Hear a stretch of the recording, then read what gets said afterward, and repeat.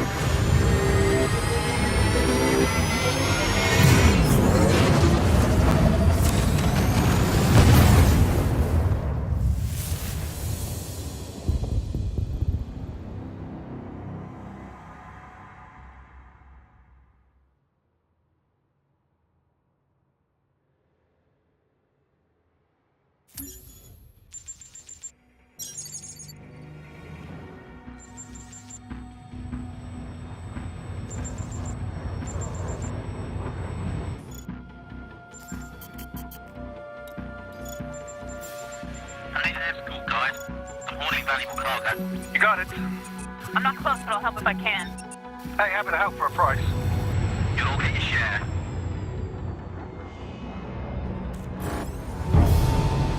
Now, I'm getting pulled out.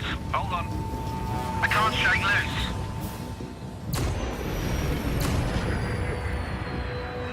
This is not good.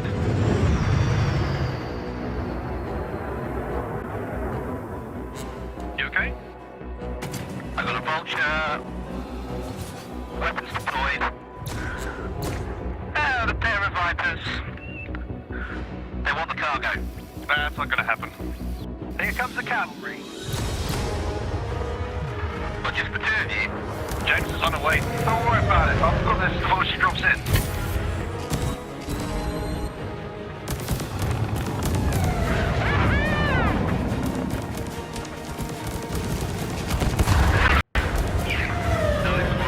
Money in the bank. Well done. It's too easy. One down, two to go. That had to burn. Concentrate on the Viper.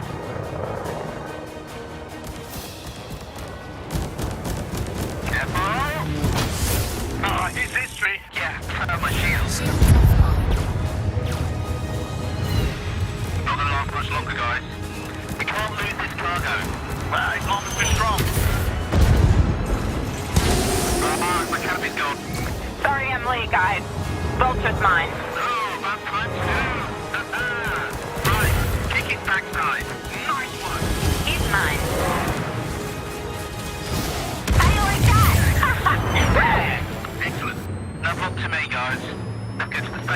find out what this thing's worth.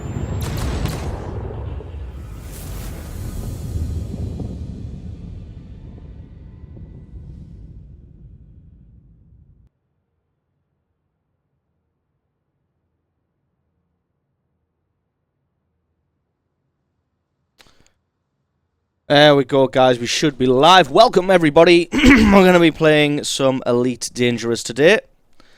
As you may have already guessed by the... whoops. You may have already guessed by the title. Sorry. Just realised I'm getting quests here. I should probably take care of.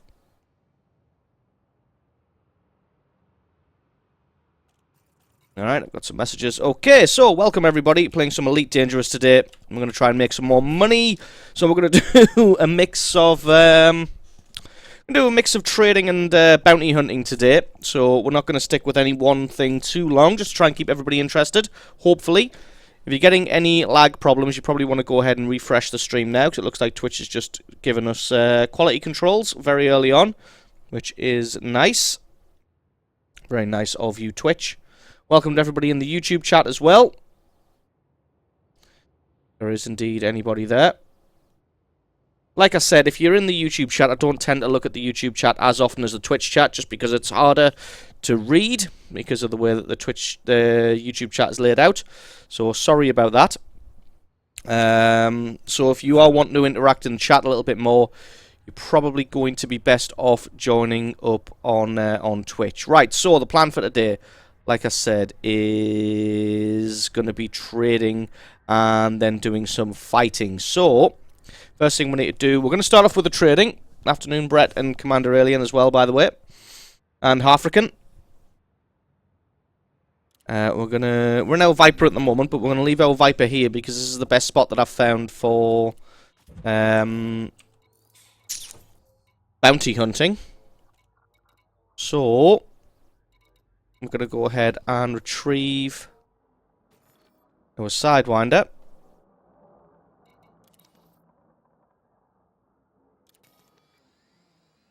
Then we're going to use the Sidewinder to navigate to our Type 6. And then from our Type 6 we're going to start our trading. Now I wanted to keep the Type 6 docked at a better place than here. It looks like the update has messed up my UI colour. That is a shame, because I quite like my blue UI. I guess we'll have to get that sorted for next time. Ship released. Engines engaged. Landing gear retracted. Luckily, E-binds are unaffected. Just a UI colour switch, which is a shame.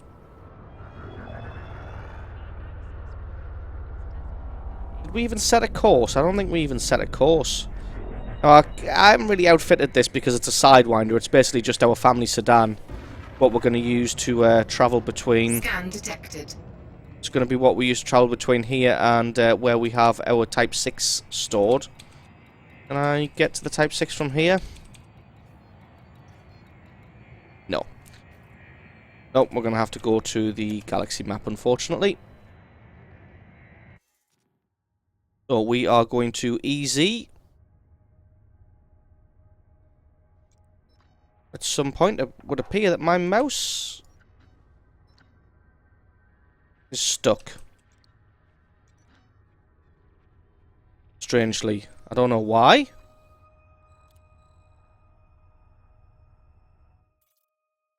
My mouse appears to be... It works in-game, it just doesn't seem to want to move around. That is very, very strange indeed, yeah. Is there a bug? Who knows? Frameshift drive charging. It's going to be annoying if we can't navigate around the galaxy map, because we're going to be doing a lot of navigating while trading. It seems to maneuver around here okay. I wonder what it'll be like once we're in station. It seemed to work in station. 4, So 3, hopefully it's just 2, a 1. Engage. temporary bug. If it's still happening once we retrieve our ship, then we'll go ahead and we'll restart. Do a quick Elite Dangerous restart. And see how that goes. I said, we're in a Sidewinder now, but that's just because I wanted to leave the Vulture, not the Vulture, the Viper where it was. And I wanted to leave the Type 6 where it was, and they're only about 12 light years apart, so I just figured I can get a little Sidewinder here, and just jump between the two of them. Because we've still got about 1.3 million credits, considering that we've just bought ourselves a fully kitted out Viper. So our Viper is 100% kitted out. It's not going to get any better. As good as it can get. So from now, we're saving up for a Vulture. Possibly an Asp. I haven't quite decided. Because I will want an exploration ship. I'm thinking about what I'm probably going to do now is go ahead and keep the Type 6 for trading. Keep the Viper for the bounty hunting. And maybe go ahead and grab an Asp for exploration. And then we've got a ship that we can do all three aspects of the game with. Oh, I'm a little bit disappointed by the orange hood. I'd gotten used to my nice blue one. That's a shame. Oh well.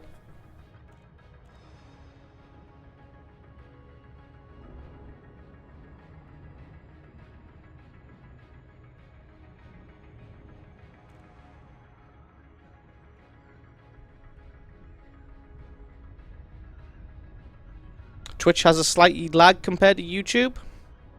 I think I've got YouTube set on low latency mode, but because I'm not a Twitch partner, I don't get that option yet. I'm not even sure if Twitch has a low latency option. That might be something to do with it.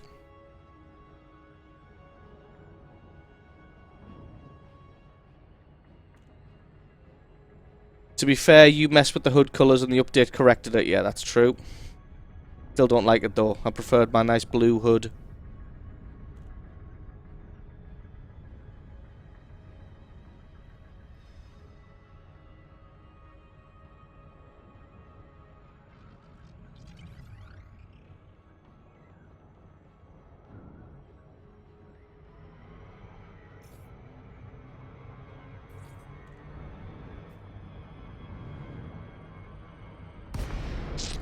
Alright, the Magnus Gateway. Pretty sure it's up here. Nope, it's underneath. Nope, it's on top. Is it? No, it's underneath. Jesus Christ. I'm in a bit of trouble there. Docking request granted. Couldn't figure out which way was clockwise and which way was anti-clockwise just there. Got there in the end. No, I haven't seen or read The Martian yet, although I have read that the trailers for The Martian pretty much spoil the entire point of the plot. Like, I know not the point that he's a man who gets stranded on Mars, but kind of spoiled some of the biggest plot points that happen in the film.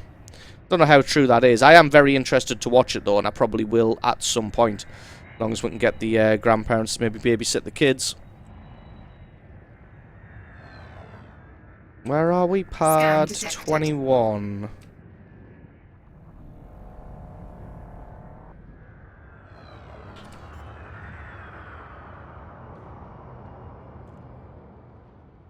Landing gear deployed.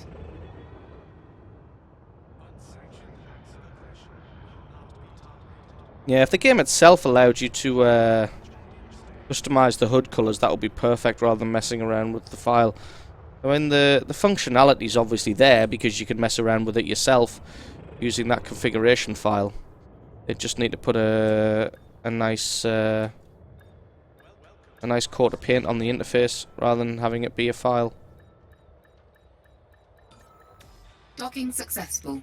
Engines disengaged. Right. Let's see how we are doing. Go ahead and repair. Refuel even. That looks like a bug. Because that's twice now that that repair thing's been there. And I haven't had any repairing needed to be done even. You hardly watch the full trailer for movies for that very reason? Yeah. Yeah, exactly. I want the same thing. I want to change the colour of the hood, but I want the targets to be red and green. Evening, afternoon, morning, Jack. Thanks for stopping by. Let's switch over to the Type 6.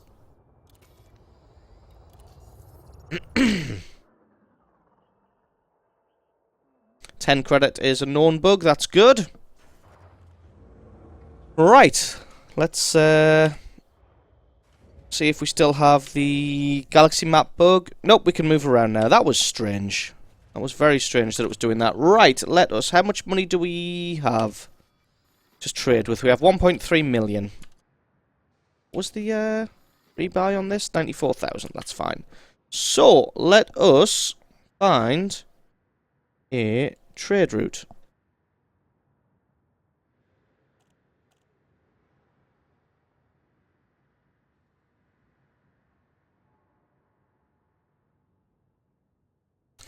Okay, so we're at the Magnus Gateway. We're going to buy consumer technology and we're going to take it somewhere else. Type 6, so it's Universe Truck Simulator today.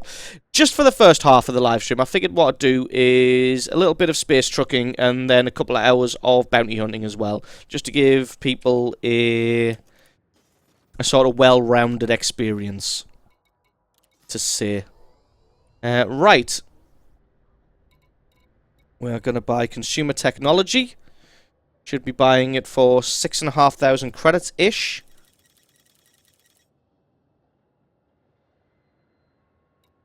Buy 100.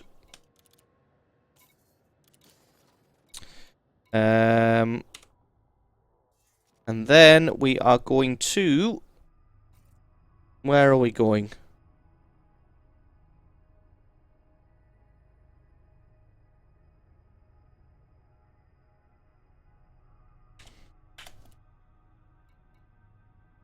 Have I spelled that wrong? I have. E-H, not E-C-H. E-C-A-T-L. And name of some of these systems. Right, that's where we're going. We can make it there without having to refuel. Without having a fuel scoop, which is nice, but we don't want most economical route. We want fastest route. And again... No dotted lines, so we could make that in one go. We've got quite a few... Well, no, I say we've got quite a few stored ships. We've got 3. Like, that's a Sidewinder over there. We could probably just sell if we're ever over there. Right.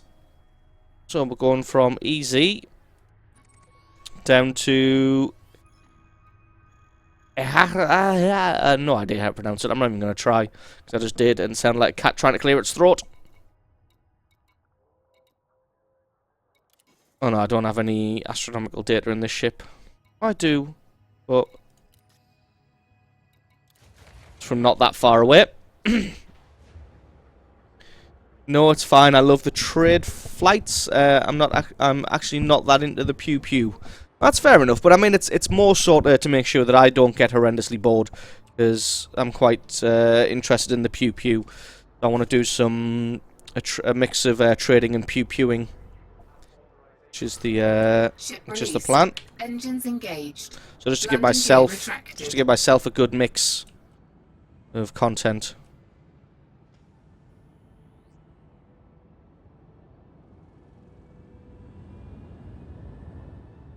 Wow, the difference in handling between this and a Sidewinder.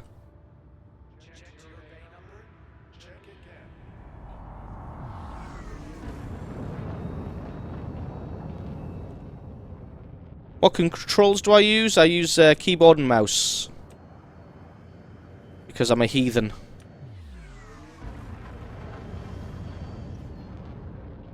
I know I should probably use a stick, but like I said, I'm not really wanting to buy a stick just yet. To be honest, we really want to build Cuttlebugger PC before we get into buying a stick for this and maybe a steering wheel for Euro Truck Simulator. But main priority at the moment is get Cuttlebugger PC for dual Minecraft streaming and dual Minecraft recording. 1. Engage.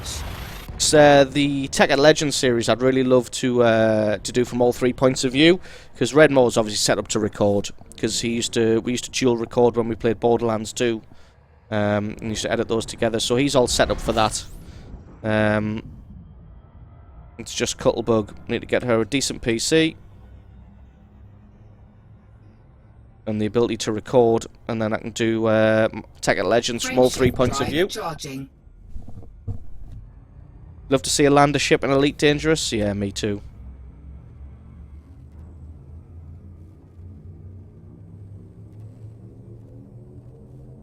Four, three, two, one. Engage.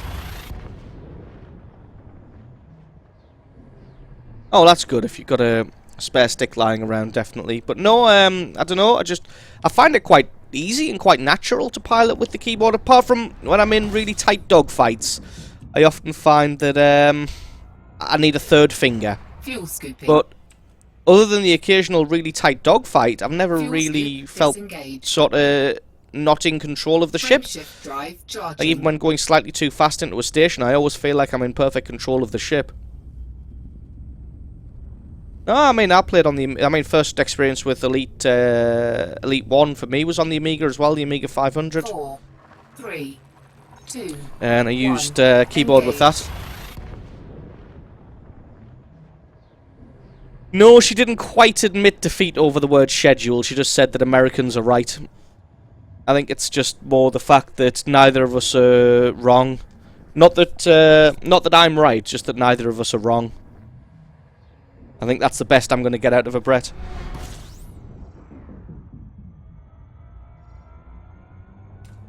Skim Fuel over the top of scooping. the star. Might as well scoop a little fuel while we're here.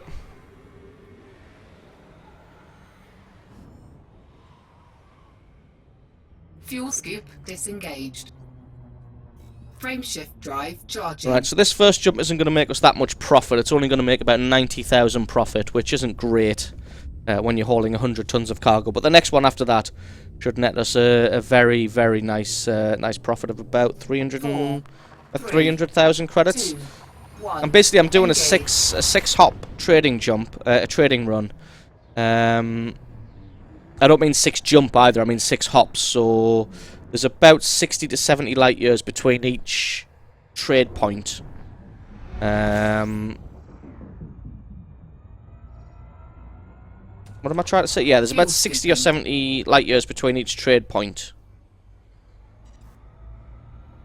So there's going to be lots of jumps involved today in today's trading run, but it's going to net us a good amount of profit. The whole thing should net us about 1 million credits when all is said and done. It'll be interesting to see how long it takes as well. Considering, like I said, there's about 3 or 4 Frameshift jumps. drive charging. There's about 3 or 4 jumps between each hop. You're both right, but you're more right than her. That is true. The woman admit that she's 4, wrong. It would tear a 3, hole in the universe. 2, 1. Engage.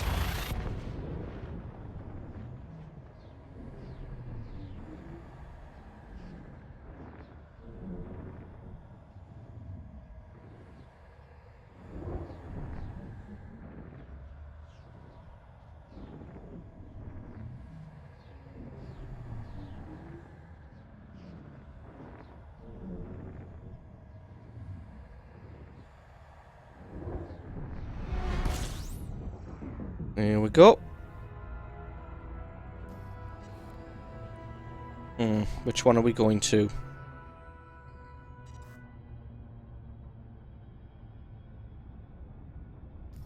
Michelson Port. Oh god, it's close. Literally orbiting the sun? Looks like it is.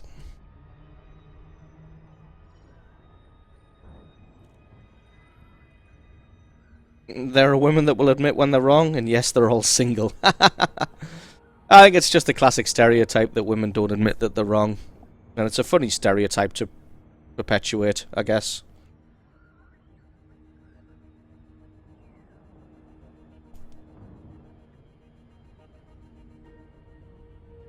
What's this? Orang system, buy Imperial slaves and go to Carid. About 8 light years and make 2k profit each. That sounds pretty good. But, I don't like to do just jump back and forth, back and forth, back and forth between two systems. I feel like it's kind of boring for people to watch. Thinking about leaving the Federation as well, because if anything, it's just caused problems so far.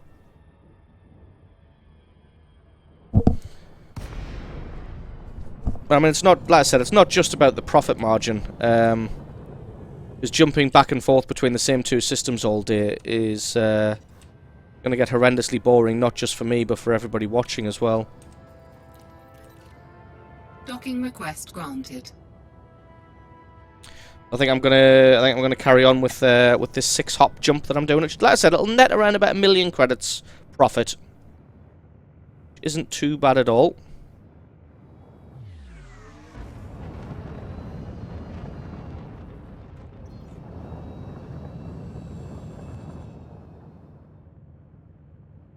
Been a little bit too close. Where are we? Pad 7. We're at a terrible angle here.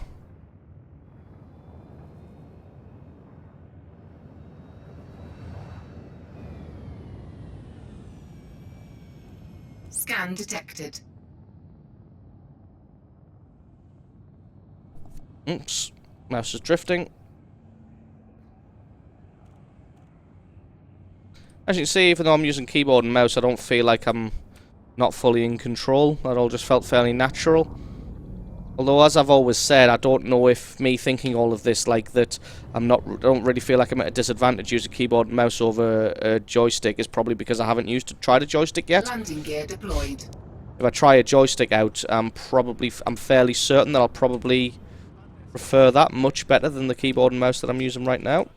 But like I said, I don't feel I'm at too bad a disadvantage. There are only very few times when in a really tricky dogfight that I felt like I've needed a third finger to be able to pull the maneuver that I want to pull. Engines disengaged.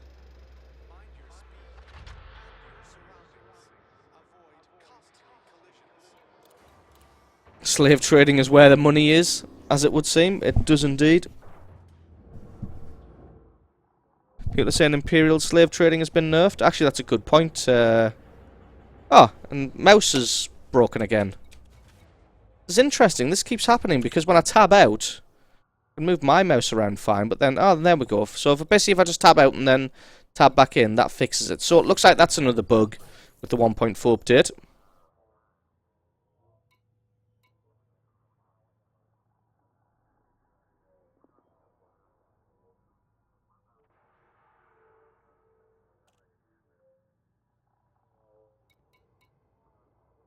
Afternoon, PB. Thanks for stopping by. Right, what we're doing, commodity market. We are selling our consumer technology. Yeah, I've just realised that my next trade hop here is Imperial slaves, and the price is 2 days old, but the update happened today. So, am I going to get screwed?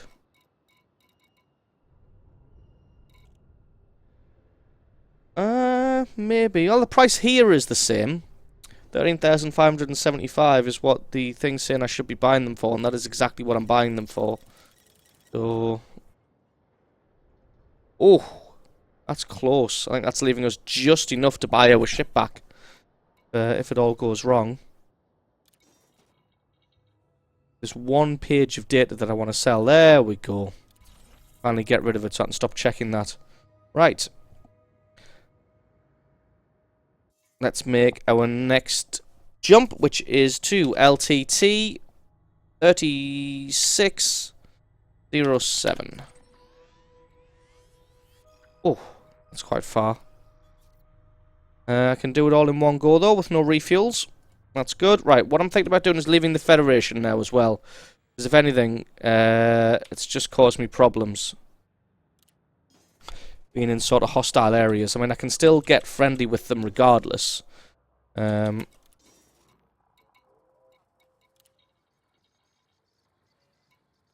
claim me salary of 1,000 credits, but what the fuck's 1,000 credits?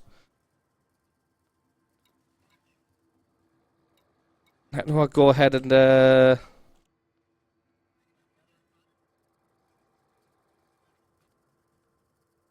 the hell do I go ahead and leave the Federation?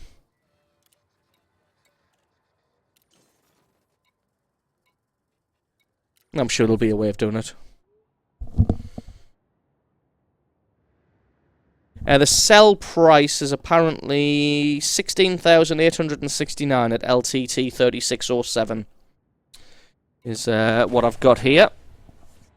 So we shall see. We're going to Smithport at 3607 LTT.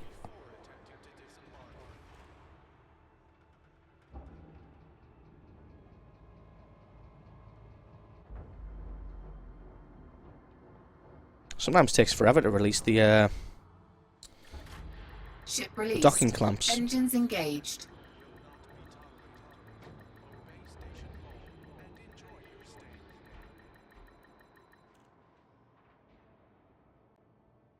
Right. Landing gear retracted. Yeah, it's about just over 300,000 credits profit.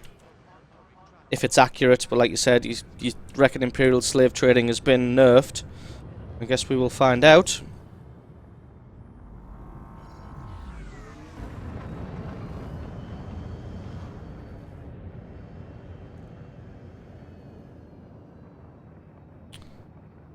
Afternoon, Div and Shoot. Welcome back. Obviously not World of Tanks today. Playing some Elite Dangerous. And some space trucking. Drive charging. We're going to do a couple of hours of space trucking, make us a bit of cash. And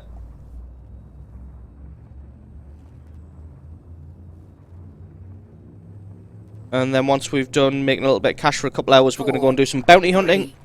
3, 2, Blow up some scumbags. 1. Engage.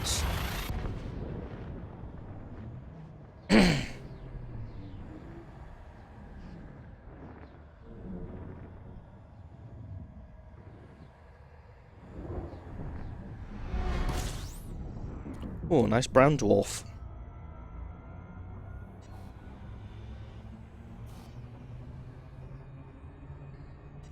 Frameshift drive charging.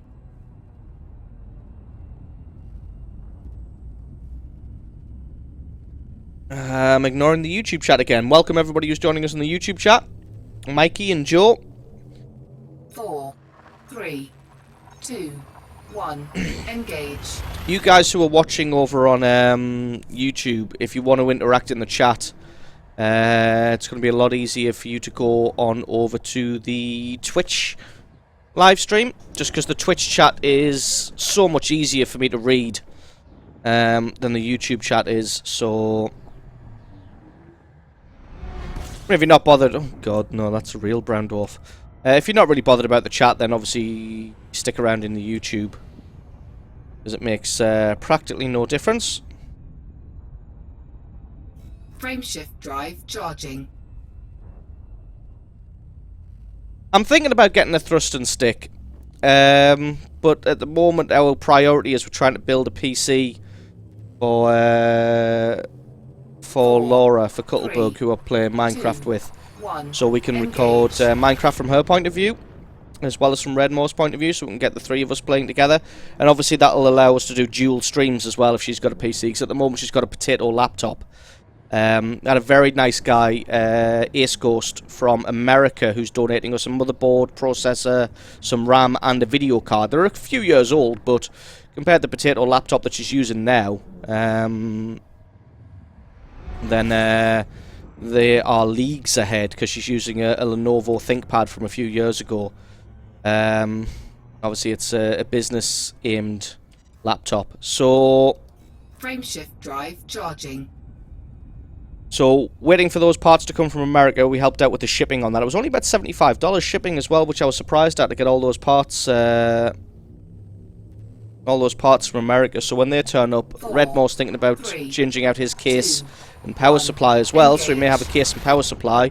After that, we'll only need to get a hard drive copy of Windows, which I think PB said he could help with, and a monitor. So we might only need to buy a hard drive and monitor. But that's a very long-winded way of saying I'm not playing with a thrust and stick yet, because I want to get all of those things sorted before we go ahead and get a thrust and stick. But once all that's dealt with and sorted, I'm definitely going to be picking up a throttling stick, as well as probably going to pick up a steering wheel for Euro Truck Simulator 2. Because these are two games that I really enjoy playing, this and Euro Truck Simulator. Fuel scoop disengaged. Yeah, I'll know then if she steals my diamond pickaxe, that is true. Because I'll be looking at the footage, I'll be like, well, of course you did it. I'm not sure either. It's valued at under $200 and he's marked it as a gift. So there shouldn't really be... 4, 3, if there are import 2, duties, they'll be very 1. low because it's a gift Engage. and it's less than $200 worth of components. But yes, normally when you buy things like that from America, they put import duties on them.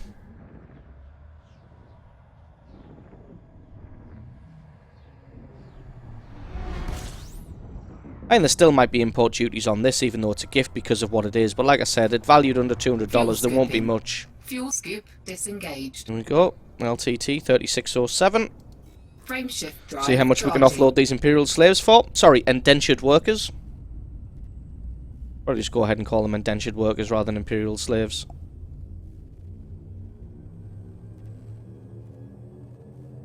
Four, 3, 2, 1. Engage.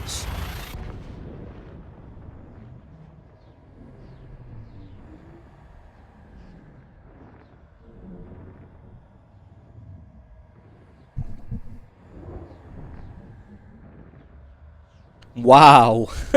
Does Australia want to whack any more taxes on your stuff there? That seems a little bit ridiculous. And I thought we were crazy in this country. We've got import duties. We've got we don't have a luxury tax, but we do have value-added tax. But that's only when you buy product. It's kind of like sales tax. Where are we going? Smithport, I think it is. Although I do just want to double check that. Yeah, Smithport.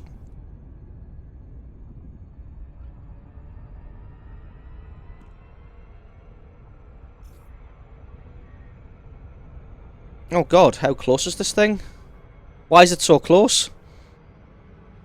Fuck. Did not realise it was going to be that close. Shit.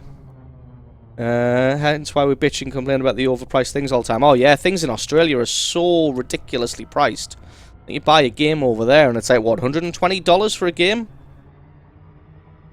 Rather than the $60 that America pays and the £40 that we pay?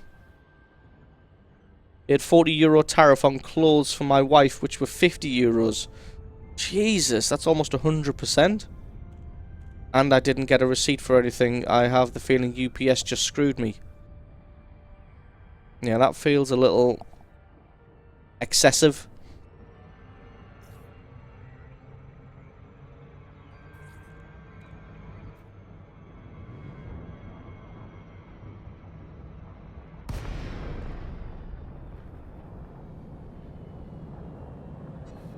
Yeah, it's particularly bad when you're buying computers and computer components, all these extra taxes.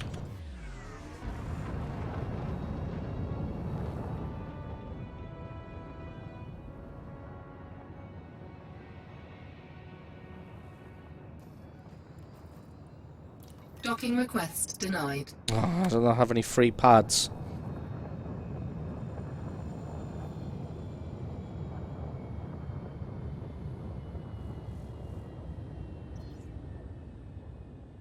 And now we play the waiting game. Is there a minimum distance we need to be for this? Because I know you can't request docking permission over 7.5 kilometers, but is there a minimum? Like if I'm within 1.85 kilometers, are they going to refuse docking request? Docking request granted. There we go. Right, where are we located? There. Not too bad.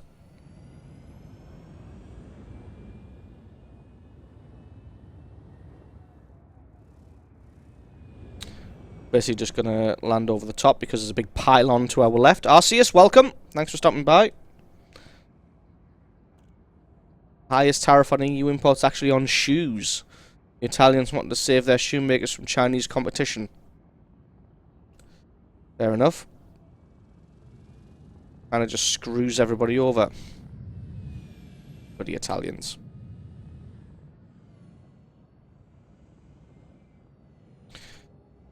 Well, Warning, landing gear not deployed. you know what the Italians should have done? Just made cheaper shoes. That's how you compete. Landing gear deployed. Dave Glob, afternoon. Thank you for stopping by, watching us play some Elite. Docking successful. Engines disengaged. Right, let's flog off our indentured workers. Quote unquote indentured workers. Have we lost our mouse again? No, here it is. So, see what kind of profit we get on these guys. In fact, I think it's higher than predicted. 329,000. Right, and then from here, from Smithport, we are buying gold. It's going to make us a attractive target.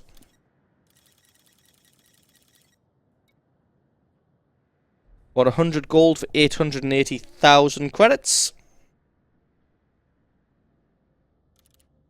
Cargo hold. At And then we maximum are going capacity. to Ross 85.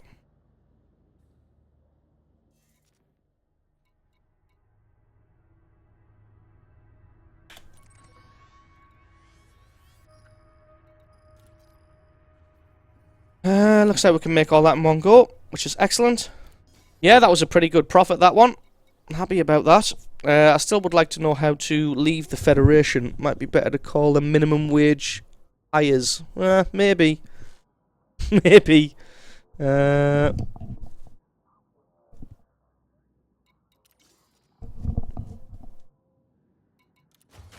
they're not really minimum wage workers. I don't even think they get paid. I think they're basically working off a debt. Alright, we're going to Ross 85 to sell this gold. This is a fairly decent profit as well. Obviously nowhere near as good as that Imperial Slave run there. Sorry, indentured worker run. Ship released. Engines engaged. Landing gear retracted. But we're still fairly good.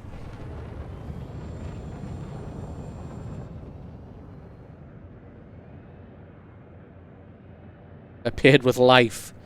True.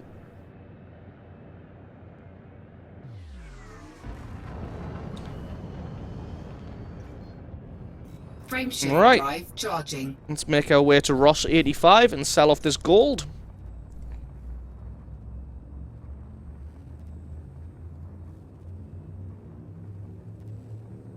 See what kind of profit we can make here. 4, 3, 2, 1.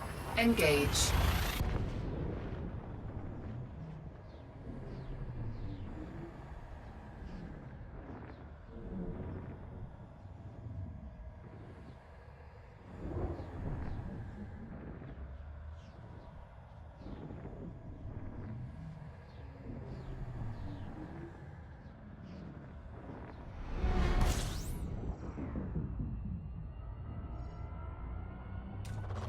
Fuel scooping.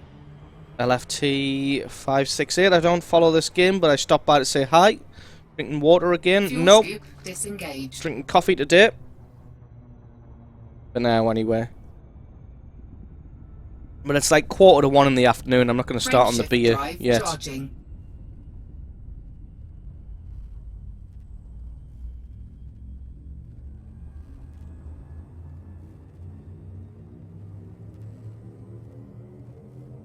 Four, 3, 2, 1. Engage. Secretly making advertisements for the bar? Well, it wouldn't be so secret.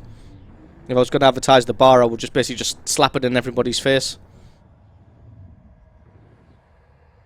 It's beer time all the time. Well, maybe. I think the wife might have something to say if I just drink beer in the afternoon, though. Might say things along the line of, why you drunk in the afternoon?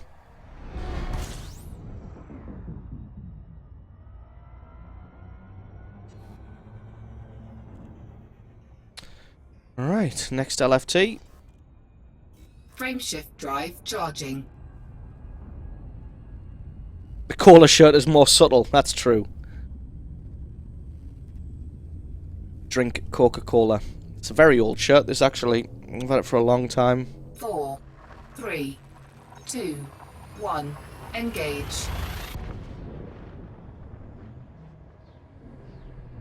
Max, if you were starting out, how would you go about it? Do you mean starting out on YouTube? Starting out on Twitch? Starting out in Elite Dangerous? If you ever visit England, you'll pop into the bar. That's admirable, but Fuel scoop we are disengaged. pretty far away from anywhere that can be considered touristy.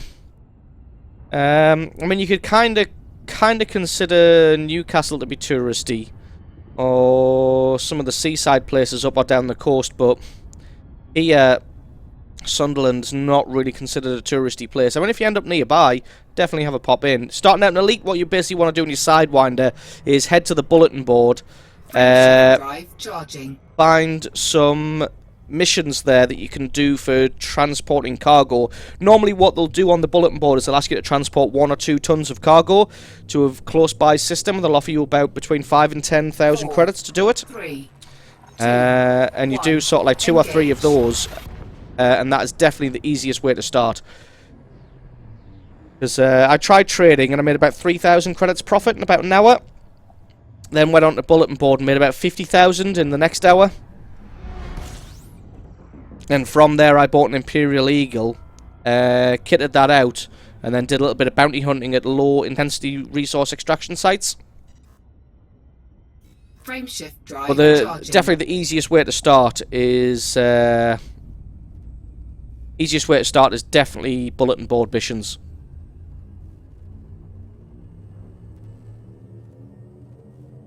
Four, 3, 2, 1. You found a contender and it's Engage. 1,500 kilometers away. God damn.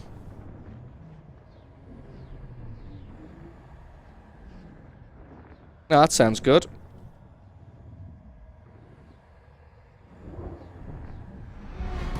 Oh, not even any time to drink coffee. This is our last jump.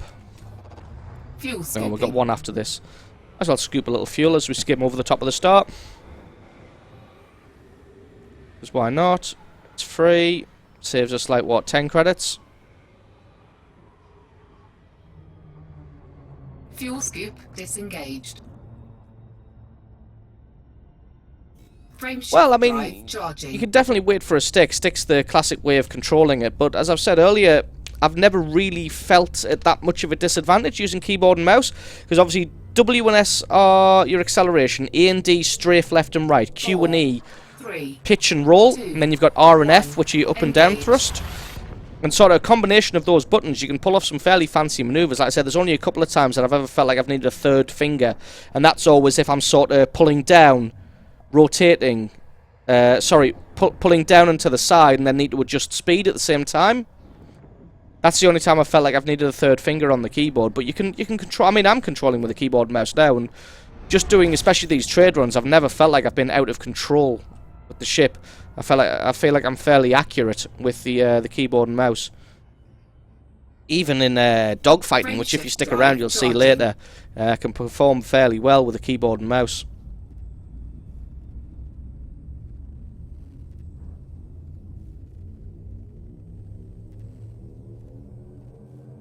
Four, 3, 2, 1.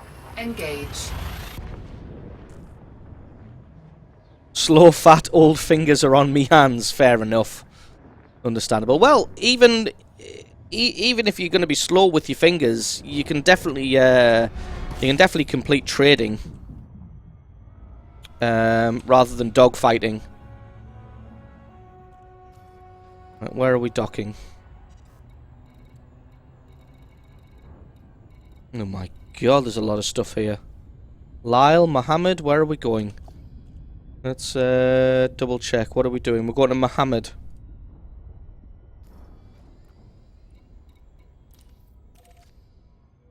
Mohammed Station. There, that was just a quick press of the E key. Spin us around, and then we're on target.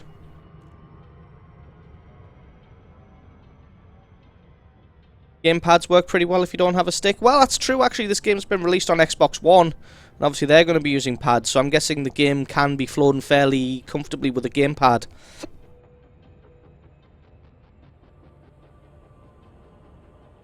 studying history, so you're basically preparing to be jobless. I'd like to offer you some comfort, but a friend of mine studied history, and now he is a team manager. He basically works for the local council as a carer. So, I mean, he manages a team because he's got a degree, so he's fairly well educated. Basically, they're the first responders when someone pulls cords in homes. When there's something wrong with them, his team goes in and finds out what's wrong with them and makes sure they're not dead or dying.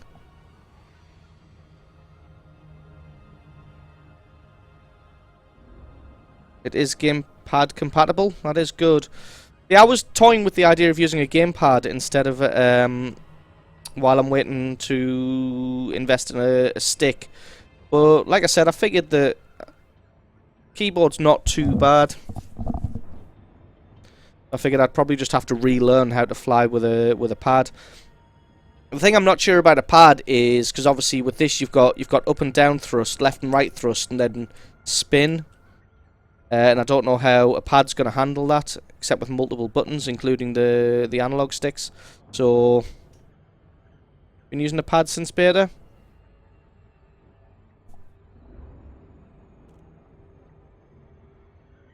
Well, I mean, if you've already been in the job market before you go back to university and study a degree, you're leagues ahead. Right, we are selling gold here at Ross 85, and then we're buying progenitor cells. In a while to load.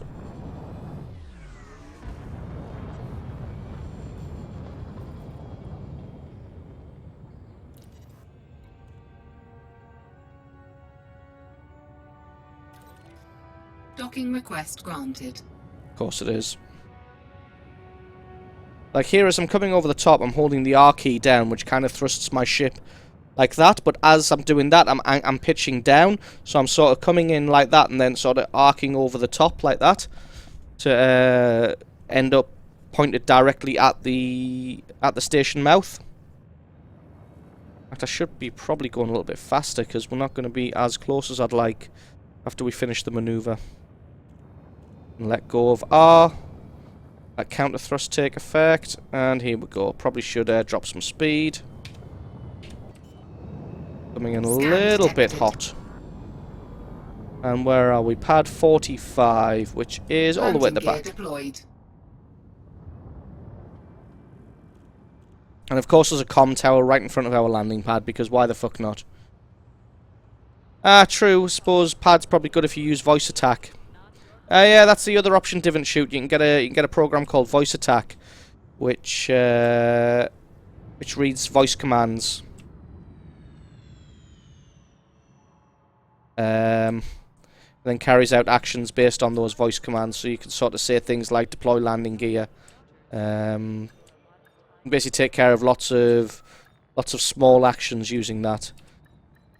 Things like landing gear, frame shift drive. It kind of frees up keys and buy a docking computer. No, I enjoy the docking. Mouse broke again. Let's tab out and tab back in. Yeah, I feel like that's definitely an update bug. The mouse breaking. And it would take up an internal slot that I've got reserved for cargo hold, so...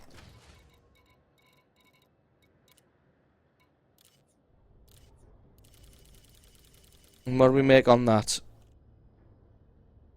Well, that's the cool thing about voice attack is you train it, so it asks you to say things, and then you say them. And then it learns that way, because let's face it, I used voice attack for a while, and it could understand me, and I'm a Macam, so... Oops, why did we leave the commodities market? We are buying progenitor cells. And we are taking these to Utgard.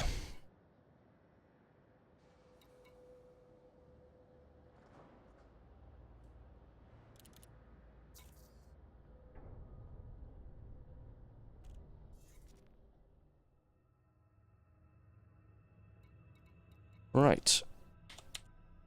Is that how you spell it?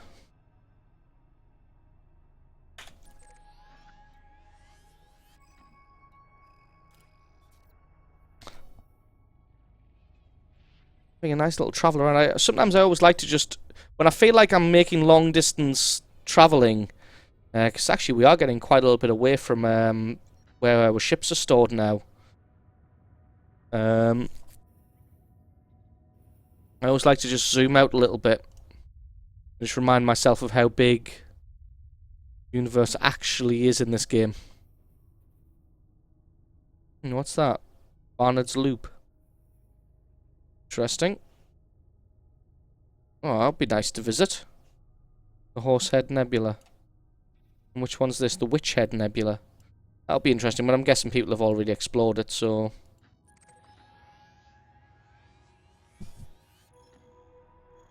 God, 900 light years away. I feel like that would take a while.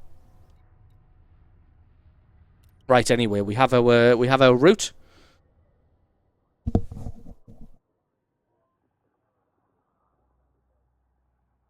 If you won't buy a docking computer, you'll need new thrusters when you get a bigger trade ship. I think I have actually upgraded the thrusters on this to the top.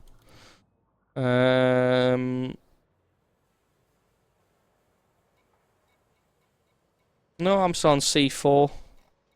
Fair enough. Oh yeah, I put a shield generator back on.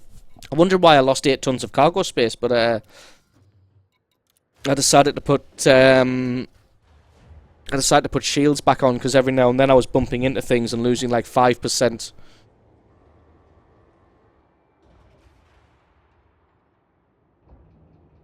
Buying 5%. Did I say trousers instead of thrusters? Didn't notice that. Ship released. Engines engaged. Landing gear retracted. Wow, that was a slip of the tongue. I don't even realise I said trousers. Fuck. Maybe I'm going senile. I did buy fuel though, so that's okay.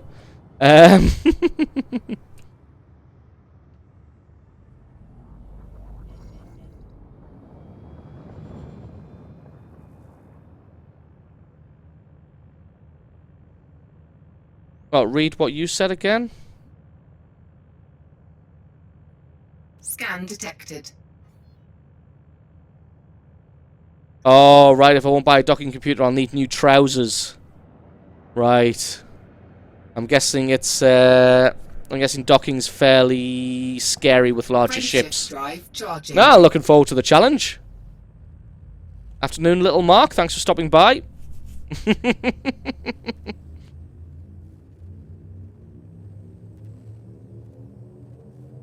4, 3, 2. It'll be a nice, it'll be a nice challenge, I think. All right, we are trading progenitor cells to Utgard. This should be a pretty good profit as well. About 130,000. If anyone knows how I can go about leaving the Federation as well, that would be good. Because I feel like it's causing more problems than it's helping with. Because I'm friendly with them, so I don't feel like I need to really be allied with them.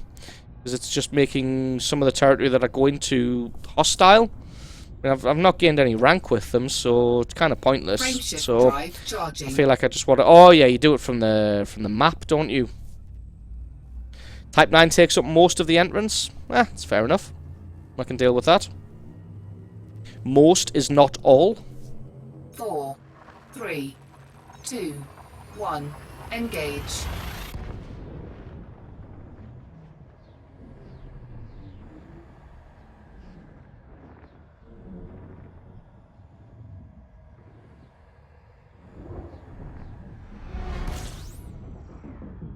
Guess I'll do it now. Go ahead and leave. Hopefully I don't get interdicted. All this gold. Bloody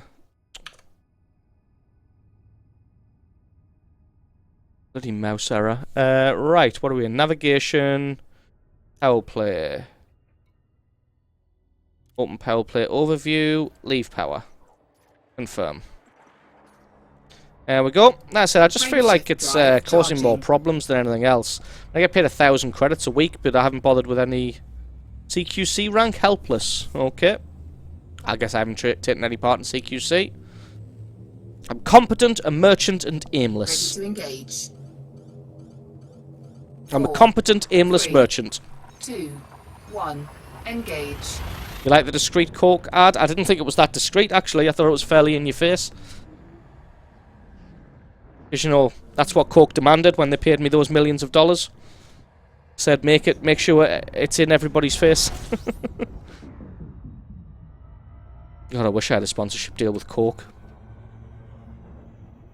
Actually, I don't. Coke as a company are pretty much assholes. Frameshift drive charging. Talking about that as a publican, though, because Coke don't give a damn about pubs anymore.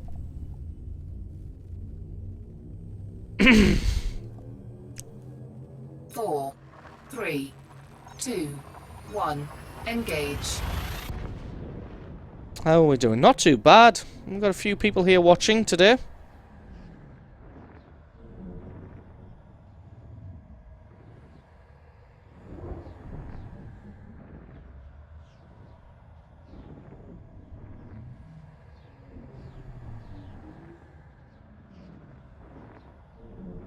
Just realised I forgot to eat some dinner today. Damn it. No, I disagree, Jack. Although the wife, she says that she thinks Pepsi tastes better than Coke, but I disagree. I'm not a big fan of the taste of Pepsi. To me, it tastes well. Let me just qualify all these statements by saying I don't drink standard Coke and I don't drink standard Pepsi. Because when I was on a diet a couple of years ago, I stopped drinking any fizzy drinks with sugar in. So I stopped drinking any drinks at all with sugar in. Because basically it's just like drinking body fat. There's no need to have sugar in a drink these days. You can get almost the same flavour with just with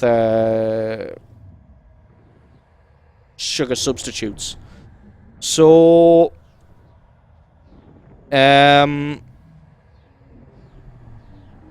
yeah, so let me qualify this by saying I don't drink anything with sugar in. So, but I think Pepsi, so Diet Pepsi and Pepsi Max taste a lot sweeter than Diet Coke and Coke Zero. Coke Zero is my drink of choice. If I had to pick something in a bottle or in a can, it would be Coke Zero. After that, it would probably be Sprite or Fanta Zero. But I just think the Pepsi products taste way too sweet compared to their Coke counterparts. Like I said, it's just a personal preference thing, but I'm not a big fan of Pepsi.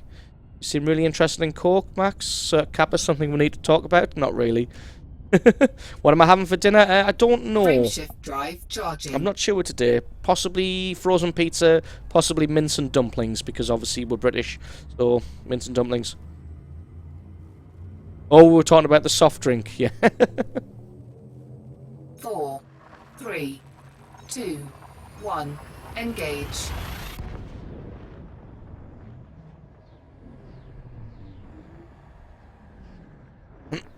Well, to be honest, if you wanna try and quit sugary drinks, just stop drinking them for 2 months and drink diet instead.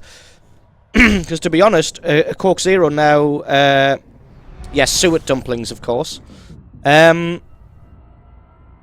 Coke Zero to me now tastes more than sweet enough. A can of just classic Coke. If I try to drink a classic Coke these days, I literally can't. It just tastes like liquefied candy floss. Like liquefied candy floss in a can. It just tastes absolutely disgusting. Like if I go out to a restaurant or a bar or something and they don't have Coke Zero, I'll drink Diet Coke and it tastes fine. It tastes sugary. And a few years ago, before I went on a diet, I would never even think about touching a diet drink.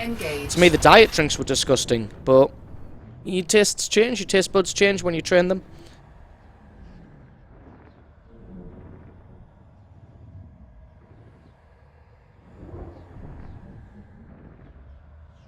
Iced tea, there's still quite a lot of sugar in some brands of iced tea though.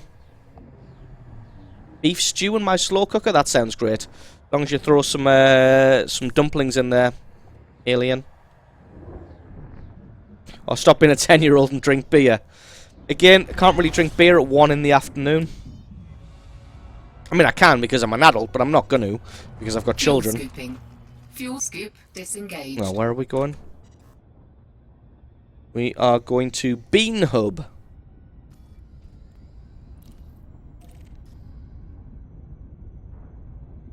Uh, 1,000 light seconds away.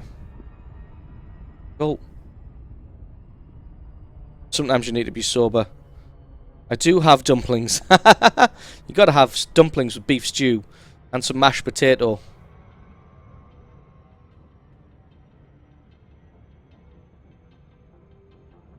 Damn it, now you're hungry. Northern boys love dumplings. That is true. I think it's just Brits in general love a nice bit of suet dumpling with a nice bit of black pepper in. This was quite a big jump, this. I haven't got that much fuel left. Obviously, I could just fuel scoop at every star that we jump into, but it kind of feels to me like it wastes quite a bit of time, and the fuel only costs less than 1,000 credits to refuel. Oh, shit. Too busy talking. And I've well overrun this one. Just trying to loop and lose some speed.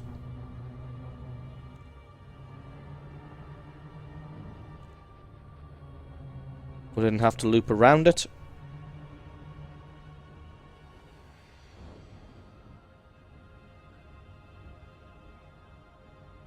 I don't know what are German dumplings. Basically, dumplings over here are basically made out of suet and flour. Then they add a little bit of salt and a little bit of black pepper. Well, I add the black pepper. You don't have to. Suet, I think, is shredded beef fat, if I'm not mistaken.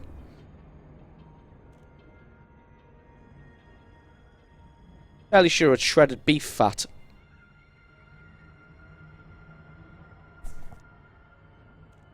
My little Mark looks up the word sober. Well, trust me, when you've got kids, you need to be sober most of the time.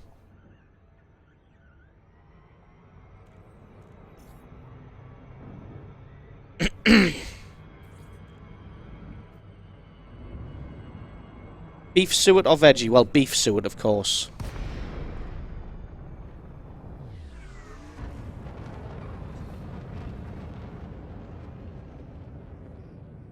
Shredded beef fat. I know it sounds fairly disgusting when you say it out loud, but Docking request granted. But it makes dumplings, and dumplings are delicious, so... Oh, these things always confuse the shit out of me. Where is it? It's on the other side of this big pillar normally, so... We'll try and thread the needle through the middle here.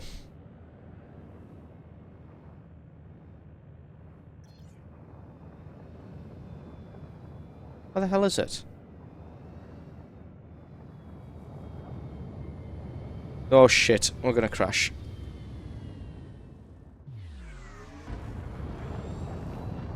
I think I'm just on the wrong side of the station.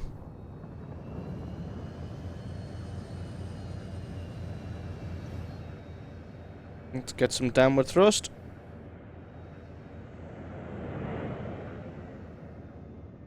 If I had to say what game do I feel more relaxed playing? Relaxed... I'm not sure. It depends on your definition of relaxed, because obviously I feel a lot more relaxed playing Elite Dangerous because it's a lot more relaxing, it's a lot slower paced, but World of Tanks is a lot more natural.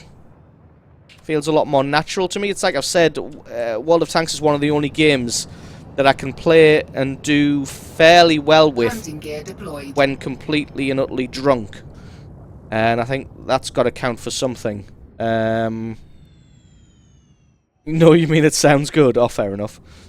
But yeah, World of Tanks is one of the only games that I can play while fairly drunk and still do okay at. It feels a lot more natural because I've played it a lot more and for a lot longer, but this one's definitely more relaxing.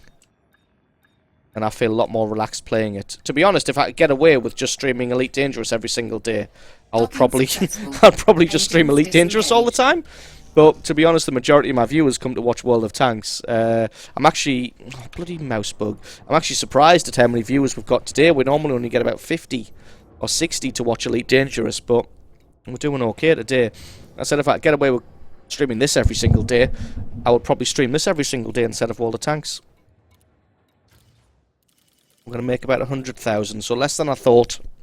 Thought we're going to make about 130, but the prices are slightly out of date, I guess. How old was that price? That price was 7 days old, so... A bean hub, we need to buy beryllium.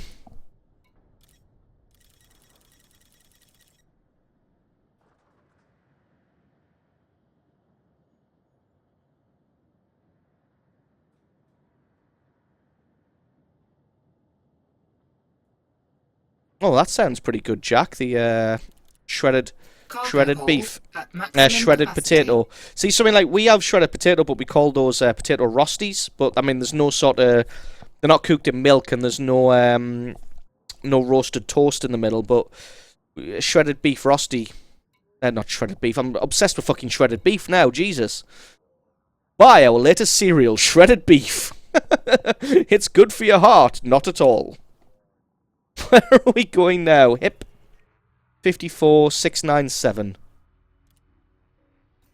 Hip 54697. Oh, what's that? Why is that green? What does that mean? Huh, interesting. Shredded beef thins. I was thinking about, we have a breakfast cereal over here in England called shredded wheat, and their slogan is it's good for your heart, because obviously it's like whole grain wheat shredded into little sort of rectangles. So I guess shredded beef, it's not good for your heart. Could be their second slogan. All captivated with the Macam accent. That's fair enough. That's a nice table, man. Full wood. The dining table. Yeah. Full wood dining table. It's actually I think we got it. We got it gifted by Engines engaged. Landing gear my retracted. mother and father-in-law. Gave us that. Because they were getting a marble table. I don't know if it's real marble, but it is heavy as shit and made of stone. So then we got their old wooden dining table. It's nice. Oh yeah, shredded wheat as well. Did you do all the missions yesterday? No, I didn't. I didn't even manage to get the 500 Frameshift drive charging. HP of spotting mission done, so I was just mad as hell and decided to say fuck it and call it a day on that. But so yeah, shredded beef. 4, Wish I was good at 3, Photoshop, because 2, 1, engage. I'd make a mock-up of the of a box of shredded beef. What would that even look like? Holy crap. What's this? No shame.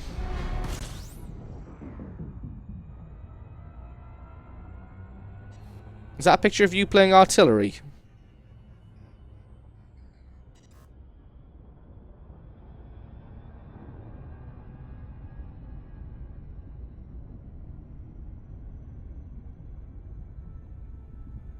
Have you gone over to the dark side? Frameshift drive charging.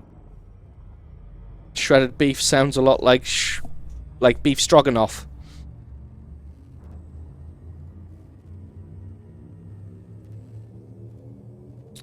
Four, 3, 2, 1. Can I job as bouncer in your booze den? Probably not. I don't know. Where are you from, little Mark? Because if you're from England, then obviously you know you need an SIA license to be able to be a bouncer in a bar.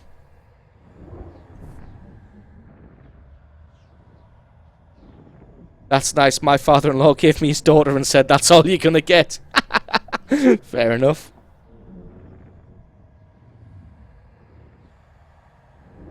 Oh, it's Joachim. 3.7k damage in artillery. Go jump off a bridge as penance. He made me do it. Fair enough. Denmark. DK. Yeah, if you want to be a bouncer in England, you need something called an SIA license. Basically, you need to go on a training course and then sit an exam. Just basically to show people that you're not a fucking madman and going to punch people in the head. Frameshift drive charging. The thing about getting an SIA license is, though, they're fairly expensive. You're looking at paying about €300, €350 to get a license. But, I mean, once you've got the license, if you know what you're doing and you know people in the trade, then it's basically a license to print money.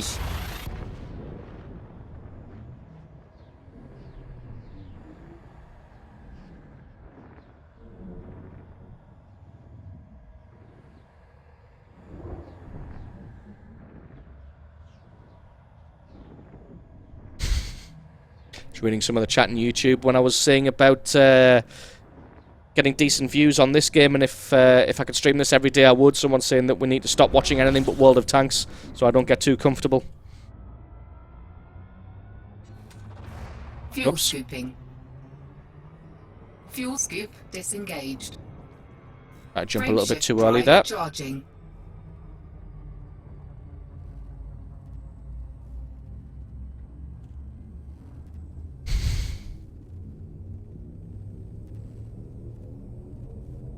Four, 3, 2, 1. Engage. When will I play World of Tanks? I think the next time I'm scheduled to play World of Tanks is tomorrow night with Sir Havoc. And I am going to be streaming that as well. So from 7 PM tomorrow. I ain't going to punch people in the face, I'm just going to eat them. Fair enough. But yeah, tomorrow I'll be streaming World of Tanks with Sir Havoc. So definitely tune in to watch that.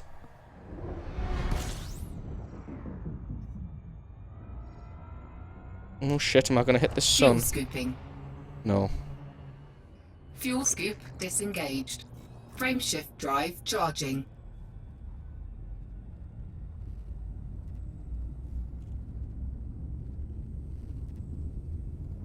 I think the license isn't just to make sure you're not going to punch people in the face, but there are some quite complicated laws and stuff when it comes to being a doorman over here. 2, 1. Engage. Yeah, no problem, DJ. I'll catch you tomorrow. Yeah, no problem, Div and Shoot. Thanks for stopping by. Enjoy your scran. I'll catch you later.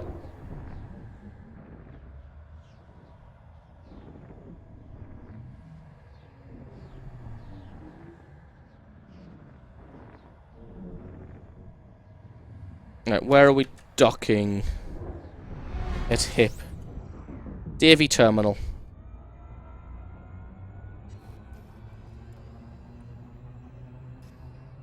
Oh, this isn't even the final place.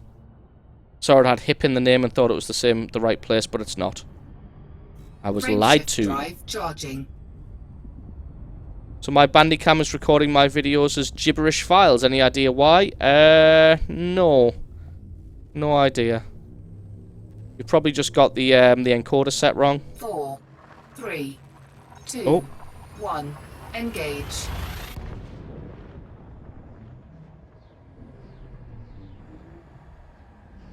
I am apparently being summoned, so you'll have to bear with me. I may have to... I don't think I'm going to have time to dock, so I'm going to have to take a very quick break. Obviously, once we've jumped in, I'm going to have to very quickly exit the... Oh, shit. Very quickly exit. Sorry about this, guys, but I'm going to have to take a very, very quick break. I am going to have to exit the game as well, so that we don't get blown up by pirates in space. But just bear with me, and I shall return very, very soon.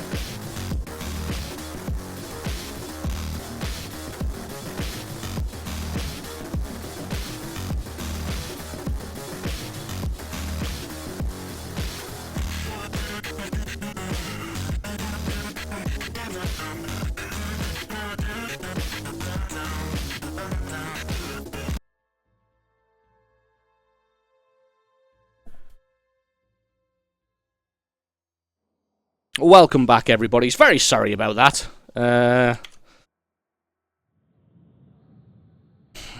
Everything is okay over here, by the way.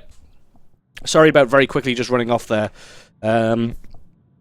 Thanks for sticking around, most people. Impressed. Basically, it was nothing serious. Obviously, you guys who've followed me for a while, hazardous resource extraction site, will know that I have an 11-month-old daughter, and the wife was getting ready to go out to a group. Basically where you take your kids and there's other mothers there. You sing nursery rhymes and stuff like that. That kind of thing. Or they play with toys and interact with other kids. And she was just getting her ready to do that, and she vomited everywhere, and she had to get out quick, so she went to clean the kid up while I went and cleaned up the sick all over the floor. So that's where I've been. Fuel scooping. Sorry about that, but so these things are kind of unavoidable when you have kids. Fuel scoop disengaged. You're about to jump to a system called a cockwang. Wow, that is something else.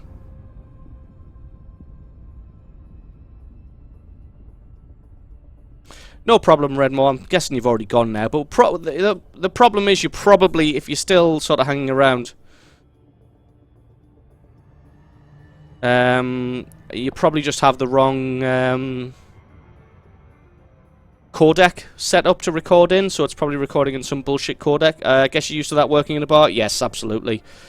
Cleaning up vomit used to be a nightly chore. Now, obviously, I just ask somebody else to clean it up, but oftentimes, if you're working by yourself, then you can't tell anybody else to clean it up, so you have to do it yourself. We used to get these... when I worked for a bigger company, we used to get these little things called these magic powder kits. And what you do is it would be like a fine granulated powder like sugar. And you literally just sprinkle that over the top of the sick. It would absorb all the sick in it and turn into something that had the consistency of big chunks of sawdust, wood shavings, and then literally you just that was perfectly dry, and then you just sweep that up and throw it into the bin.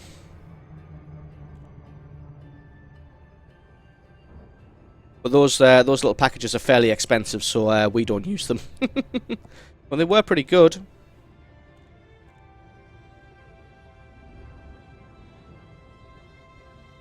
So it looks like we've retained most of our viewers, so I'm glad about that. Sorry about having to run off. But she's out now, so there shouldn't be any more interruptions.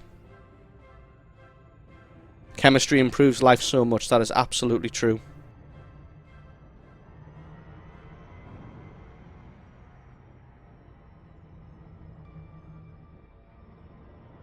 Dehydrated sick, yummy.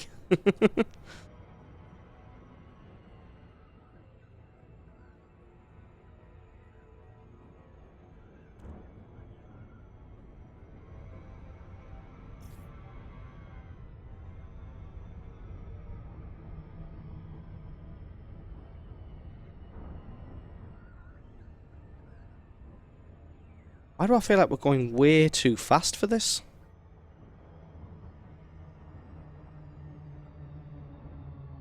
Oh, here we go. The speed's dropping now.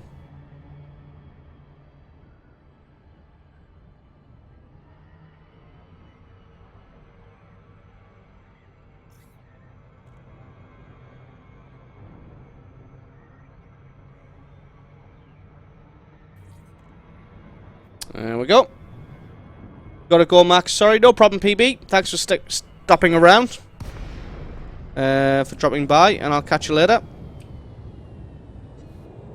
I've had curries that look and taste like vomit, fair enough.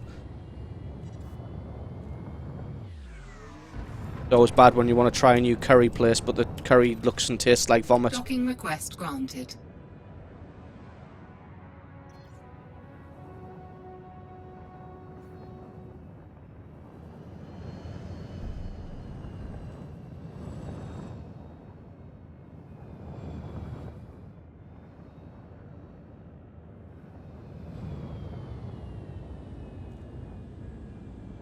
Shit. Scan detected. Overrun that one a little bit. May want to invest in a docking computer because that was a fucking... almost a clusterfuck. But it wasn't, so we're okay.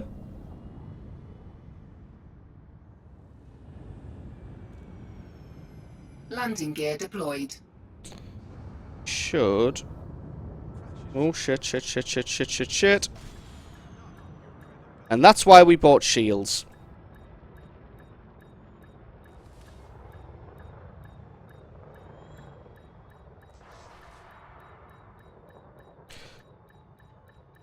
Docking successful. Engines disengaged. Well, that was almost a clusterfuck. Afternoon, what, expat? All is well. Thank you for asking. God, this mouse bug. Right, what are we selling? Beryllium.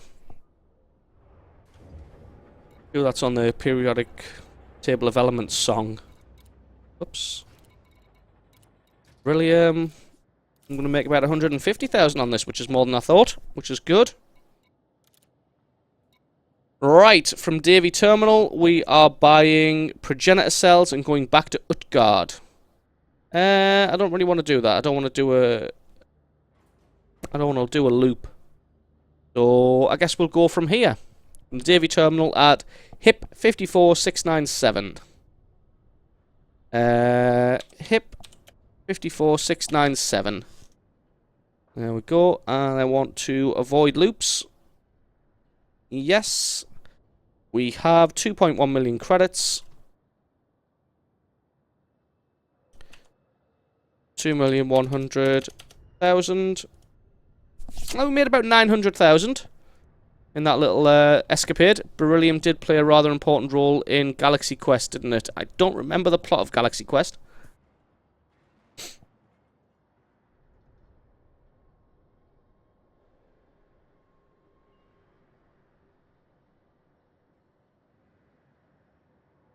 Yeah, if I want to do a loop, this is telling me to just run between Utgard and here for great profit, but I don't really want to do a loop. I want to get out there and see some of the galaxy. So that's exactly what we're going to be doing. So here we're going to buy progenitor cells and we're going to take them to Utgard. And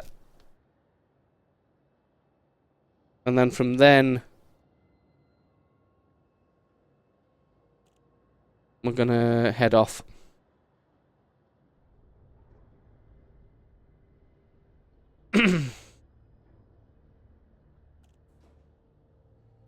Those are real brown trousers moments. Right, what am I buying? Progenitor cells. They're in medicines, are there? Chemicals? Progenitor cells.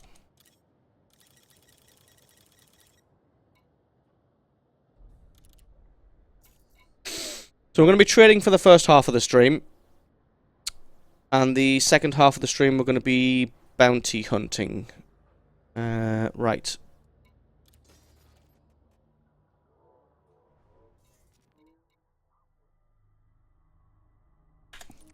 Utgard, that's where we've just come from.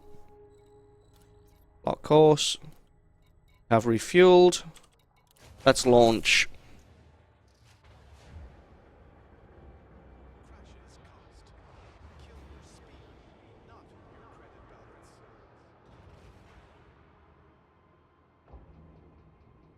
On the plus side, we're right next to the front door.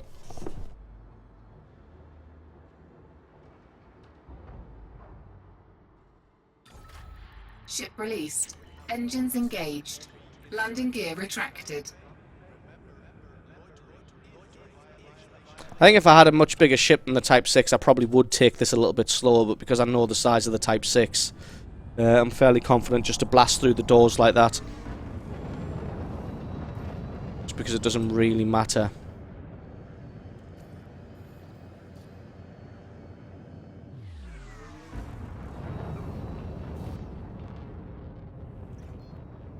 Frameshift drive charging.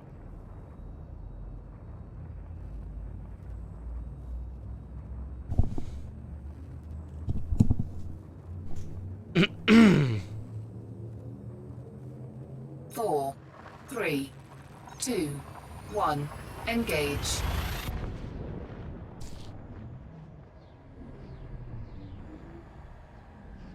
Right, so we're taking progenitor cells to Utgard. Going to sell them there, and then move on from there. See what other trades we can find to do. And then after a few more hours of trading, we'll move on to bounty hunting.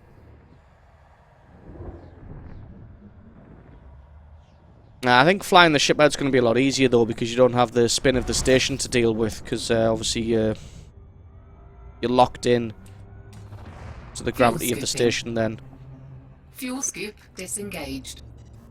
Frameshift drive charging.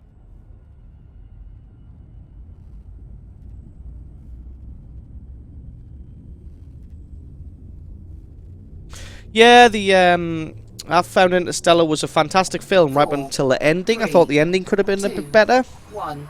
Engage. Other than that, though, it was a fantastic film, very well made. Everything leading up to it was good. I mean, I liked the ending because of the tie-in for it, but it just felt a bit too gimmicky. I felt like they could have done something very similar in a much better way than the way that they actually did it. But still, very, very good film, Interstellar.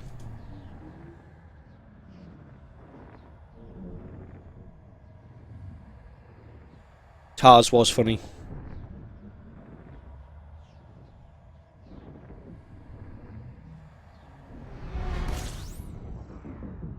Yeah, I'm looking forward to seeing The Martian as well.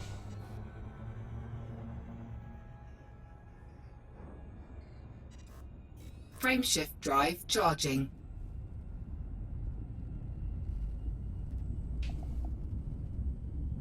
I think it was Tars. What was the other one? Was it Lars?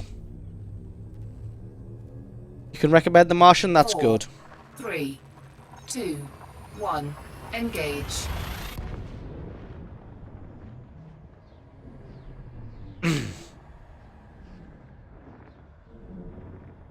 Tell you what, I saw that meme on Reddit the other day where it posted Case, that was it, where it posted different pictures of Matt Damon in various different films and said how much the US government has spent retrieving this one man.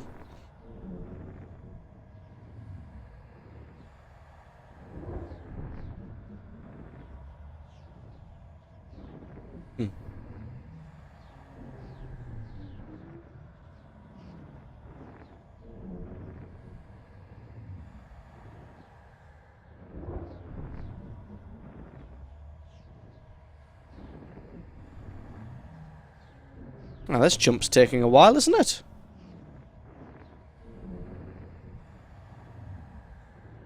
soon as I drink a couple... there we go. I was going to say, as soon as I pick up the glass of water, the jump will finish.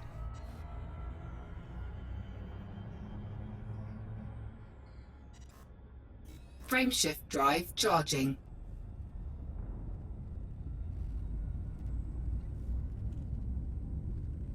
Matt Damon. Yeah, poor Matt Damon.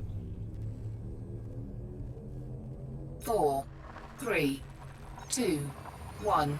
Engage.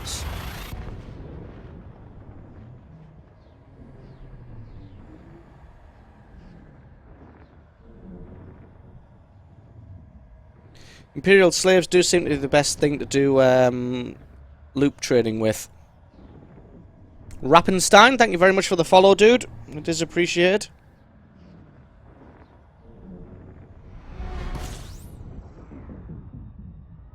Well, we're going over the top of a star. We might as well scoop some fuel.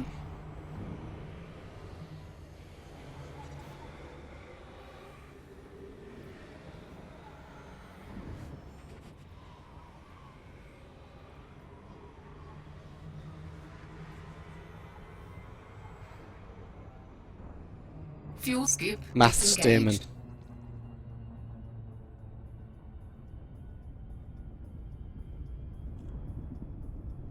Frameshift drive charging.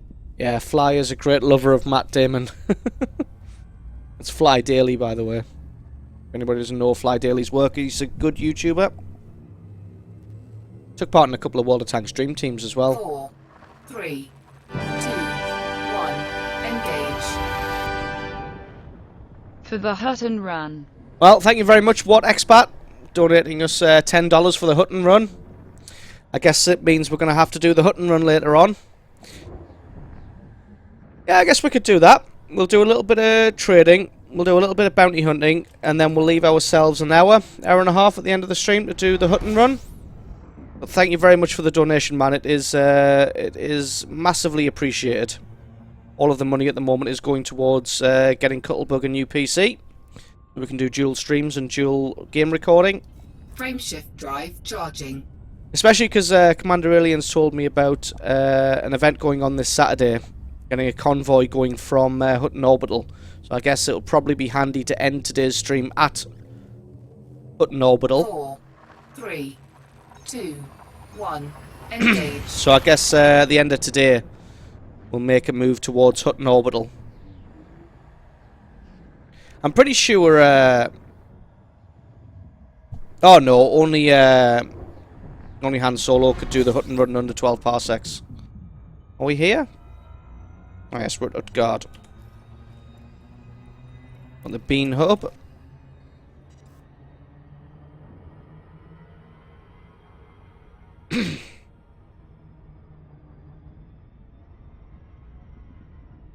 From Ross154, but you want mugs from Hutton. Alright, so I should go get the mugs first. Would it be best going in the Type 6 and actually picking up mugs, or would it be better going in the Viper and dogfighting? I guess we'll... Actually, I'm not sure if the Viper would have a big enough fuel tank to get to Hutton Orbital, so I guess I'll take the Type 6. Oh, well, of course it wouldn't need to get to Hutton Orbital, would it? Because it would just meet at Ross 154.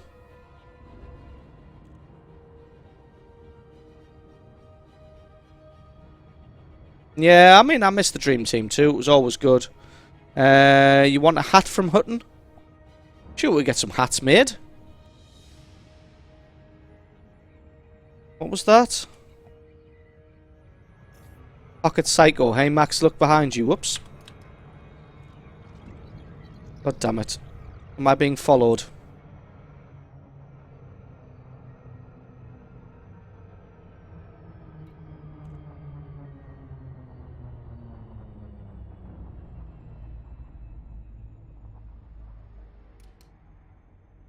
Right.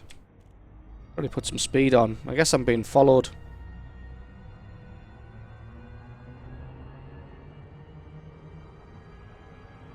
Does Hutton Orbital have an official slow down, shut up.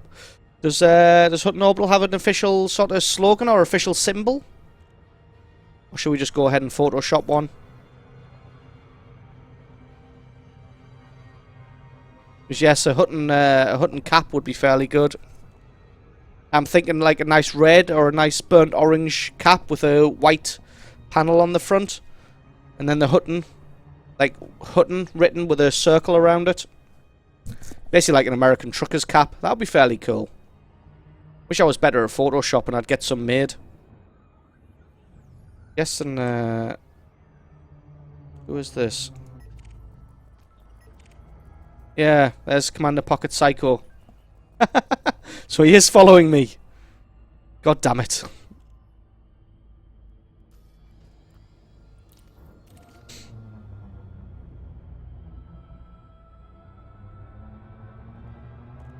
This is what I get for playing an open play, I guess. Wants a Screen Reality Games hat? I'll suggest to our merch department. A Facebook group? Is there a Hutton Orbital Facebook group? Just go ahead and link it in chat. That'll probably be easier, and everybody else can take a look at it, and I'll be able to find it easily.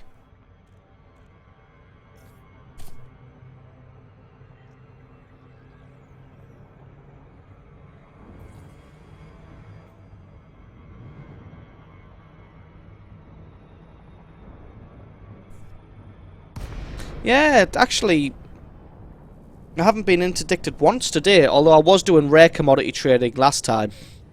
That's why I was getting interdicted a lot.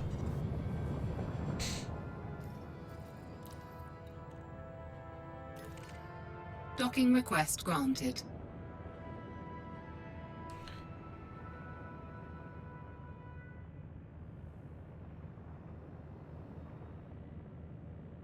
Got an Orbital Truckers Facebook group, fantastic. Might have to go ahead and join that if I'm going to be playing Elite a lot more. You have any streamers over there at Hutton Orbital group? Feels like the group would probably benefit from a couple of people streaming. Landing gear deployed.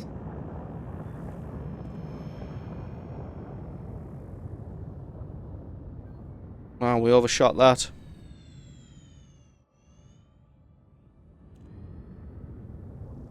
Ah, right. Apparently I'm not going to get ganked. Did I change there? You're a hard man to catch, Max. Wasn't going to mess with you. Just saw you online and thought I'd come say good day from Australia.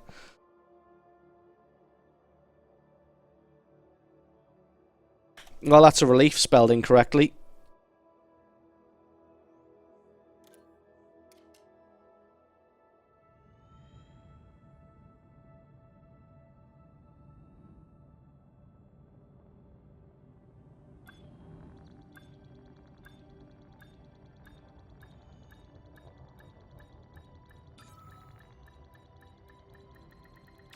Docking successful.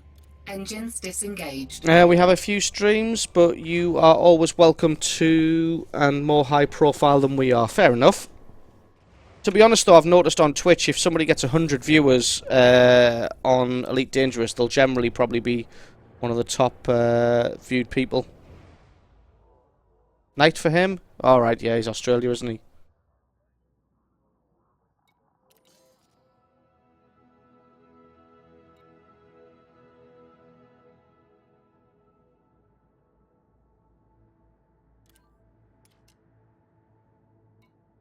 What am I doing? Starport services. I'm selling stuff. What have we got to sell? Progenitor cells. What are we going to make on this? Oh, we're only going to make about 60,000 on this. Doesn't feel too good. Sure we made more than that earlier.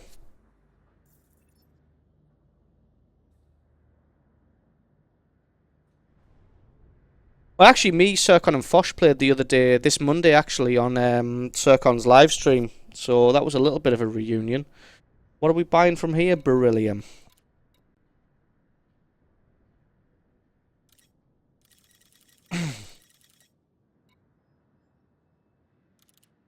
Cargo hold at maximum capacity. Yeah, let's take a look at this Facebook group. Probably help if I was logged into Facebook.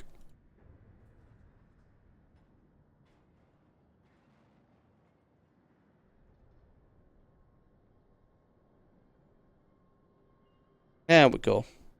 Hutton Orbital Radio Truckers. Ah, it's a closed group. Sorry, just looking. You have no, that's suggested groups.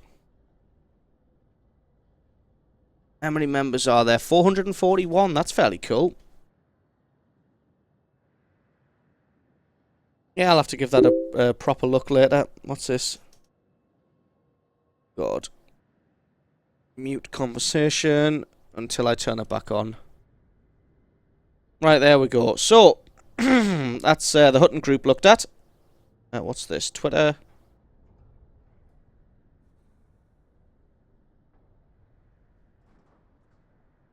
Yeah, so I might have to join that at some point. Maybe do a stream. I mean, if I join on Saturday, I'll definitely be streaming it. Did I buy Beryllium? I did buy Beryllium. Yeah, I'll definitely be streaming it because I would normally... Saturdays are normally my random game night. Oh god, I didn't book where I was going, did I? Book. Where am I going? I'm going to HIP 53509.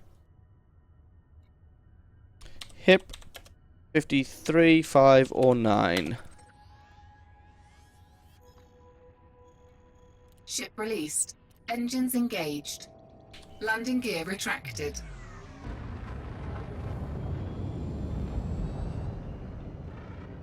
So yeah, Saturday's normally random game night, but if there's an event going on for Elite, I'll almost certainly stream that. Was that Pocket Psycho parked right outside of the, It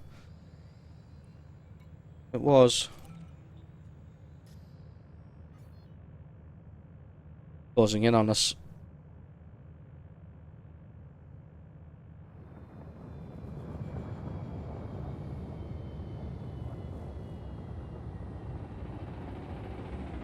Just wondered if we can get him to overshoot us, and indeed we can.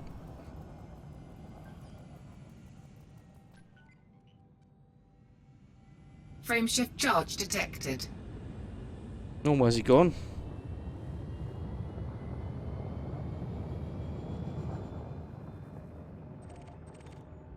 Okay.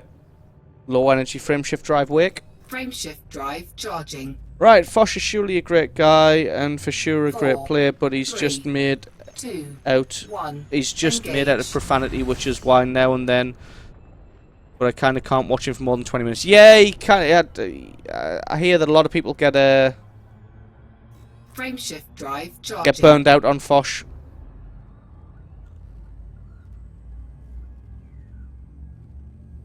Look on Facebook, gets blinged. Yeah, I know. 4, 3, 2, 1. Engage. This wire's fairly heavy from the headset. I should probably stop complaining about that. Right. Where are we going? How long have we been going for? Just about 2 hours, so we've got plenty of time to do a bit more trading and some bounty hunting, and then we'll jump back in this thing and head to Hutton, buy some mugs, and then get to Ross 154. Is Ross 154 fairly close to Proxima Centauri?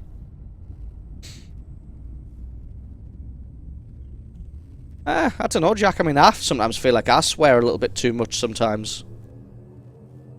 4, 3, 2, 1. Engage.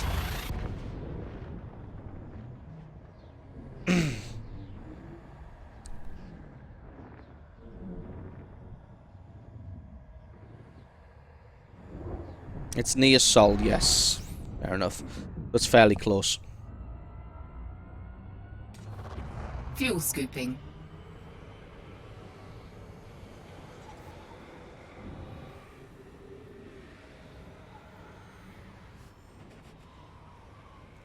Got a little bit of free fuel, save ourselves 10 credits. I always Fuel feel like scoop disengaged. near equals a few jumps away, yeah. I always feel like fuel should be a little bit more expensive in this game. It feels a little bit too cheap. I suppose if you made it more expensive, people would just take it from the sun. And then you've lost one of your only credit sinks in the game. 4, 3, 2. I suppose taking some 1. credits out of the game, no matter how Engage. small, there's still some.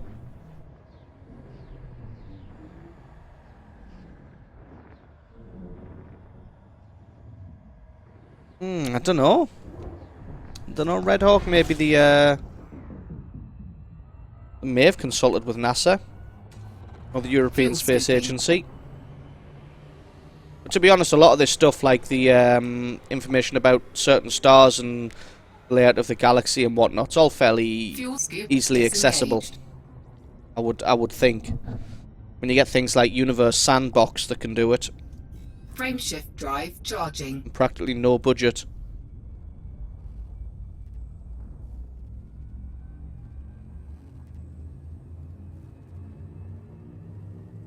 I would feel that a game like Elite Dangerous would be able to pull the resources 4, to be able to simulate the 3, universe. 2, 1. Engage.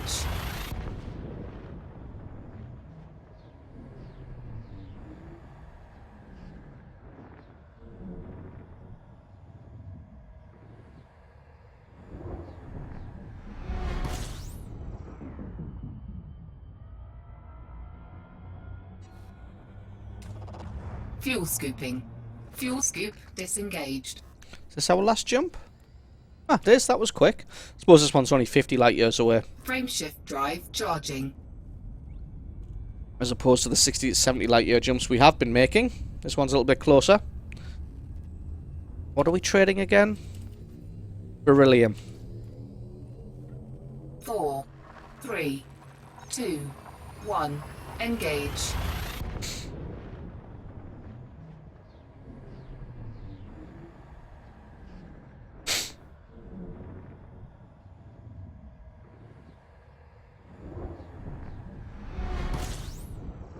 Alright. Where are we going here? If there's just one station... Oops. Why have we been fined?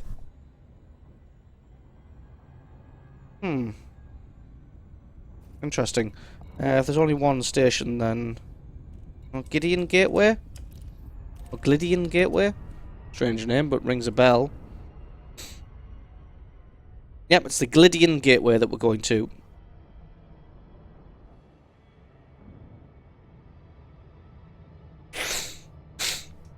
Right. So we are trading beryllium to the Glydian Gateway.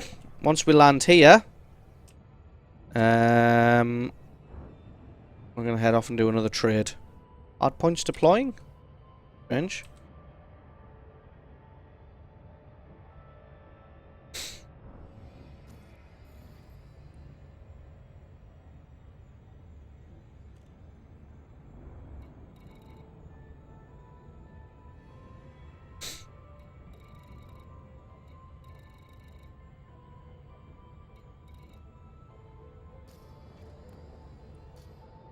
Yeah, I feel like leaving the Federation was definitely the right choice, because it's done nothing but cause problems.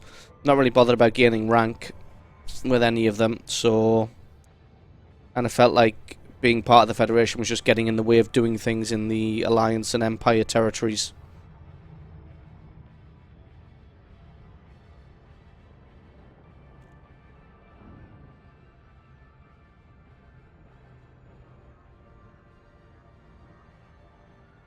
No, it's Glidden, not Glydian.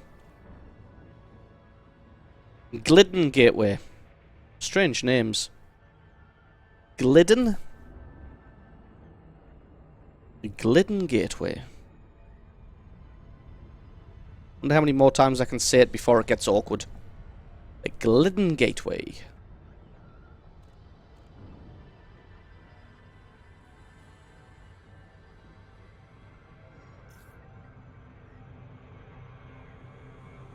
Oh shit, we're going to overshoot it as well.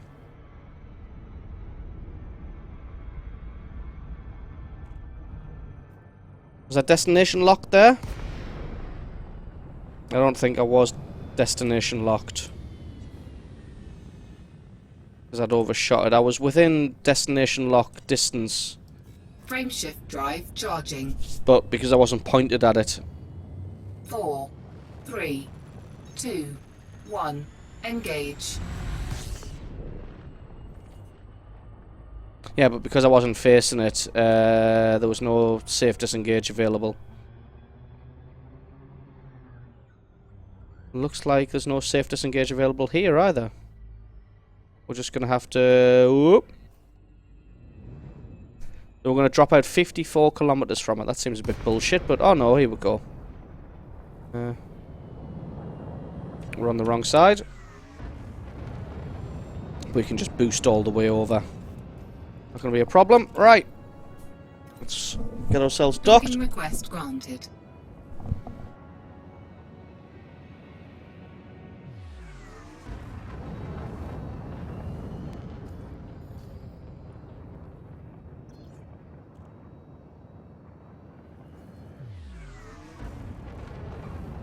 Got all power to the engines, so we can just boost this one out. We'll get on the other side of the station. We're just past underneath it there. Now on the other side, moving away, so we can probably do this.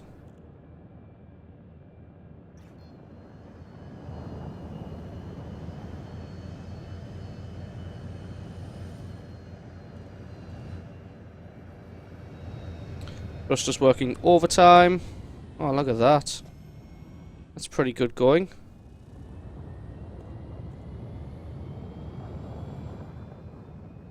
Love how this game makes you lean.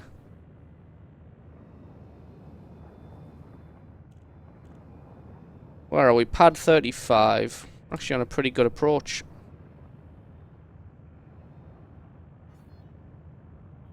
Oh shit, no. Messed that up a little bit. Scan detected. Probably slow down, actually. Oh shit, especially because he's there. Fuck. Landing gear deployed. Well, I'm going to say that was his fault, not mine. Didn't do any actual damage, though. Took the shields down, but... Well, not all the way down, even. Are we pad 35? That's good.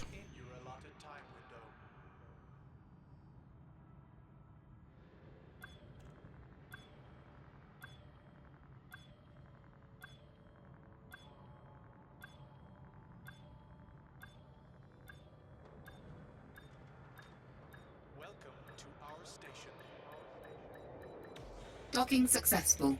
Engines disengaged. Right. You can sell our wares. We are selling our beryllium.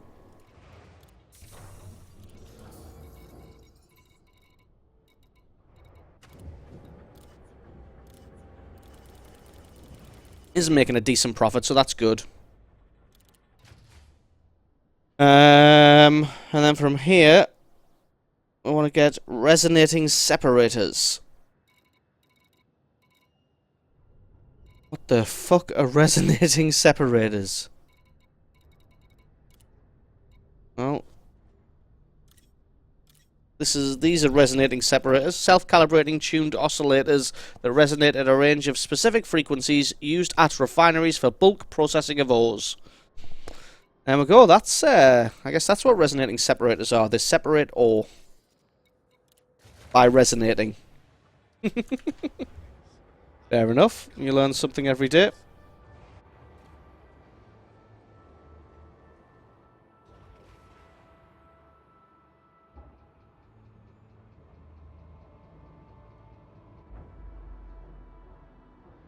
Yep, raucous. They resonate to separate things. Ship released. Engines engaged. Definitely don't mix them with separating resonators. That would be a bad move. Landing gear retracted. Right, let's try not to wipe somebody out this time as we oh shit, as we exit.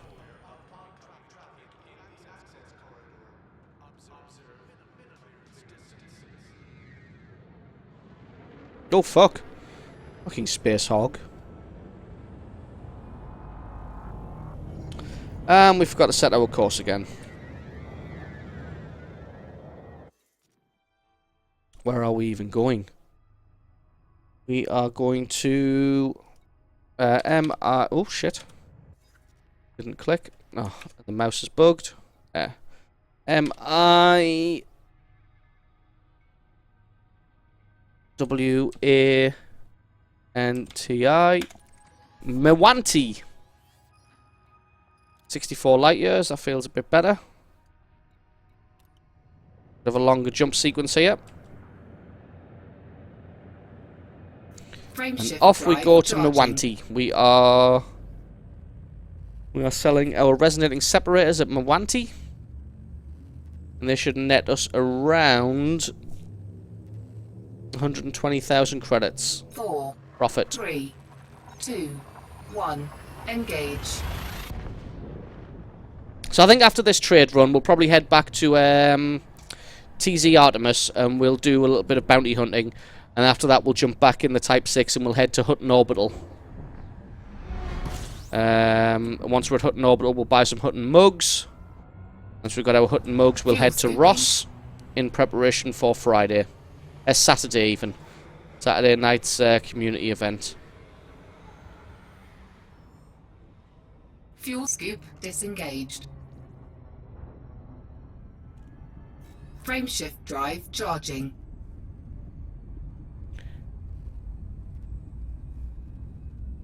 It does sound like something from Minecraft. Resonating separator.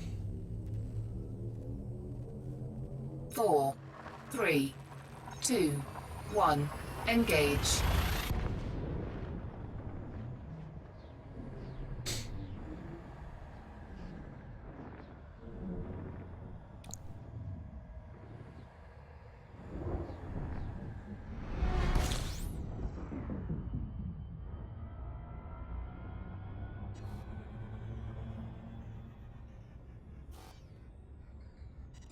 Frameshift drive charging. Welcome back, Gib. Did you get your Bandicam problem sorted? 4, 3, 2, 1. Engage.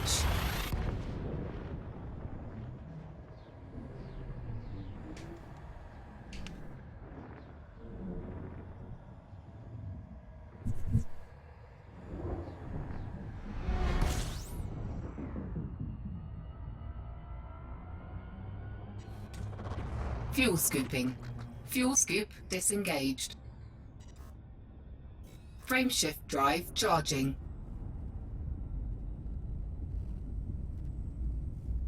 $55 Leonis.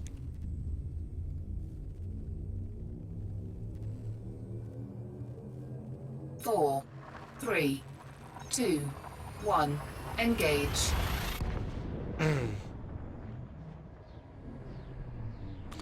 I can probably share you my Bandicam settings so you can try and get it figured out.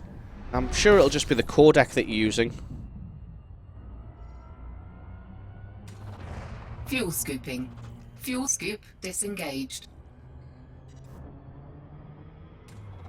Fuel scooping.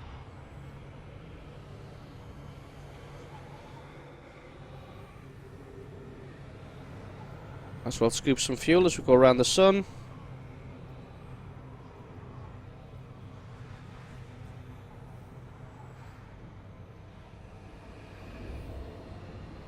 Yeah, handbrake is definitely recommended for converting footage. Whenever I record something using NVIDIA Shadow Play, it records it at a variable frame rate, and Adobe Premiere Pro hates variable frame rate, so the audio always gets out of sync. So I always convert my NVIDIA Shadow Play footage using handbrake to a constant frame rate. So basically, anytime you watch a World of Tanks video, that's been converted with handbrake.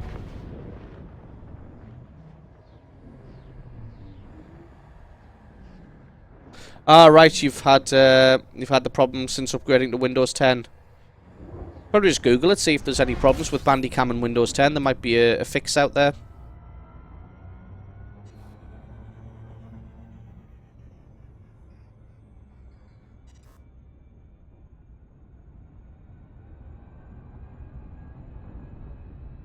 Because if updating a Windows 10 breaks Bandicam, you can guarantee somebody at Bandicam will have probably come up with a fix. They're not going to want to supply a broken product. That's not going to sell very well. 4, 3, 2, 1. What are we selling here? Resonating separators or separating resonators? One of the two. Something to do with resonations and separations.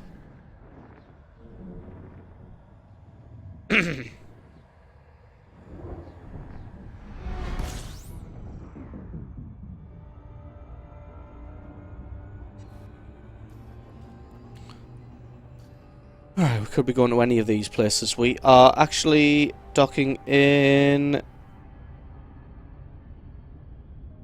the Vision. That one. Not to be confused with the android of the same name. Doctorao Vision. Doctorao? Doctorao? Oh, fuck me. 11,000 light seconds. Jesus, it's going to be a bit of a haul. Well, I guess we're doing the hut and run later, so, you know, 11,000 light seconds. What the fuck's that? And the videos play fine in VLC, but either editing thing I try to use just plays a black box with sound. Meh, I'll try and sort it. Does sound like a codec problem. SEPA resonating attractors. That's something as well. New vid around 9 PM UK time. Go like and subscribe. Look at you, promoting your own YouTube channel in my Twitch stream. You scumbag.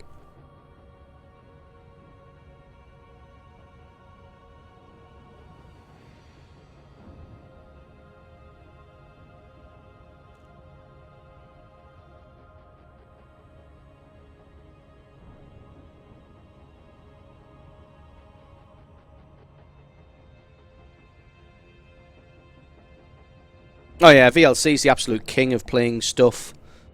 To be honest, sometimes back in the day when I'd have problems with footage getting tainted or lost or whatnot, or not working in video editing programs, what I would basically do is I'd play it in VLC and record the screen. And that would normally fix the problem. Well, it's the biannual upload, fair enough. Like, you don't upload videos very often at all.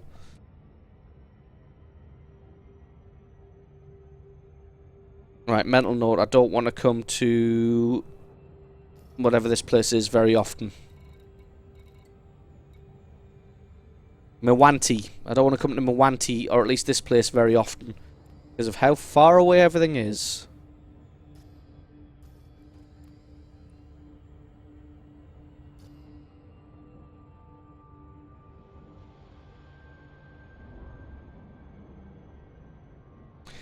No, probably not going to be streaming at 6:30, 18:30. Probably finish around 6 tonight. But I am streaming tomorrow evening with Sir Havoc.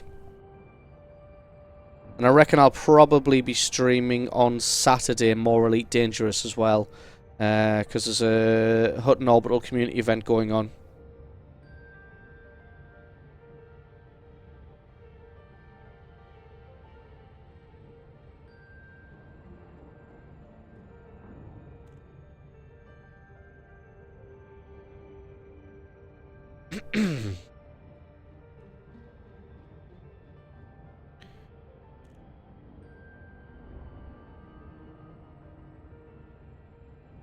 Yep, thanks very much, PB. Thanks for stopping by, and I'll catch you tomorrow.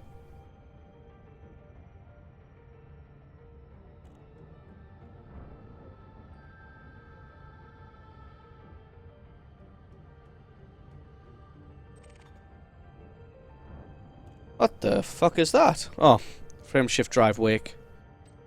Fair enough.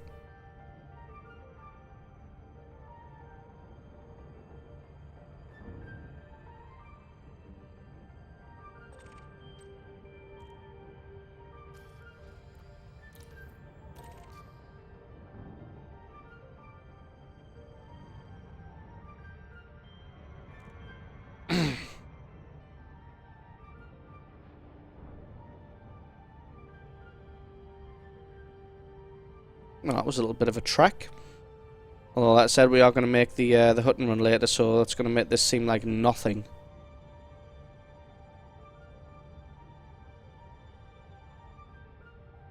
No, I think his encoding codec's fine. The problem will be that his video editing software hasn't got the right decoding codec to be able to preview the footage.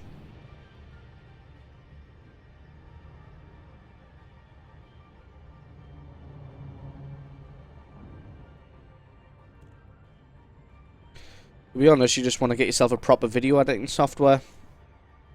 What do you even use? Do you use like Windows Movie Maker?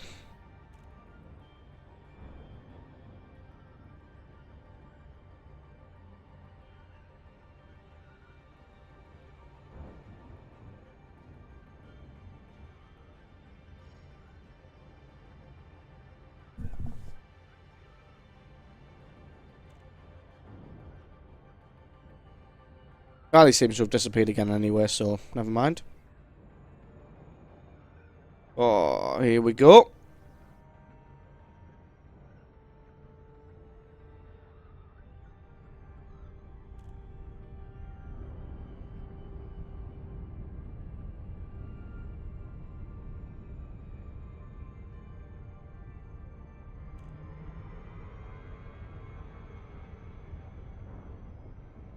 Why are we going so bloody slow?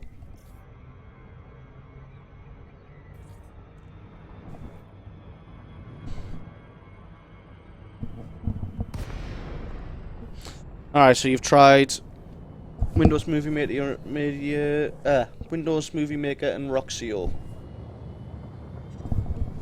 Fair enough. Roxio is pretty good. I don't see why that wouldn't work. They've got lots of codecs built in.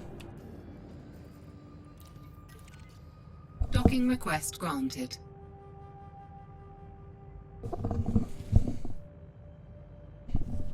Yeah, Sony Vegas is good. The only problem is it's expensive.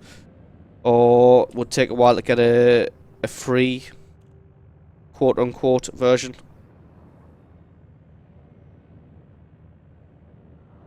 Whoops, shit.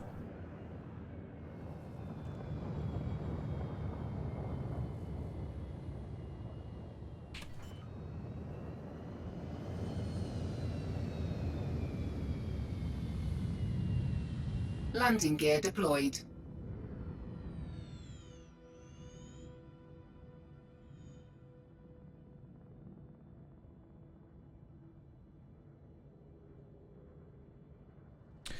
It's the version of Roxio that I was using, and yes, it is horribly out of date. I think I bought it back in 2010.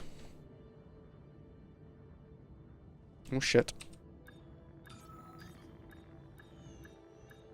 Got how to fucking brake there. Fingers were in the wrong positions. Docking successful. Engines disengaged.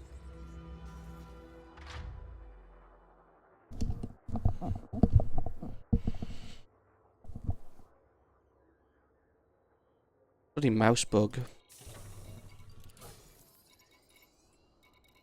Hopefully it's not just me.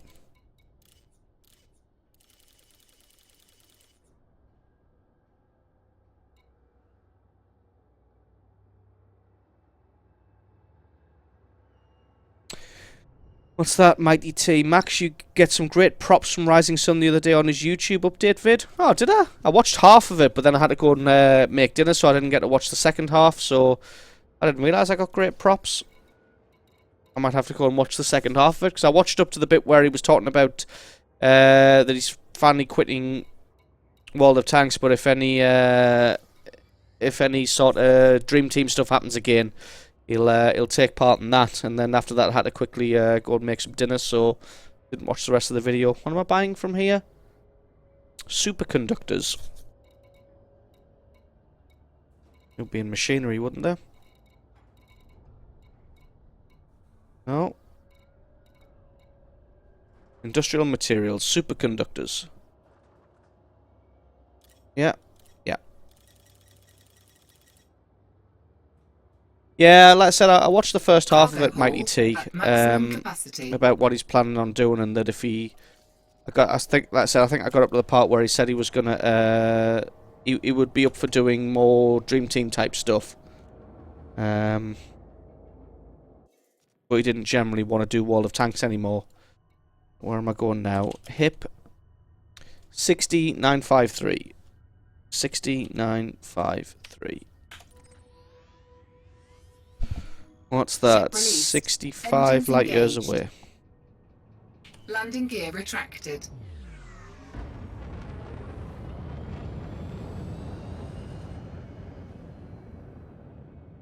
He gave me credit for helping him get started. Yeah, I remember when he first started doing YouTube. Like I said, like I was talking about on stream the other day, me and Highflyer were the first people to ever produce good World of Tanks content.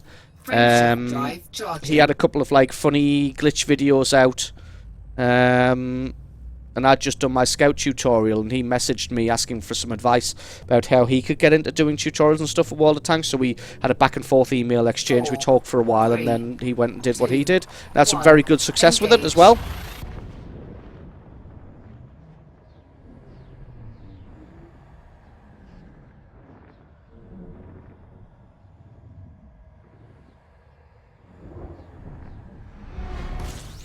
Yeah, exactly. I can understand why people will get burned out in World of Tanks. And again, like I was saying on stream the other day, if I didn't make videos for World of Tanks, I probably wouldn't play it anymore. But it's the fact that I only play it sort of... Well, it used to be 1 day a week. Now it's about 2 to 3 days a week. But because I only play it 2 to 3 days a week, I don't feel like I'm going to get burned out on it. Because I don't play it every single day.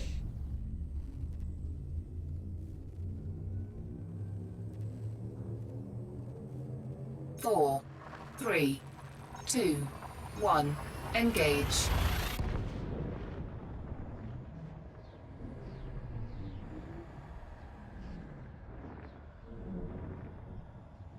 I think what I might do is, because I'm planning on doing the hunting run later, at the end of the stream, after bounty hunting, what I'm starting to think about, what might be easier to do, is finish trading, then do the hunting run, then do the bounty hunting, so we keep sort of the trading stuff all together. So what I'll have to do is I'll have to take this ship to where my Sidewinder's docked. No, to where my Viper's docked. Take the Viper to Ross 15... No, how am I going to have to do this? Like the fucking... Frameshift drive charging. It's like the fox, the chicken and the grain problem, except nothing's going to eat the Sidewinder. So take this to where my Sidewinder's stored. Take the Sidewinder to Ross... No, that's not going to work. 4, 3, Take this to 2, Ross 154. 1. Engage. Or anywhere. Take the Sidewinder to the Viper. Bring the Viper to this. Oh, I'll have to just think about it in my head. Because I'll just seem like an idiot and bore the shit out of you guys. To be honest, I don't actually agree with skill-based matchmaking in World of Tanks. I don't think it is a good idea. Because playing against higher skilled players is how lower skilled players learn. Like, it's how lower skilled players... Not even fighting against a higher skilled player, because obviously sometimes that just seems like witchcraft. Getting killed with nothing to do about it. But having higher skilled people on your team, you can see, oh, I never thought about going that position, and oh, I never thought about side-scraping there, or trying this tactic. So I think lower skilled players playing against higher skilled players are generally better for the game. It's how people learn. Because let's face it, not everybody's going to go out and find videos on the game to help themselves improve. Afternoon Maximum, thanks for stopping by. Bought Elite Dangerous, haven't had a chance to sink my teeth into it yet. Too busy IRL. Down to try it out, looks awesome. It is awesome, Mighty T. It's a fantastic game. It's like I was saying earlier on this afternoon, if I get away with it, I would just stream this game continuously. I wouldn't even bother streaming World of Tanks anymore. But like I said, majority of people come from World of Tanks, so that's what I'm gonna do.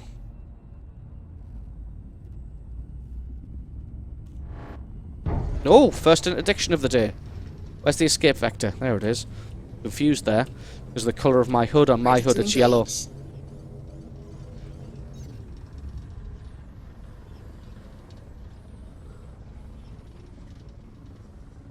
Come on.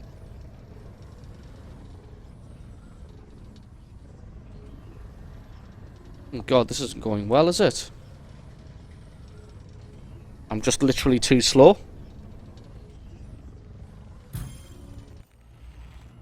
Interdicted. That's alright, because we have all powered engines. Probably get out of here, no problem whatsoever. Put him behind us. Under attack. Did they make it harder to escape these yet? Looks like they may have.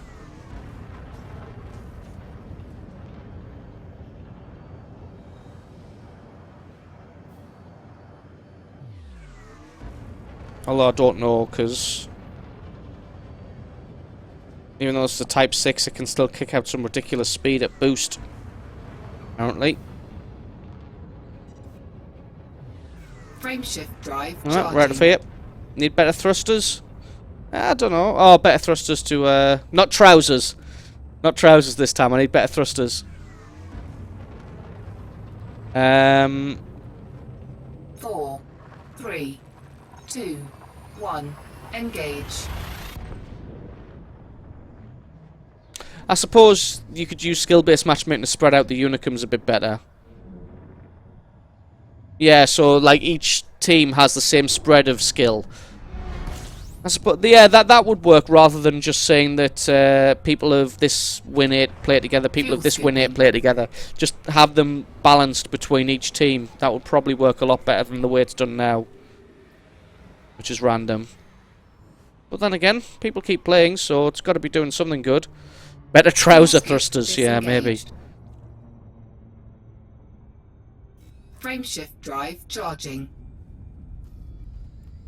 One more jump after this one. We could sell our superconductors.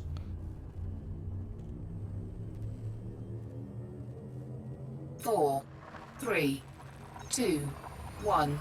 Engage.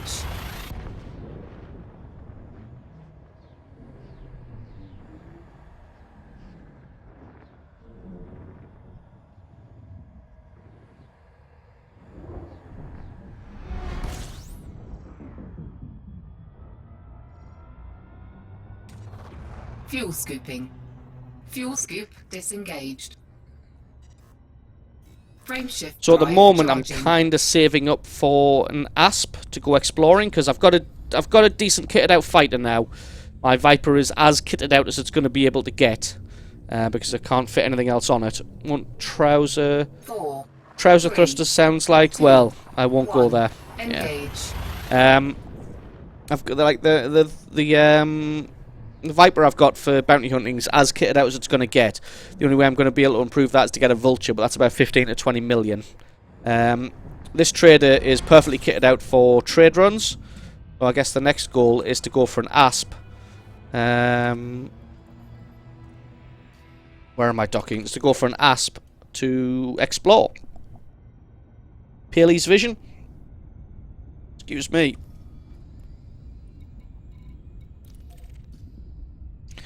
Nothing like the 11,000 light seconds away, this one.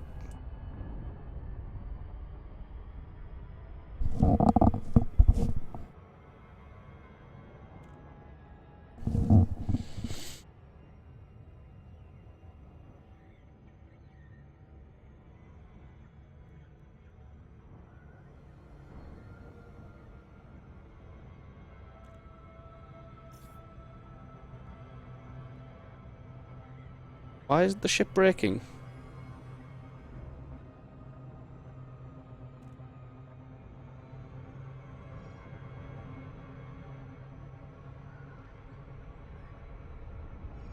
Oh fuck. Why won't the ship break? Jesus Christ. What the fuck happened there? The ship just would not break.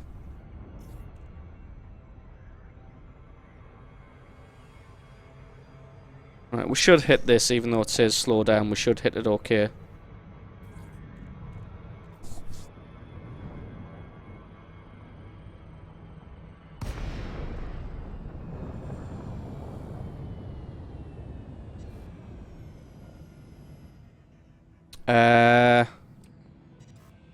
Where around is this going?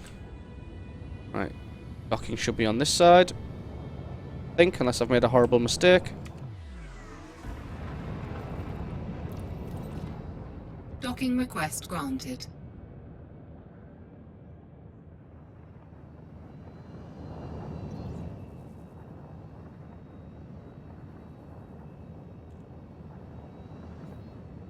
No, I haven't made a horrible mistake. There's docking.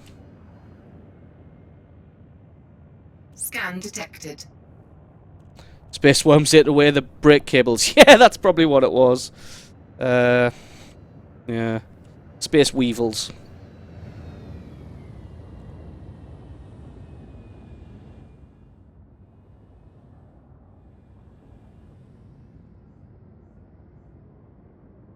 Right, where are we? Pad 3.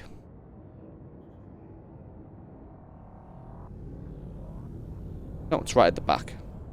I was cutting engines there, but it's right at the back.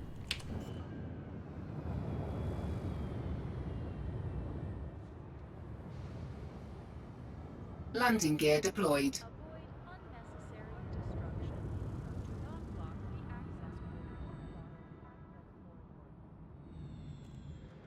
Do a Clarkson landing at full speed. I'll probably just explode. And you can do fairly fast landings, but full speed you literally just bounce off. Docking successful. Like that. That was a Engines fairly fast one. disengaged. Do a Jingles landing, crash into it. It's a bloody mouse bug. Right, refuel. Commodities. Just looking at the time, I think we may have to actually head off to Proxima Centauri right about now. Started the day with 1.3 million, we've now got 2.6. So we've made 1.3 million profit today. So far, it's not too bad. Right, so I guess we're going to have to go to Hutton Orbital. So where are we now? We're in Paley's Vision.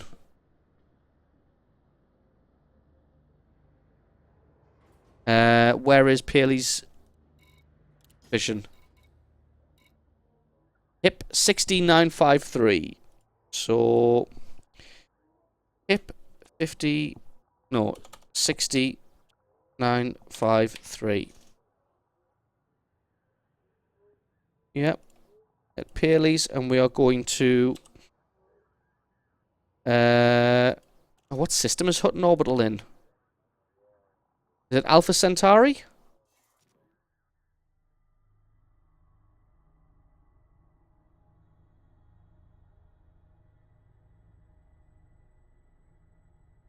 Hutton Orbital. Right, sorry, I'm just configuring this. We have 100 tons of cargo space, and we have 2.6 million credits. Let's find what we can. So, the best profit we can make is selling bio-reducing lichen to Hutton Orbital for a profit of 33,000. It hardly seems worth it. So actually, we're not even going to bother taking cargo, because that way we can get bigger jumps if we are unladen. So,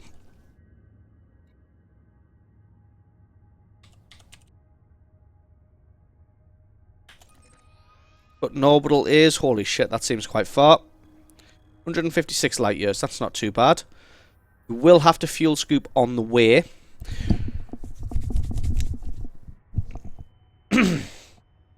Where's Ross 154?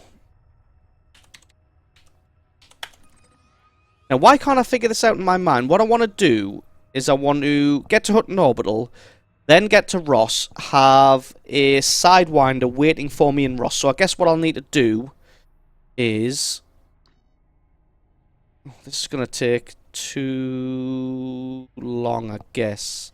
Suppose I could just buy a shitty Sidewinder in Ross 154 once we get there, because, you know, it's worth nothing. With no cargo, less interdict probability, yeah, that as well. So, Alpha Centauri, no, spelled that wrong. Hutton Orbital. Route. So we'll buy Hutton mugs, and then take them to Ross 154. Yes, indeed, Matt. Or Mlat. However that's pronounced. That is a 1 hour and 20 minute super cruise. So what we're going to do is we're going to... Because I'm thinking about taking part in the event on... the Hutton Orbital community event on Saturday evening, which is going to be a massive convoy of people transporting Hutton mugs. So I want to go and load up on Hutton mugs now. Leave this ship at Ross 154 where it'll start. Oh, make sure they sell a Sidewinder. Is there any way of checking? How would I check that they sell a Sidewinder? Even if they only sell something like an Eagle, I'll buy an Eagle. I don't care. So yeah, the plan is I'm going to load up on Hutton mugs now. Take this ship to 154, leave it there, then we're going to jump in the Viper for the rest of the stream today. And do some bounty hunting.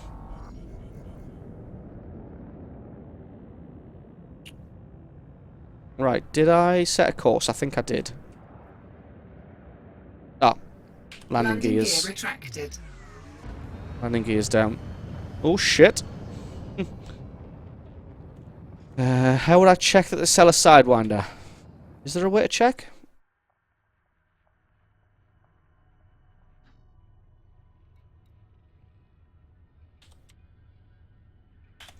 Ross 154. Info.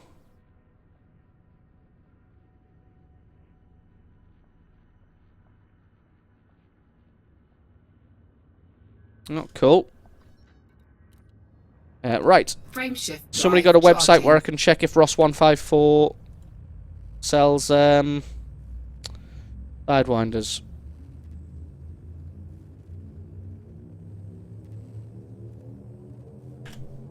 Guess I could just Google it. 2, 1, engage.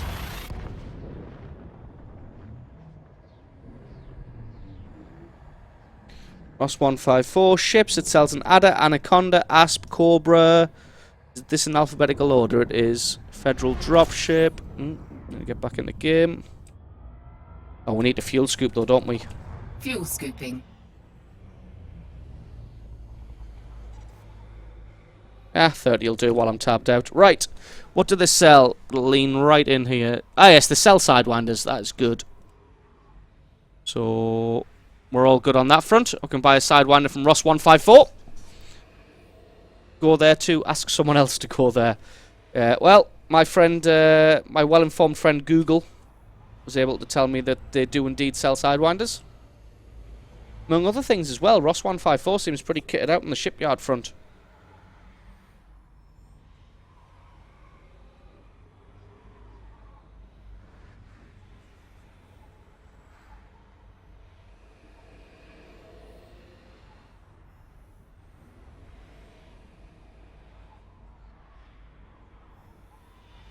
I need a better fuel scoop. Although I think I have got a fairly good fuel scoop on this ship. Oh yes, I'm not... Fuel scooping complete. Yeah. Right, I know what the problem is. I didn't used to have shields fitted on this ship, and when I used to fuel scoop, it used to get Fuel very scoop hot disengaged. very quickly because shields help dissipate the heat. Now that I have shields, I can actually get a lot closer to the Frame star shield than I drive used to be able charging. to. Yeah, this fuel scoop's a lot better than the original one.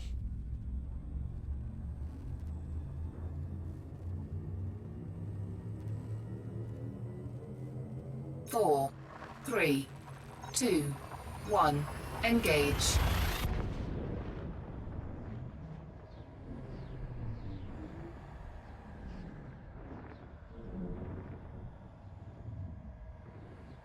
So I guess we can just do some Q&A while I'm making the Hutton run. I think last time I made the Hutton, started to make the Hutton run because you bastards wouldn't tell me how long it would take. I think I started Fuel talking scooping. about, giving advice about how people would get started in YouTube and how I got started in YouTube.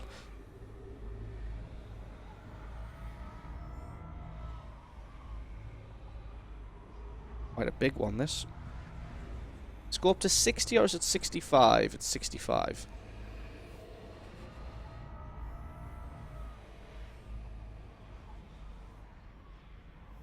Heat's still starting to be a problem here, though. Warning. Temperature critical. Alright, I got too close. I got too greedy. All gone wrong. We're a little bit on fire, Fuel but we're scoop okay. disengaged. Just got a little bit too greedy there. A little bit too quickly. Alright, we're jumping to Utah.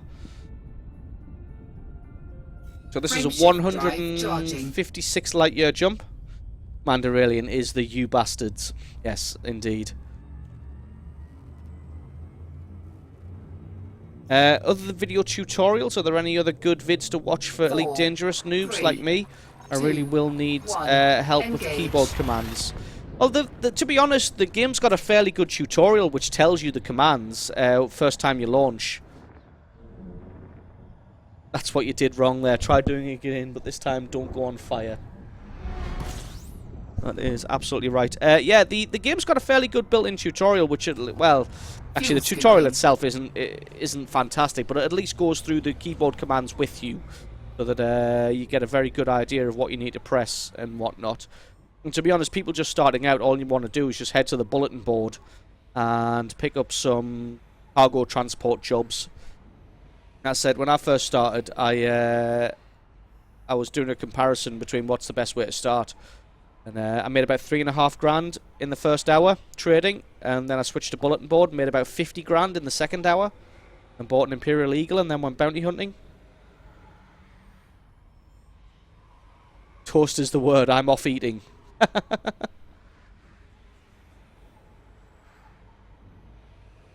And you just made some toast, awesome.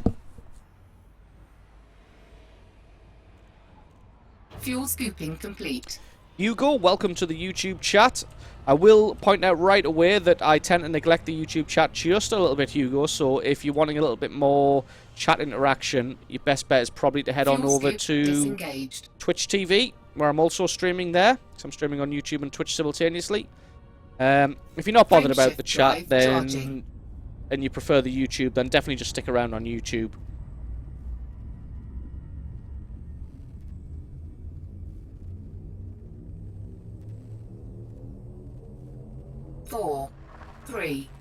2, 1, engage.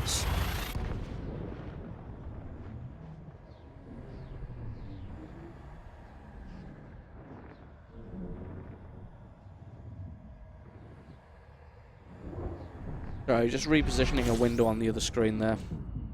So I don't really need to fuel scoop at every star, but I'm going to fuel scoop at every star because we're going to make the Hutton run, so we're going to need plenty of spare fuel, and it's a 156 light-year trek to get there.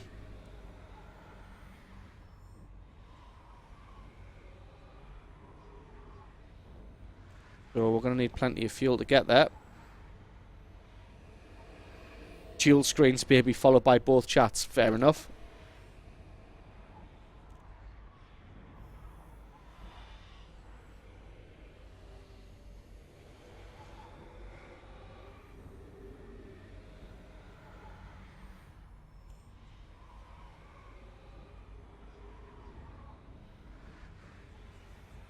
How are we doing? Fuel scooping complete. Thanks for the link there, Brett, in the YouTube chat. I realised that I tell people to go watch the Twitch TV stream if they want to interact with the chat, and then I don't think there's a link for the Twitch stream anywhere. Probably go ahead and get that added to the description now that I'm streaming on Twitch as well. Fuel scoop disengaged. You have 4 screens at work, holy shit. Frameshift drive charging.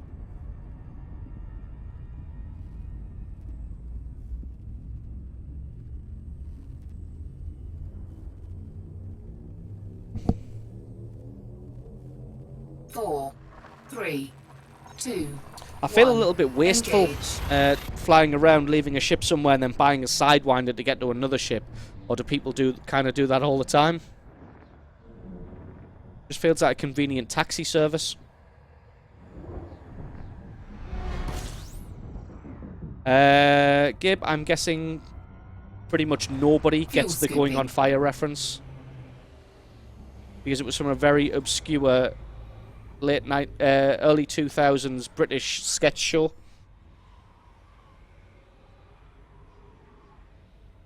Getting to the point where you need 3 at work. To be honest, I could do with 3 screens here, because I've got so much on this second screen crammed into such a small space. I would love to have 1 screen for OBS, Twitch alerts and chat, and then the other screen for a web page. Obviously, if we get Cuttlebug's PC set up, though, it's going to go just to the left here. My left. And then, I suppose I could use her computer when she's not the web pages. Fuel scooping complete.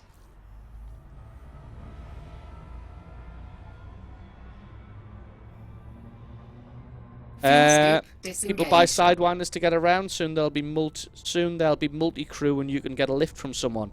That's pretty cool. So you could earn a living as a taxi driver. Well, I don't know how much of a living you'd earn from it. You need 3 eyes. God. I don't know how much you'd make from being a taxi driver, considering a Sidewinder isn't 4, very, 3, 2, 1, engage. Sidewinders aren't fantastically expensive. It was from a British sketch show called Big Train. Now, you see, that's the mistake you've made there, is you've gone on fire. Try doing it again, and this time, try not to go on fire. Fuel scooping.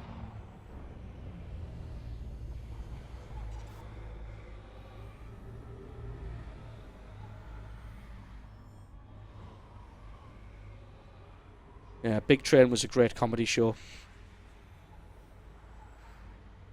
Right, we are on our way. How many more jumps have we got to make? Just 2 more jumps after this one. And we should be at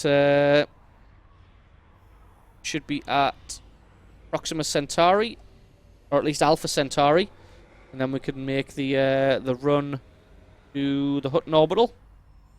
Anarchos, thank you very much for the follow, dude.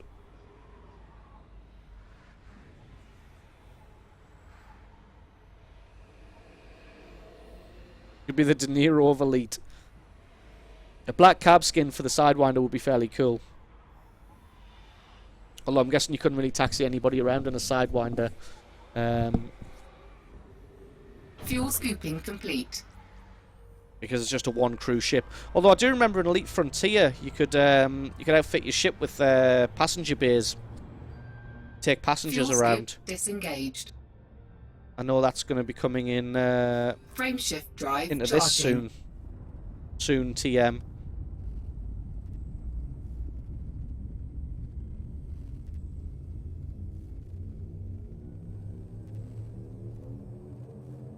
Four, 3, 2, 1. Engage.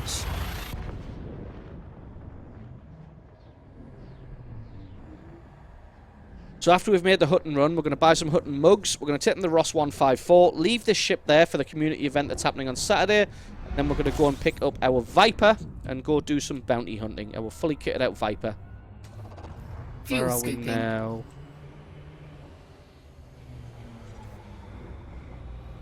Bit close here. That's fine.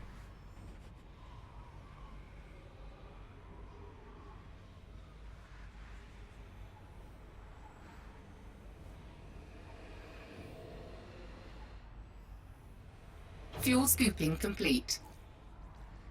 What's that? There is a black skin for the Sidewinder and yellow skins for Sidewinders. No yellow and black checker paint job in New York, i.e. New York taxis. I think a yellow one would be pretty Fuel pretty scoop good. disengaged. I'd look pretty much like a taxi cab in yellow.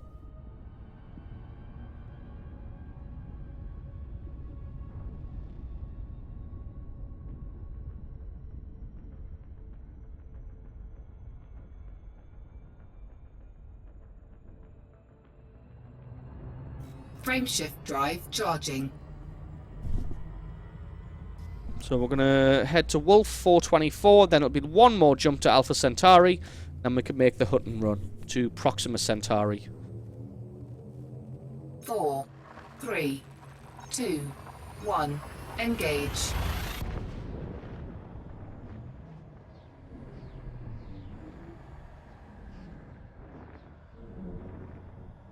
Oh, I can't wait to get a new desk. So obviously if we've got Cuttlebug coming in here just to the left here, we're going to need a big enough desk to get both PCs on, because this isn't even really a desk, Fuel scooping. it's an old table from one of the bars. So it's a nice solid wooden structured table, but the legs are made out of cast iron. Obviously in a bar, the furniture and tables and stuff tend to be very heavy. Reasons for that are because, number one, the heavy stuff's well made and it tends to last longer, but number two, you want to discourage Fuel people being able to scooping complete. pick things up and hit people with them. So the heavier you make the tables and chairs, the harder it is for people to pick them up and hit people with them. So the legs of this being made out of cast Fuel iron scoop serve disengaged. serve that end. But the problem is it's got two legs either side, and it's got crossbars across the middle, so I can't quite get under the desk without my knees hitting the crossbars. Frameshift drive charging. And that becomes a little bit uncomfortable. Listen to my fucking first world problems. So yeah, getting a new desk will be very nice. It will 4, 3, 2. the ability to 1. move completely under the Engage. desk without pressing my knees up against the crossbars.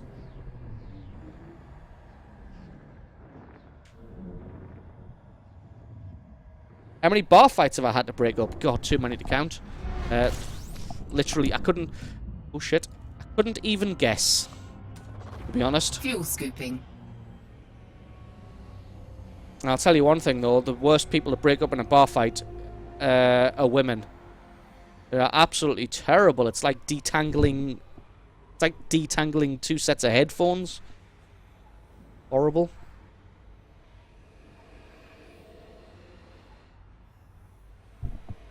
Fuel scooping complete. Yeah, now that's something that I did give some thought to, Alien, about having mics crossover. The easiest way to deal with that is just not deal Fuel with it. scoop disengaged. Because the thing you've got to think about is, yes, my voice will get picked up on her mic, but on the finished video, you'll also have my audio. So although her mic is picking up my audio, my mic is picking up my audio louder, so it'll just completely overwrite her mic. You won't notice it because the voice will be synced up. And vice versa, like she'll get picked up very, very slightly on this mic. But she'll also be getting picked up on her mic even louder. So when we put all the audio together, it'll sort of overwrite it and you won't be able to notice. We should probably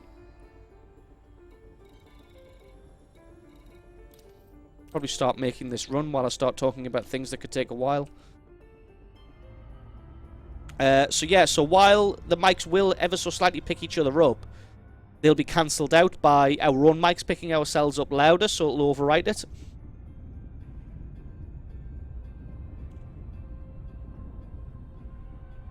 Now, the only problem I've got with that is, though, obviously when we play Minecraft, we speak on TeamSpeak. So the problem with TeamSpeak is when I talk, it'll get picked up by her mic, but her recording, it'll get sent to TeamSpeak and then back to her, so there'll be a delay. So I'm going to try and figure out a way of shunting TeamSpeak onto a third audio channel, and then when we record, it doesn't get recorded in the base audio of the game. It only gets the game audio as one track, their voice is another track, and then it won't record TeamSpeak, so then everything will sync up perfectly with the same thing that I was saying before. Whereas our own mic will cancel out the very slight pickup from the other mic. The other option is to just have very good audio recording equipment. Like this mic only really picks up things in front of it. Like it will pick up noise in the room, but it picks it up so quietly you probably won't be able to notice. And then on the shelf back there, I have an old studio condensing microphone. It's a Blue Snowball, and that's really good at not picking up background noise as well. So I think if Cuttlebug uses the old studio condensing microphone and I use this headset, we probably shouldn't pick each other up unless we shout really loud.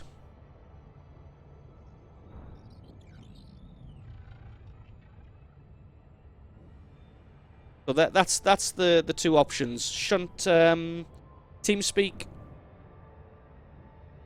onto a third audio track, or just have really good microphones. Have you looked at Voice Meter Banana, a software mixing desk that can separate things like your headset, game sound, and TeamSpeak? Nope, I have not looked at Voice Meter Banana, but I probably will after today's stream. Sounds interesting. So, here we go, the Hutton run, guys. This is the Hutton run. We're going 0.22 light years to Hutton Orbital, orbiting around Proxima Centauri.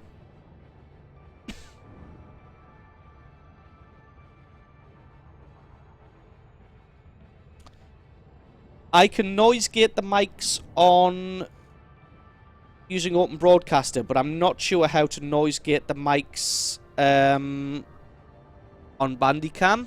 Although if you take... The thing is, you can... Yeah, that should be okay, actually, noise gating, because you can... With Audacity, you can noise gate after the fact. So you can take already pre-recorded voice recordings, you can load them up into Audacity, you can set your noise gate options, click process, and it'll noise gate them after the fact. You can take out background noise that way, so that might be one way of doing it. I'm going to do some tests as well once we get everything set up. I'm going to have us have a conversation while playing a game and see what kind of background noise we get picked up.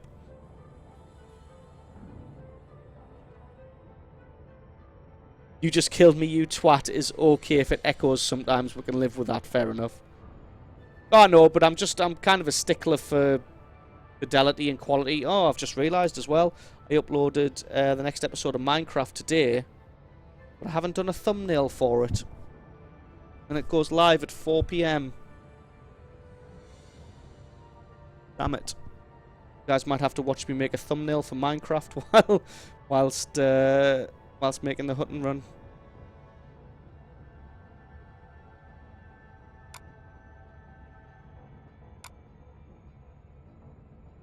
I believe I forgot to make a bloody thumbnail. I think I'm going to make one, but I think it's going to be really quick and really shit. So, bear with me, everybody. I know this isn't what you tuned in for, but people who are proper fans will probably be interested to see how I make thumbnails. Hopefully I'm not drifting off course as we speak. Alright, what do I want?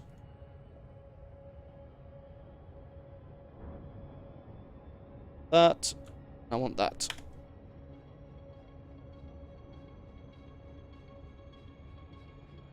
Sorry about this, guys. If I'd thought about doing this earlier, I wouldn't be having to do this. But I'm just going to make a super quick thumbnail for today's Minecraft episode.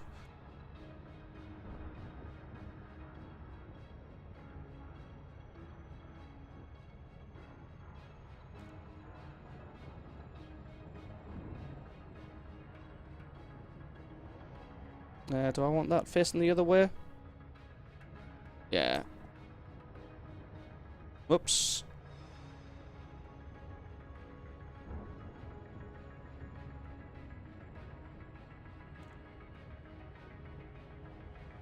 Get that out.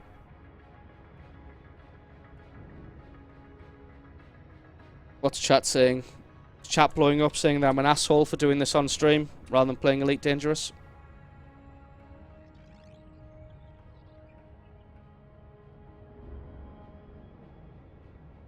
Or did I want to keep it facing the other way? How the words are going to go. I think I might have actually.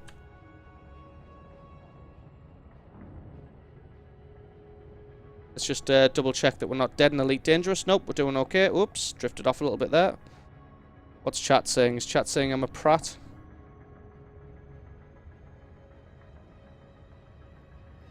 Alright, let's paste this in. So we've got a sword, a zombie. Go. Get some text.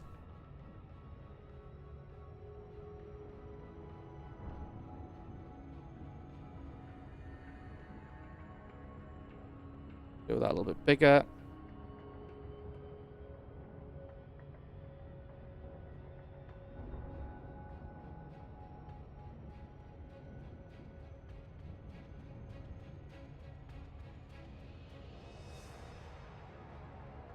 Fill this in yellow. And we're done. Save as. JPEG. Tech it. 5. Done. Done. Done. Save that. And there we go. Done. Thanks for tuning in to create a thumbnail hour, Maxwell. Now I can... Oh, sugar.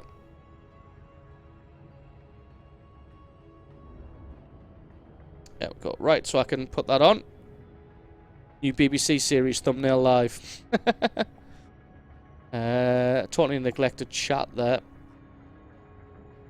So, let's have a look. Maxwell, behind the scenes. Funny wives are the best wives. All good. What did we even do this week? It was the... Well, the episode's called Surprise Attack, so...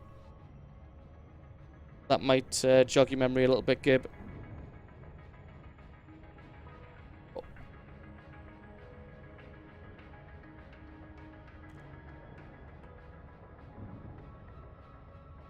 Educational stream.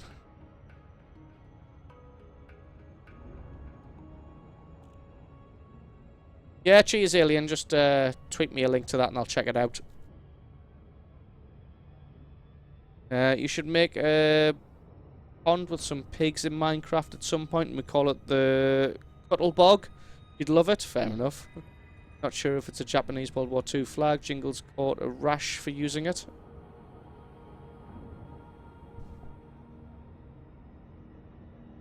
I spelled oh, fuck me. I did spell surprise wrong, didn't I? Jesus. You know what that means as well? That means I need to redo the whole thing because flattened the picture so it doesn't have layers anymore. God damn it. I was trying to do it too quick. That was the problem. I am well aware that it is spelled surprise. So let's do that again.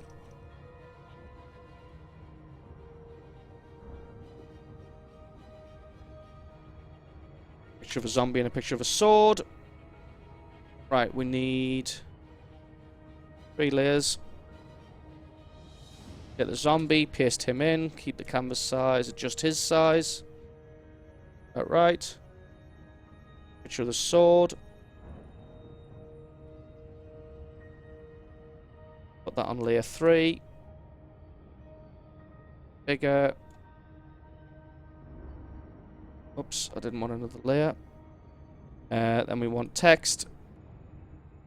We want Action Comics at size 72. And then we want to spell surprise. Probably need to make that a little bit smaller. Position it. Size it a little.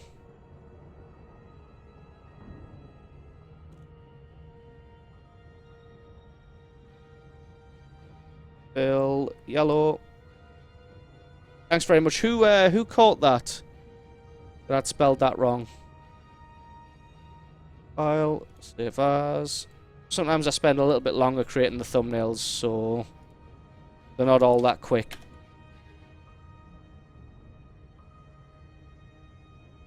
Who was it who caught that?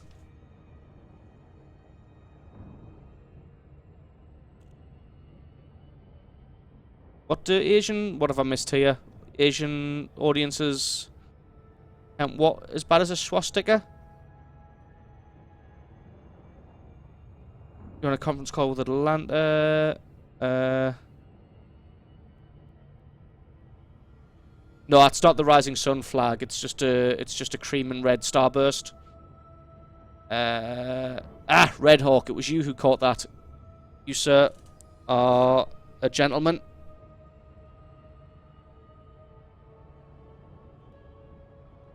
But yes, no, it's not an Imperial Japanese flag. It's just a red and cream starburst.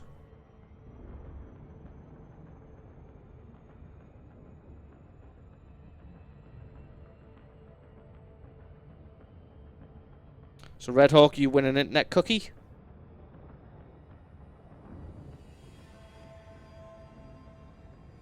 There we go. We're all done.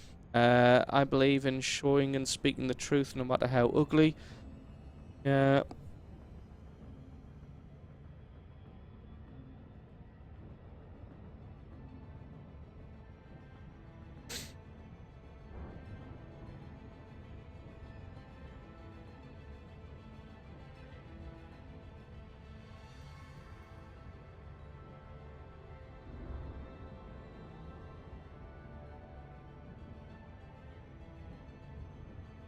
Well, I mean, it's what Jack's saying here. There is a difference between being honest and being an asshole.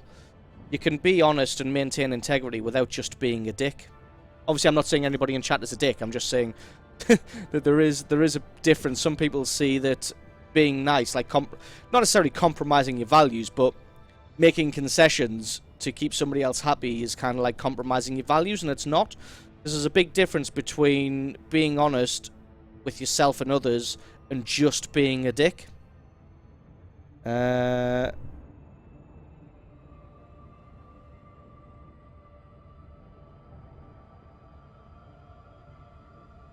could be interdicted by pirates who are blockading the station. Fair enough. I haven't got anything to transport, and I can rebuy the ship easily. You're not getting nasty about them if they interdict you? No, I'm not. As I've always said, if I get interdicted by an NPC, I can easily just boost away. If I get interdicted by a player, I'll just give them some cargo. If they want cargo, they can have whatever they like. But the problem is, I'm not carrying any cargo. I didn't bring anything. I probably should have brought something so that if I get interdicted, I can drop shit. But, yeah.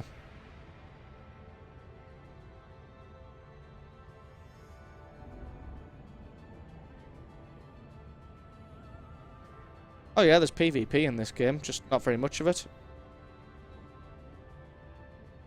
Well, looks like we lost about 10 to 15 viewers while I was doing thumbnail hour.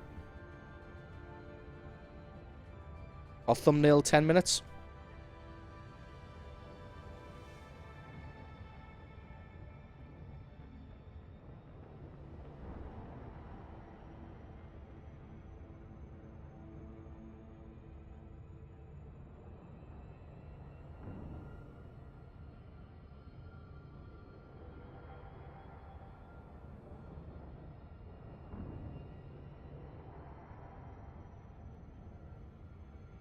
So, but we are well on our way to Hutton Orbital. What I'm telling you is they may kill you. What I'm trying to tell you is they may kill you even though you have no cargo. Yeah, that's fine. If I get all the way there, they get blown up. That's fine by me. Rebuy cost of this ship is only 94,000 credits. So, that's alright. Well, I mean, it's not too... I mean, I understand it, Raucus, because, I mean, the people who are here from the YouTube channel and who are followers will just watch whatever. But when we're quite high up in the rankings, which we are at the moment for Twitch, for Elite Dangerous, we'll get a lot of viewers who come literally just to watch the game. They'll want to watch Elite Dangerous, they'll click on it, they'll click on one of the top rated channels, and then they'll watch them. And if I switch away from Elite Dangerous, that's not what they want to watch. They came here because they wanted to watch Elite Dangerous. They just didn't care who it was or what they were doing. So as soon as I switch away from Elite Dangerous, they'll just go and pick somebody else up.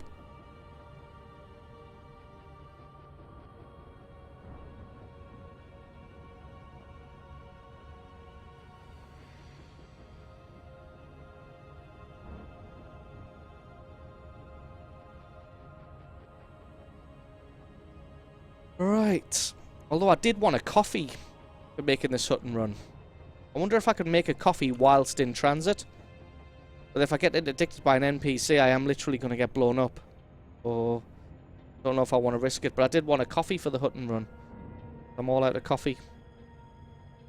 God damn it.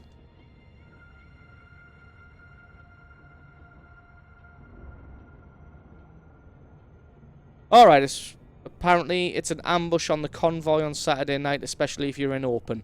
Well, to be part of the convoy, don't you have to be in open?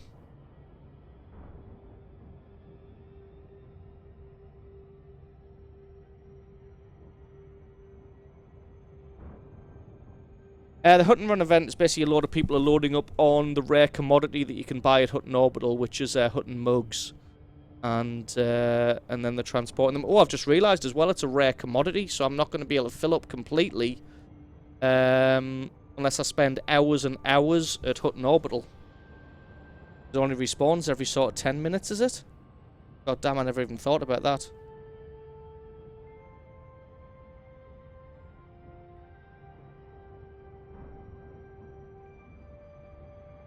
Never even considered this. You can be in group, which you will be, or you can be in solo. When I get a bigger desk, I can get a coffee maker set up on the desk. I don't think so. There's going to be too full of monitors.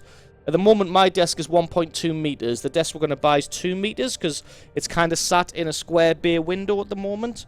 And the bay window is about 2.1 meters wide. So I don't think we're going to get much more on the desk because, I mean, my main monitor is a 32-inch monitor, and then I've got a 20 or 21-inch monitor to the side of that. And Cuttlebug's going to need a monitor as well. I don't think we're actually going to have any space on the desk for anything else.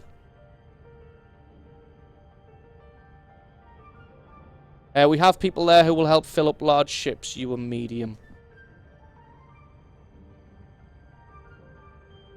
Time to move to a bigger flat. No, we're not teenagers. We don't live in a flat.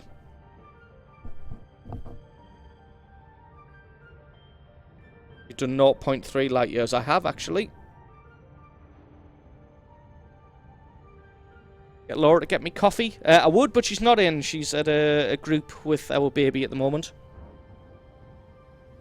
And then after that, she's got to go pick our son up from school. And then she's going to cook everybody dinner. And then I'm going to finish streaming and put them all to bed. Used to have a filter coffee percolator on my computer desk. But now with 2 monitors for 2 PCs, there is no room for a coffee machine. I've got one of those Asimo machines. They're called Keurig machines, I think, in America. They're very good. Apart from the coffee's really expensive. I mean, it's delicious. It's as good as a cup of coffee you'd get from a barista.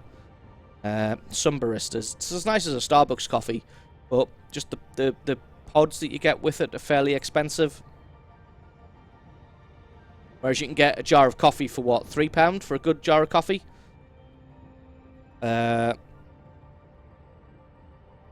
Whereas I was paying about £20 for a box of 120 pods, which is 120 cups of coffee.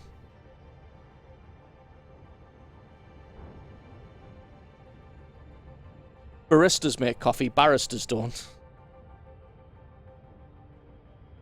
You live in an apartment, but yeah, everyone in Hong Kong lives in an apartment. We live in a semi-detached house, so it's basically a house. We're joined on one wall to another house, and then we've got an empty wall on the other side. There's a gap, and then there's another set of 2 houses.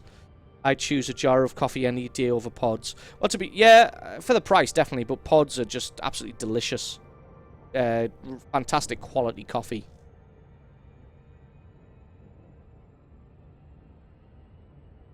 People are saying in the YouTube chat that I should call the wife for coffee. Like I said, I would, but she's out. 3:10 now. Our son gets out of school at 3:25. So, oh, that was something I meant to talk to you guys about. Next Wednesday, we have our first open night at school. So, and that's Elite Dangerous streaming day. So what I think I'm going to do is, because that happens at the open day is about 3:30, so I'll need to leave at 3 in the afternoon. So what I think I'm going to do is stream from 10 in the morning till 3 in the afternoon rather than 12 till 6. Because then obviously it gives you guys still almost the same amount of extra light on there. Gives you guys almost the same amount of Elite Dangerous, and it allows us to leave, or me to leave on time to get to the open night at school. Typical Brit house? Yes, it is. Call them townhomes. Odd coffee just seems wrong. Just sounds wrong. It's basically a little plastic pod, and then in it it's got filter coffee, and then what the machine does is it boils and injects water into it at high pressure, which gets the brewing action going. It's basically the same way that coffee machines work in bars and things.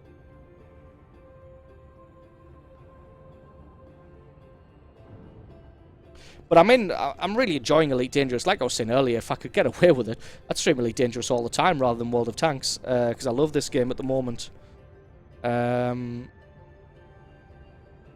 if I didn't stream World of Tanks, I wouldn't play it nearly as much as I needed to.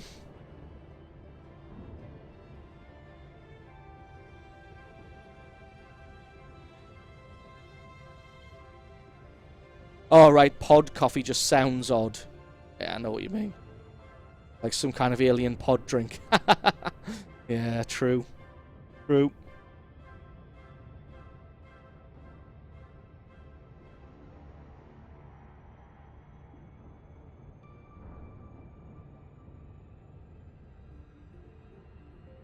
It's not too bad. We've gained a few followers today. I think 5 or 6 new followers. And a very generous donation from What Expat again. So, I suppose we're doing alright streaming Elite Dangerous. What we call a yard in the US, they call a garden in the UK. Yes, well, we have yards in the UK, but a yard is generally covered in concrete. So, a yard to us would be where a garden would be, but it would just be concrete or stone or rock. There would be no grass. Anything with grass in off plants, that's a garden. A yard is literally just concrete, like a car park. Are there any news on possible Minecraft community servers? Still trying to sort it out. I think we're going to try and just get one hosted somewhere. And then when we get something figured out, we'll let you guys know.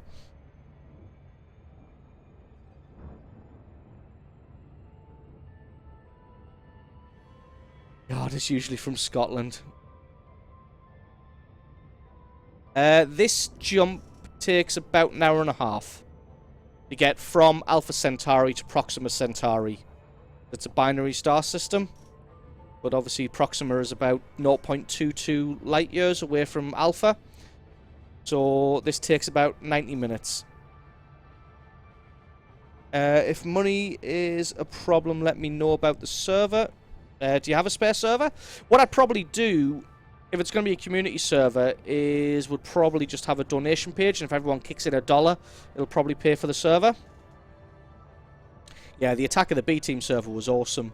I'm thinking about anybody who was here for the end of the Minecraft stream we did last time, where me and Redmore checked out Blighted. What I'm thinking about doing. Wow, so if you weren't streaming, you would just get up and go do something else? Yeah, I'd probably go make a coffee, have a sandwich, come in and check the screen every now and then.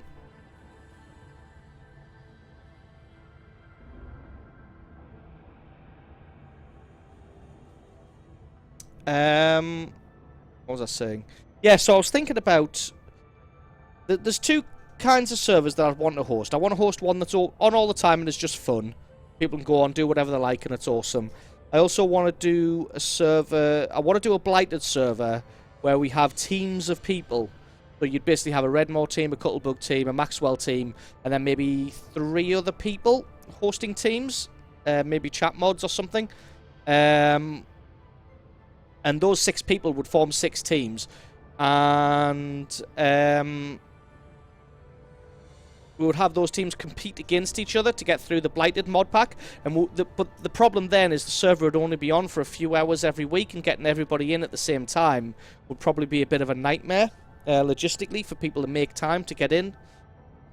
Because I wouldn't want to have it on all the time, because I wouldn't just want one team who's got more time than anybody else to run away with the competition, and I wouldn't want to log off one week and then come back a few days later and just everything be done. Because obviously I'd want to make a video series out of it.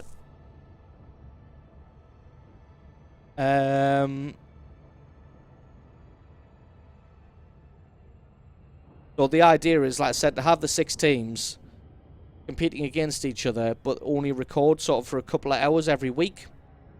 And then we can obviously make videos out of it, and I think it would be fairly cool. Yeah, it was definitely... The B-Team server was definitely fun. I remember you masquerading as Gib for a while. That was also fun. Done 0.06 light years. Super Cruise so far, we're up to 1,636 times the speed of light. That's what the little C stands for after the, right here after the speed. That C stands for the speed of light.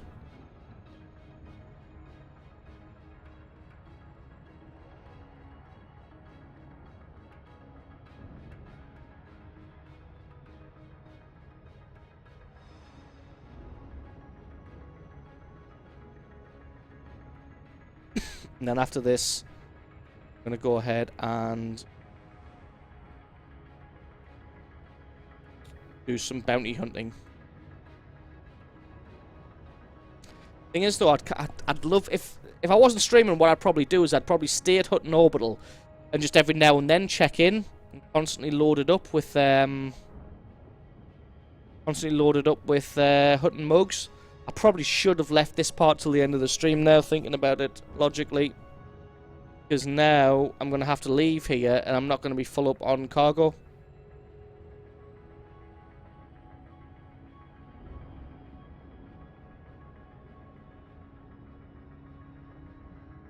I wonder if these sell Sidewinders and I can just come back here. Well, that means having to do the Hutton run twice.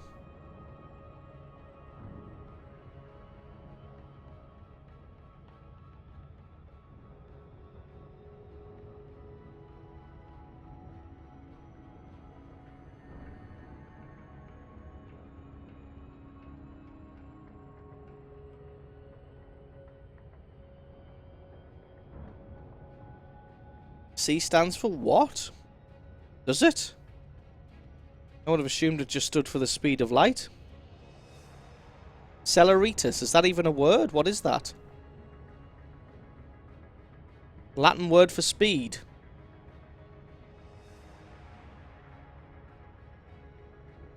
Really? Because I would have just assumed that it stood for the speed of light, which is C.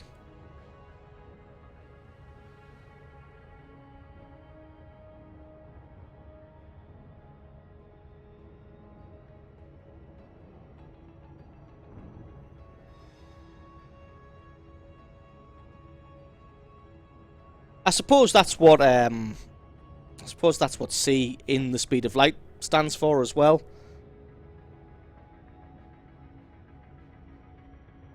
Oh, the allocation for mugs is 30. I'll never get more than that. Oh, fair enough. Yeah, C is also the letter used to represent the speed of light.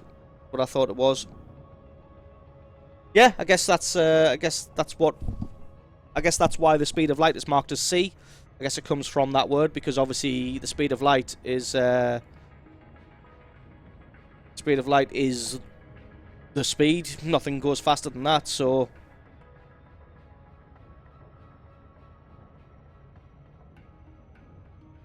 that is interesting. You learn something every day.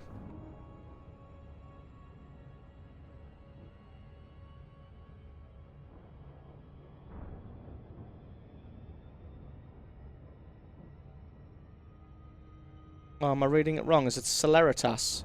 As in celerity? Ah, celeritas. Of course, it's Latin. Would be how you pronounce it, wouldn't it?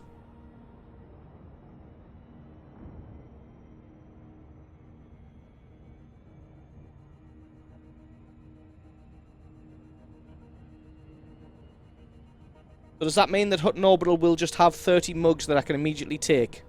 Or will I have to sit there and continuously load up on them?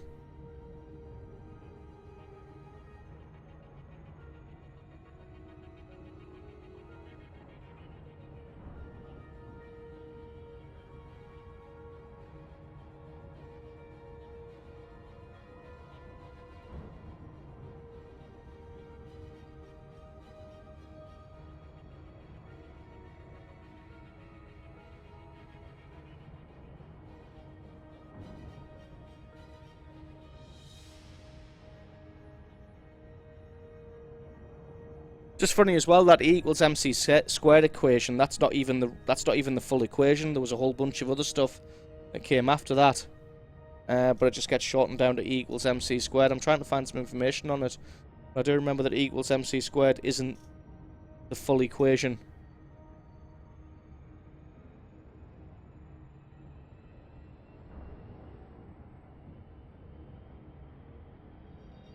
Well, I'm still going to say it's the speed of... I'm still going to say I'm going 1,727 times the speed of light rather than I'm going 1,728 celeritas. Euler. Comes from a physicist called Euler in the 18th century. Indeed. Super Ranger, thanks for stopping by.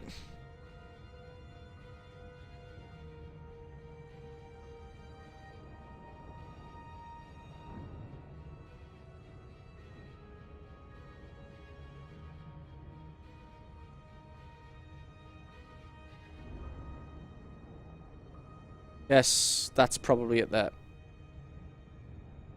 That's the full equation. Indeed it is.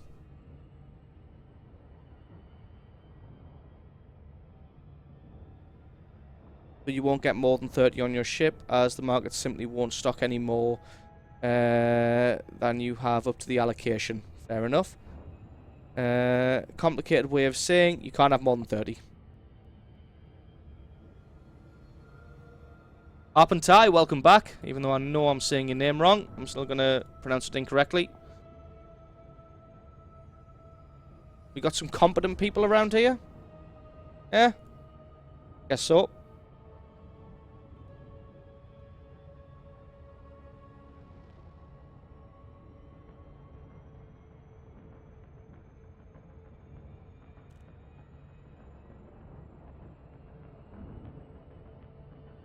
Wasn't Euler a mathematician as well, not a physicist, or was he both? I thought Euler was a mathematician. Obviously, mathematicians and physicists at the purely theoretical level are pretty much interchangeable. Bake it to make it, baby. Yeah, absolutely.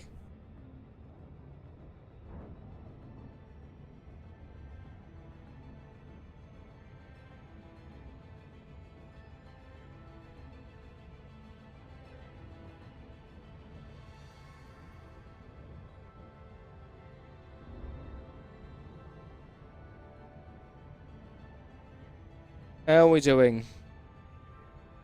1762. 0.14 light years away from Hutton Orbital. We're getting there, guys. P stands for momentum. Google makes me smart. Yeah.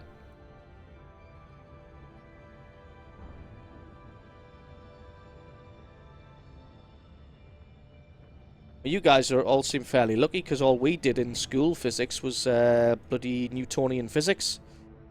That was literally it. We didn't do anything on relativity, nothing on theory, and that was in the highest set possible for physics back in school. And all we did was Newtonian physics. I suppose it's probably because that's what they thought would actually help you get a job, and what you would actually use in the real world would be mostly Newtonian physics. Yeah, like I said, that's all we learned at school.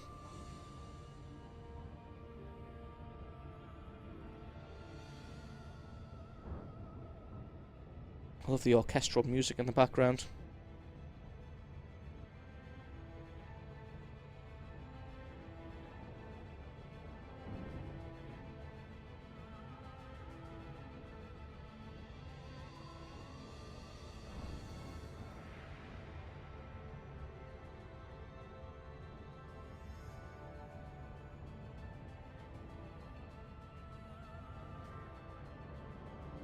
Ah, you get it in A-level classes in Germany. Yeah, you get it in A-level over here as well.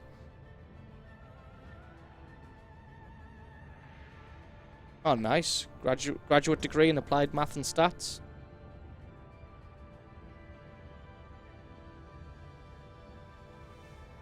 I guess when people refer to school, different people mean different things. Like when I refer to school, I mean up to the age of 16.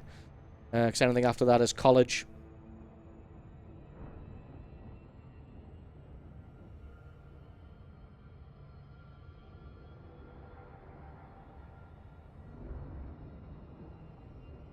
Still accelerating.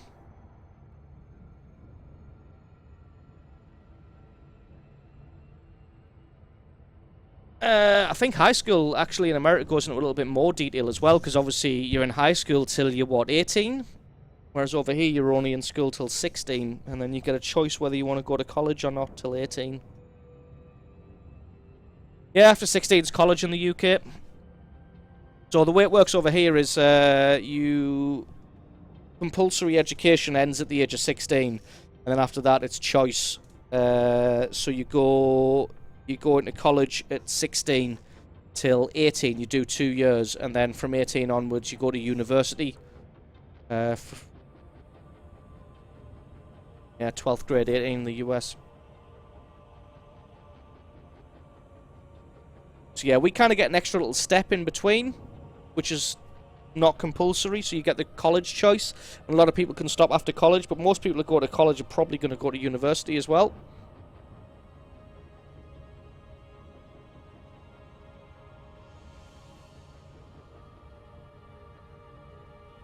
Technically, you can drop out of high school at 16 in the US. Really, that's the thing, though. A lot of Americans call British people high school dropouts when they leave education at 16, but it's choice.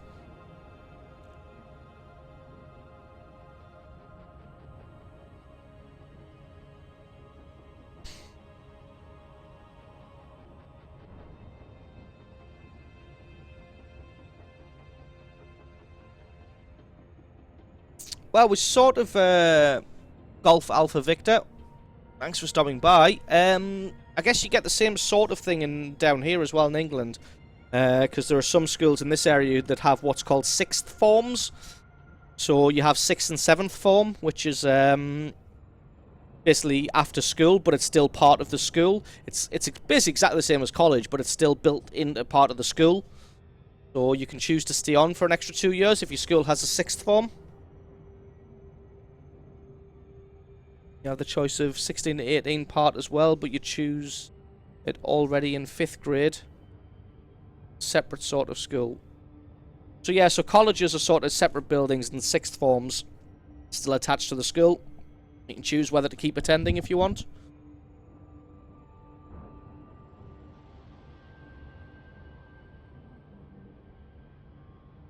Talking about all the serious issues here.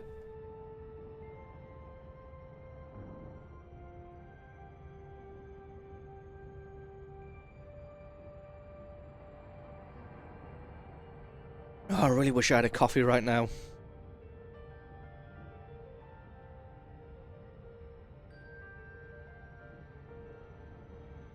No, we don't have O levels anymore in England. It's GCSEs now, General Certificate of Secondary Education.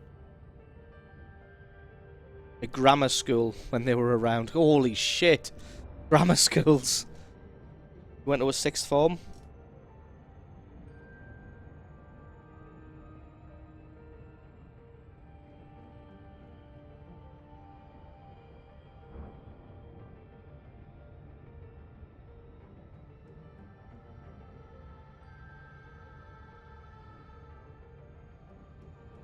Yeah, I think the grammar schools that what expat is talking about is different to the grammar schools that we have these days. Like, a grammar school isn't what it used to be.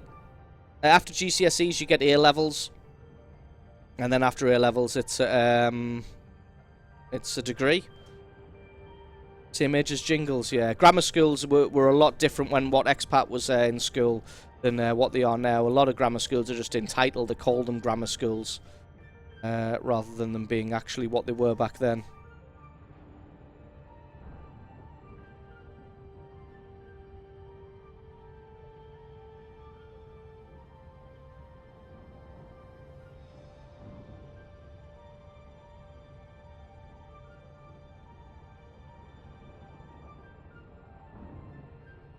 I really want to go and make a coffee, but I don't want to risk it. If I get interdicted by an NPC while I'm off making a coffee, I'll probably get blown to bits. In fact, I'll tell you what, the kitchen is literally on the other side of that wall. So I am going to make a coffee and then keep checking in. So bear with me, guys. I will be back in a few seconds.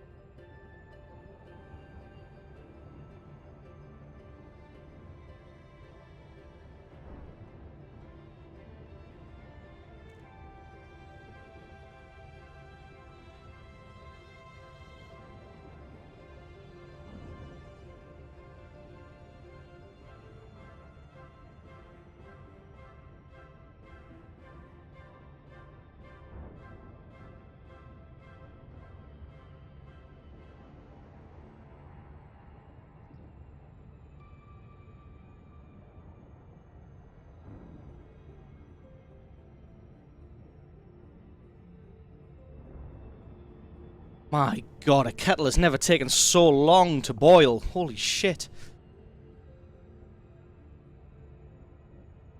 Oh no, the speed's coming down. Well, I guess I'm getting closer to Hutton. I didn't quite get it to top out at, what is it? 2,000 is the maximum?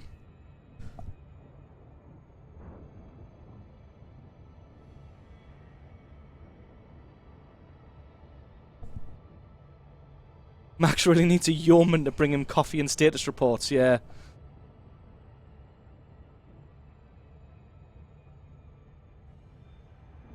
Yeah, he does, but she's out. Contact. Dereliction of duty is a serious offence. Well, on the plus side, I did manage to get a coffee, and I found a cookie as well. And this is Red Hawk's internet cookie.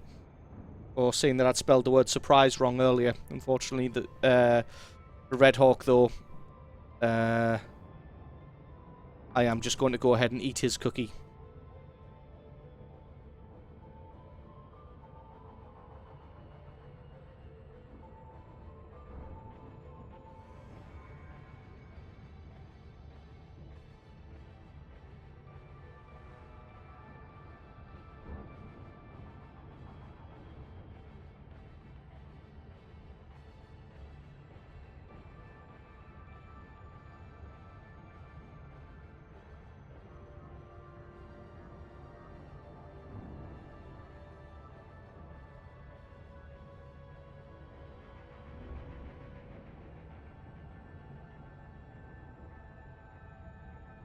Sorry, Red Hawk, but if it's any consolation, it was delicious.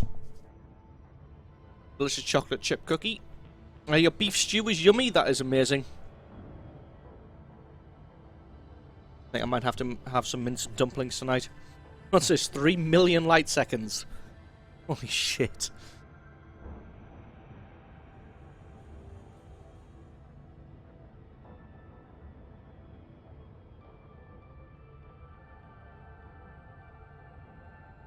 Armored Warfare, I think I'm going to give a try on Friday's stream. I want to get it on Thursday afternoon, give it a bit of a try, see if I enjoy it still. Because like I said, I played in very early closed alpha and then haven't touched it since. I would stream it on Thursday night, but I stream World of Tanks with Sir Havoc on Thursday nights now. So I'm going to give it a go on Thursday daytime. If it's still good, I'm going to stream it on Friday night. Friday day, sorry, not Friday night. I only stream on Saturday nights now. All the rest are during the day.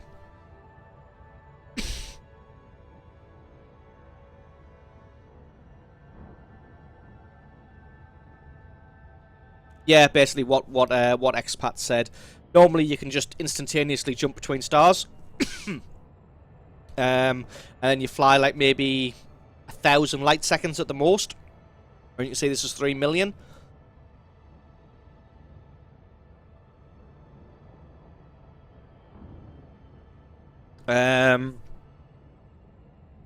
This is just a special run.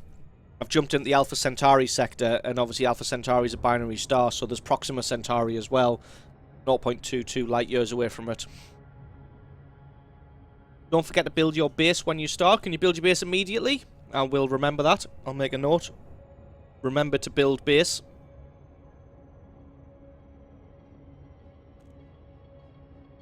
And we're getting there. We're getting close.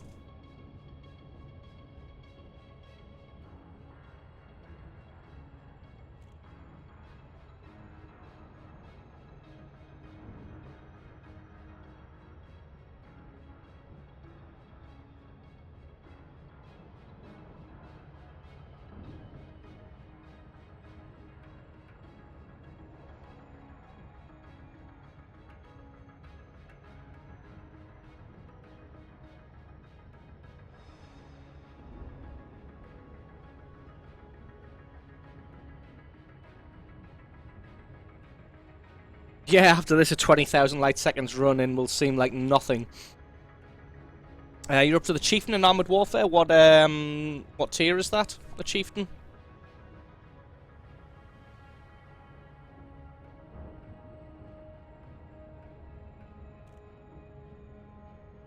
I've tried voice attack, which is a voice command system.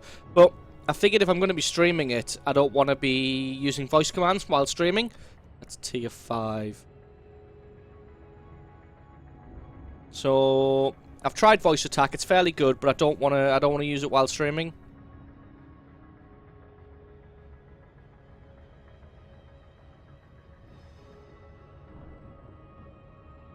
You need to get one of those Be a Waitress costumes for your girlfriend. I'm sure she'll appreciate that. Voice attack was good. Worked perfectly well. Although, for some of the commands, I felt like I was just doing it for the sake of using it. I could have very easily just stretched a finger 3 centimeters to the right and just pressed the button. Or taken my hand briefly off the mouse and pushed the button rather than speaking the command. So some of the time it felt like I was just doing it for the sake of it, but yeah. It worked well enough. I just, like I said, don't want to use it on stream.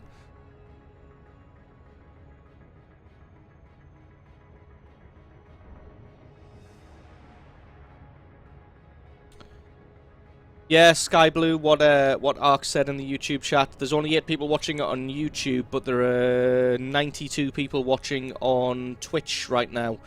The only reason I'm still dual streaming on Twitch and YouTube is because streaming on YouTube at the same time allows me to have the VOD already on YouTube, and I can mess around with it from there rather than having to try and get it from Twitch, because Twitch have made it very difficult to get your VODs from their site onto your hard drive.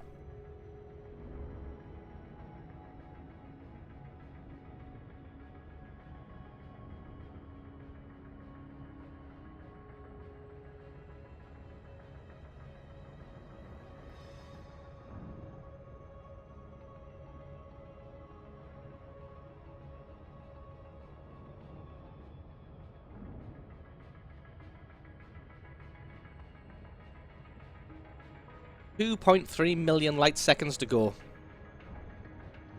Yeah, you're looking at Twitch because I read the comments on Twitch. Well, yeah, the chat on YouTube's pretty hard. You're what expat on Twitch, Ark? Right. See, it's funny seeing the differences between people's names, various different sites.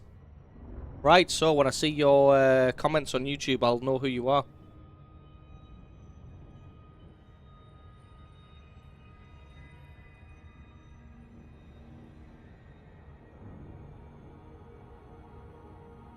There also seems to be less latency on YouTube. Like when I talk, I think it gets through to people faster on YouTube.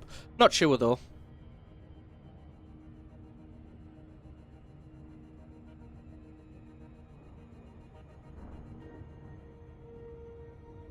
.2 million light seconds to go. Speed is coming down, but it's coming down very slowly.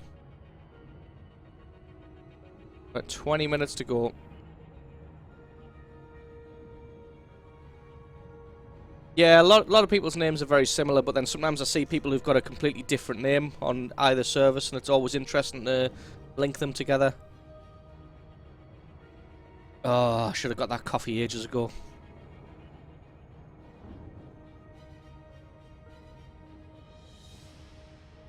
Almost 2 AM. Holy shit.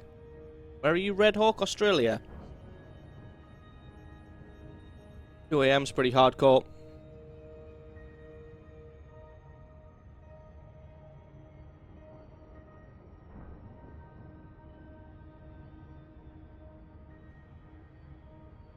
Well, what it is, Marwo, is I'm heading to Hutton Orbital to pick up the rare commodity Hutton Mugs. And then I'm going to take this ship to Ross 154 and leave it there. Because there's a community event going on Saturday where there's going to be a massive convoy of people taking Hutton Mugs in a big convoy to go sell them for profit. So I'm basically...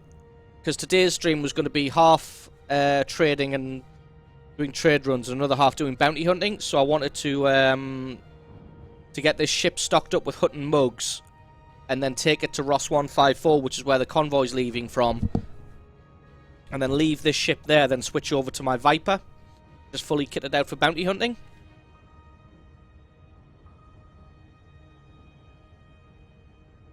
Ah, Ark in Hong Kong, that makes sense now, what expat?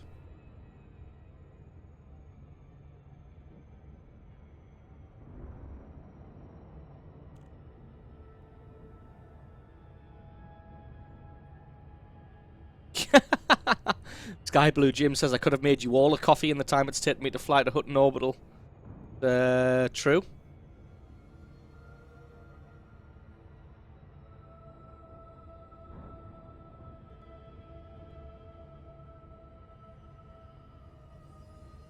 Two million light seconds to go.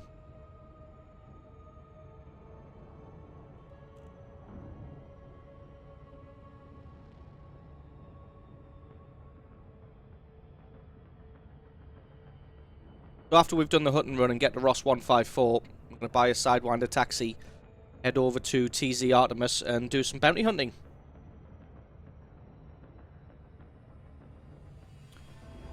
Oh, we are sub 2 million.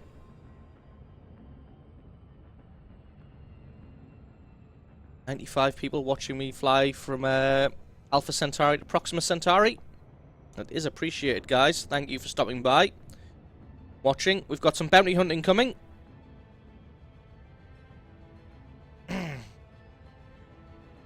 Yeah, at least leaving will be quick. Take off. Super cruise. Done. Hyperspace.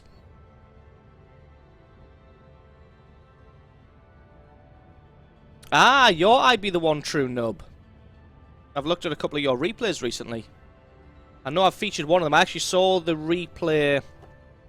Which one was it? The one where it came down to you and Anati at the end, and someone was saying that they'd seen your video on my channel and you didn't even know that you'd been featured, actually. That's it. Yes, I remember now. You didn't even know that you'd been featured on the channel until somebody told you in-game. Then I'm guessing you went and watched the video. The M103 was the one that I featured. I think the video was called Wrong Side of Town. But yes, it was the KV1 replay that I watched on Monday gone.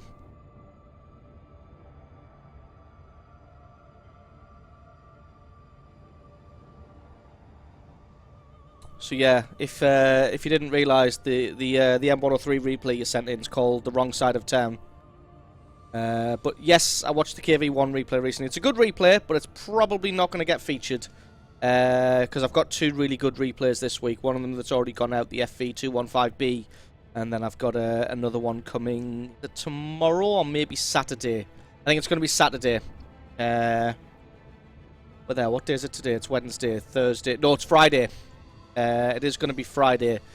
The next World of Tanks replay will be out. It's a good one as well.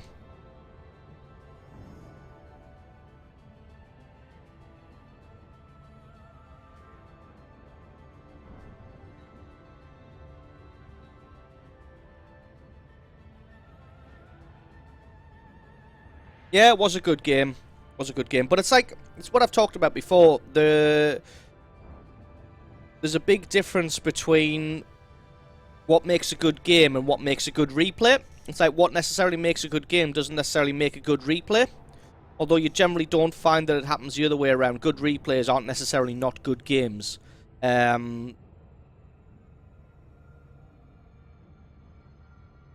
So, yeah.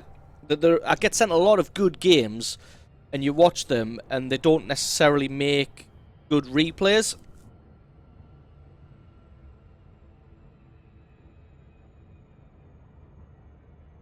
You remember talking to me about that at Tank Fest?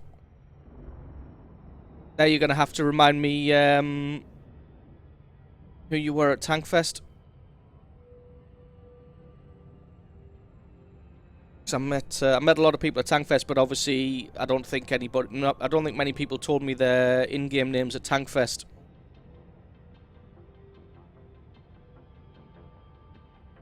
I think Tank Fest has become Wargaming's unofficial version of FanFest. Yes, I think so. I think so. What I'm planning on doing, actually, is I'm thinking about... Because what I do is I save up the replays that I get sent through the week, and then I do a very quick filter of them by looking at the score screen. Because, to be honest, some people, for some reason, send me replays that are fairly terrible. Like, I think somebody sent me a Tiger 2 replay last week, and they drove forward, they shot 3 things, they did 800 damage, then they died. I'm like, why have you sent me this replay? So I've started doing sort of soft editing of them by looking at the score screen and making sure that it wasn't a terrible replay. Oh, well, make sure it wasn't a terrible game. Usually I get about 40 to 50 replays, but I'd normally edit those down to about 10 to 20 by looking at score screens. But what the point I'm trying to get onto is what I'm planning on doing is normally I save them all up, softly edit them, and then watch them all on Monday mornings with a couple of cups of coffee. Well, the thing is, everybody sends a score screen. Either sends a score screen or a link to the What Replay website, and from the What Replay website you automatically get all the stats, so I can just look at them there. If they don't send me them on What Replay, I upload them to What Replay, so I can check the stats. So what I'm thinking about doing is doing a very early Monday morning stream. It'll probably start about 9:30, 10 a.m. And then we watch the replays together while I drink a couple of cups of coffee, and then that will be the whole stream. But it'll be a chance for us to just relax. I could do a Q&A. You could ask me questions. We'd watch the replays together. It will be a little spoilery because in there would probably be the 1 or 2 replays that... 1 or 2 replays that... that would be featured that week, but they wouldn't have commentary on them because we'd literally just be watching them together. So it's something that I've been toying with the idea of doing. So yeah, thinking about that. Haven't sent you anything in about a year. Last time sent one was a Radley Walters and E50. That on Malinovka.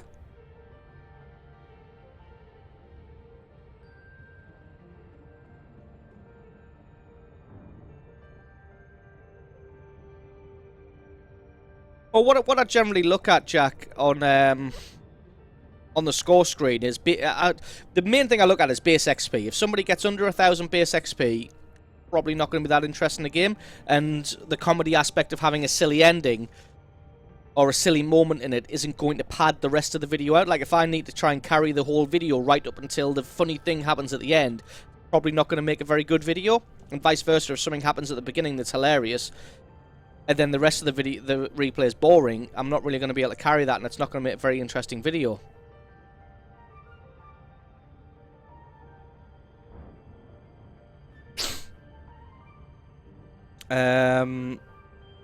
Yeah, but honestly, descriptions, if people send descriptions as emails, I'll be honest with you now, I literally read none of them. I read the title, I might read the first 6 words in the first line, and I'll just download the replay and check the score screen, and that's where I get my my information from.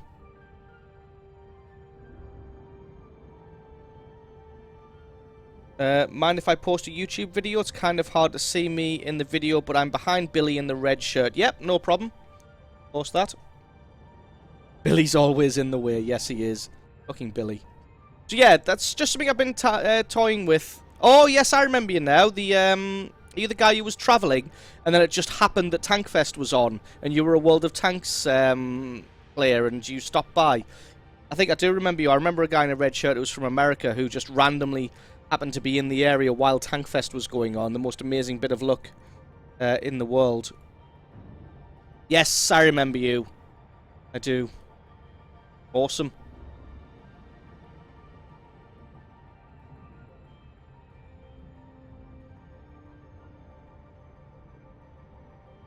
Billy's in front of you in both pictures. Fucking Billy.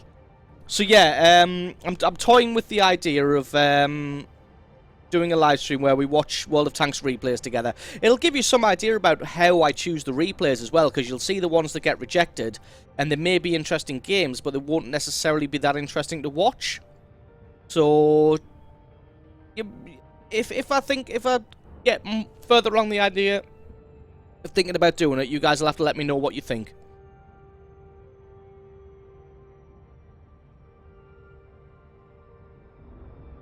That was it. You were stationed to the area, and then you didn't. Then Tankfest happened to be on, so you came along.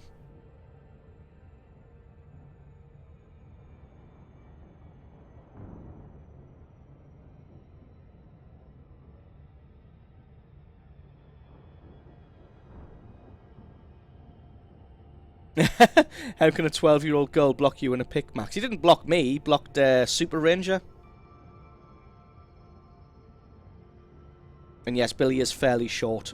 I was a little bit surprised when I saw him.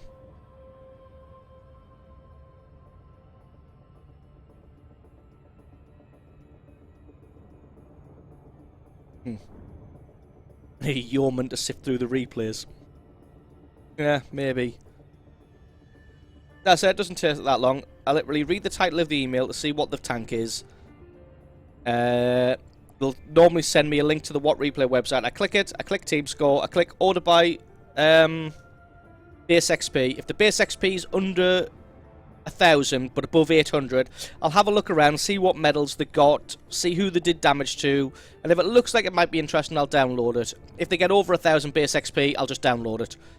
Because it was probably an interesting game, unless it's artillery or a really, really campy tank destroyer. Then I'll think about it.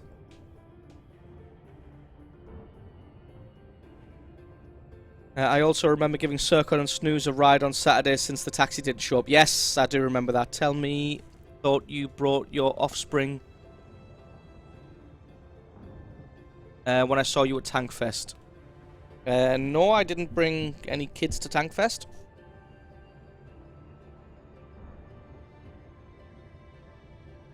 Oh, right, you thought Billy was the kid. You know, Billy was the kid.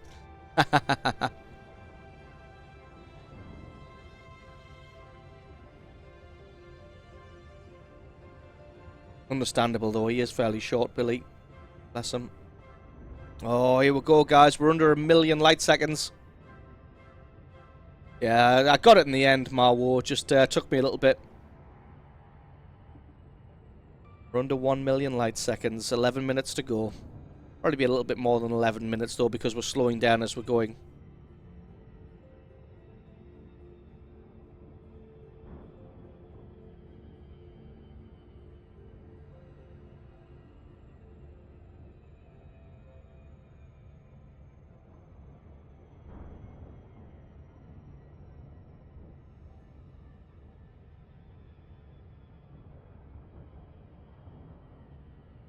Or less than 1 million light second hype. Actually, you'd be surprised, little Mark. These terms like transsexual, pansexual, asexual, they are considered genders. It's what whatever somebody identifies as, that is then classed as their gender. I mean, we might not agree with it. We might think it's bollocks, but it's not. It's not up to us. It's up to them, really. It's the way I look at it. We might not agree with it, but it's not our choice to make. It's their choice to make. And if they identify something as being their gender that's not male or female, then who are we to say, well, no, that's not right? It's not our choice. It's their choice. I think it was one of the only people in the group that didn't get horribly sunburned. The reason everybody got horribly sunburned, Super Ranger, is I remember Island Man. He opened up his bag and he was like, all right, lads, don't worry. I've got you covered. I've got some sunscreen. You can all have some and nobody will get burned. And then at the end of the day, we're all sat having a beer in the beer tent waiting for the taxi, and Island Man gets out his sunblock, looks at it, and then he's like, you know what, lads? That was after sun, not sunblock. And when we got back to the hotel, we're like, yep, all horribly sunburned, thanks to Island Man. Oh.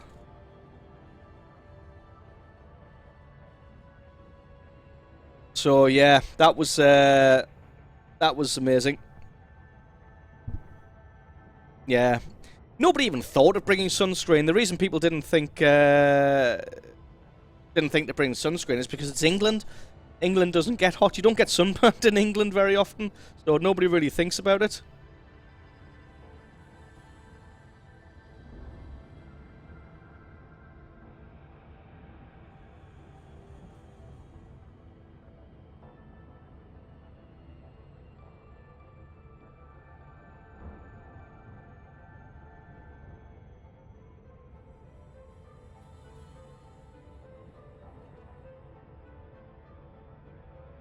Sunburn is a traumatic experience for a gamer. It is indeed.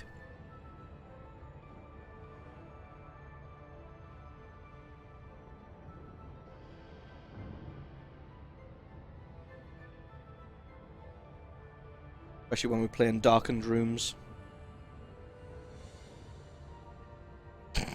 Exactly, we have no right to judge Billy if he identifies as a 12-year-old French girl.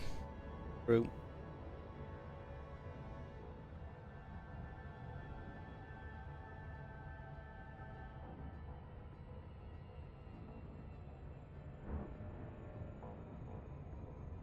Well, we are getting there.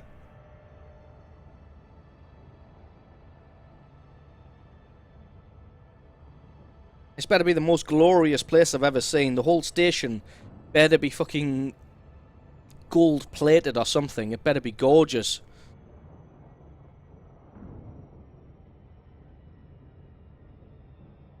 Really? At 600,000 light seconds, I'm going to have to start dropping my speed already.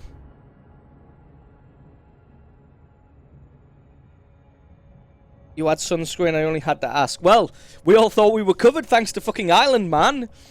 We all thought we had sunscreen on thanks to him. That turns out none of us did. Oh, what a guy. He did apologise, mind. So, there's always that.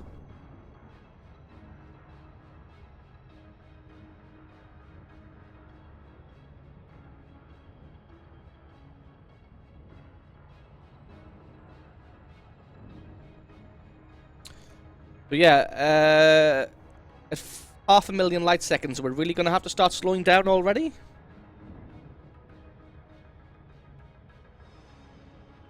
What we can do is just wait for slow down to pop up and then decelerate immediately.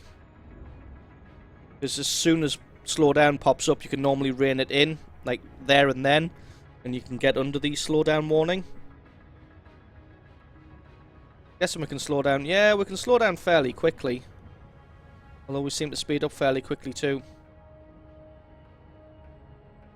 I can't remember the distance to drop your speed, so you could be fine. Well, hopefully. I don't want to do a loop of shame after travelling 0.22 light years.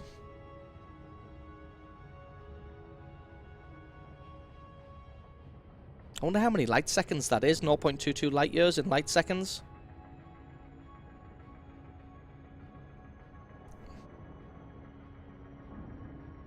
In fact, I so much want to know. I might bust out a calculator. So, 0.22 light years. We get that in days. That's 80 light days. That is 1927 light hours. That many light minutes. And it is 66.9 million light seconds. So 6,937,920 light seconds. That's a smaller number than I expected. So pretty much 7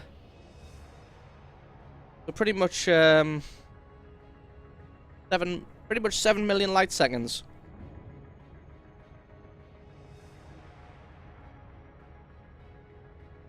I expected it to be higher. Interesting.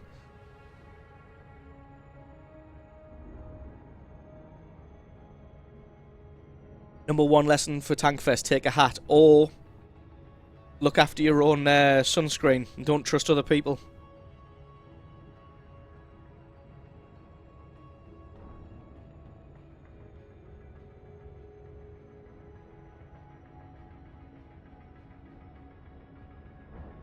Some cappers to that.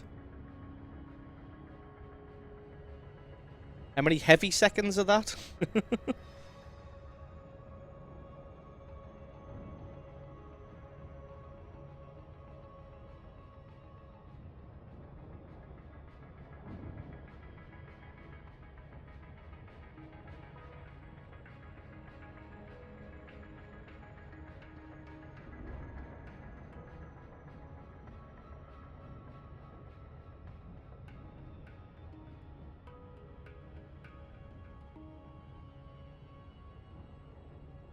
Don't trust Island Man for sunblock next time.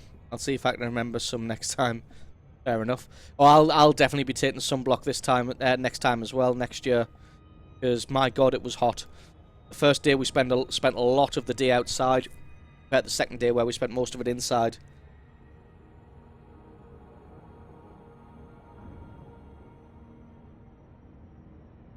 You had to buy a ridiculously expensive cap because you got your sunglasses. Tragedy. Yeah, I wore sunglasses pretty much all day on the first day of Tankfest. You're not allowed to call them heavy seconds because that's fat shaming. On the other hand, you now own a tiger cap. Well, there's always that, you know. Got to see the silver lining, swings and roundabouts and all that.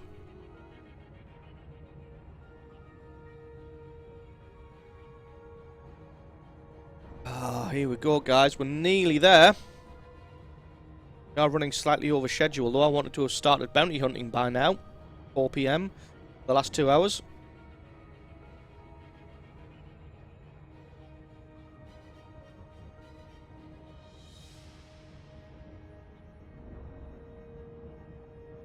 Morning, Matthew, in the YouTube chat. Thanks for stopping by.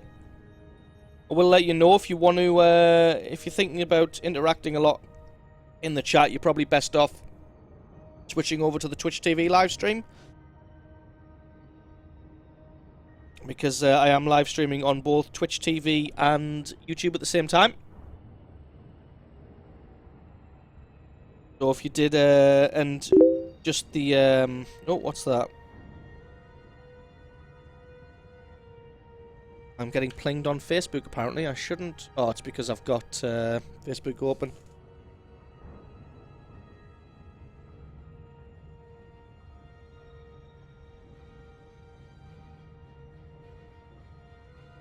My wife wants to borrow my phone because apparently hers won't switch on.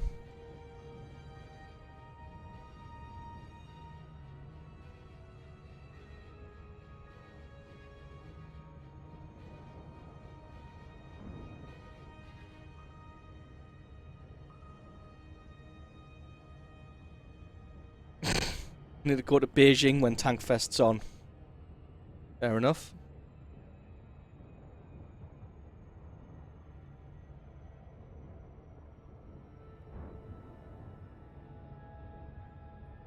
So we're nearly there. 200,000 light seconds to go.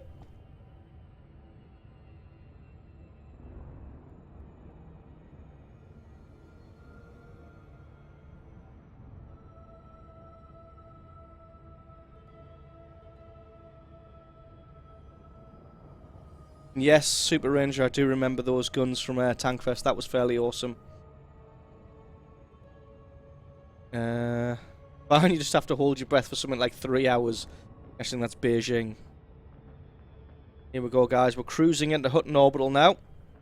Coming up on 150,000 light seconds. This is a hell of a trek. Might buy some gin while we're here as well. Help ease the pain, the journey.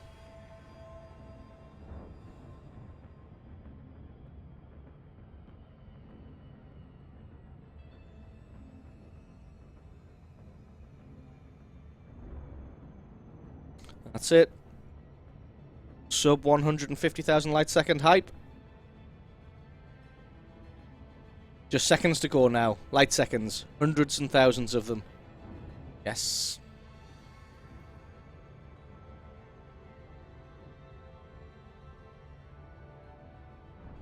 Why is there a little girl facing Circon?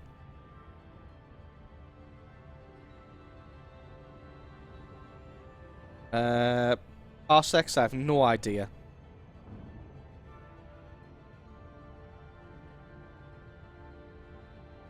Isn't a parsec some like really arbitrary measurement as well?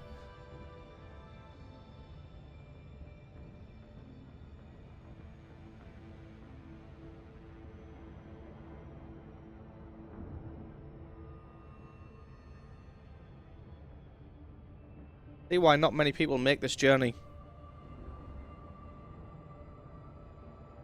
There's the channel physicist. Well, I mean, we could just ask Google, how far is a parsec? In fact, you could even be pretentious and voice search it by just going, okay, Google. How far is a parsec? A parsec is 3.08 to the power 16 meters. I don't want it in meters. Want it in kilometers. So it's 3.086 to the power 13 kilometers. So it's big. Let's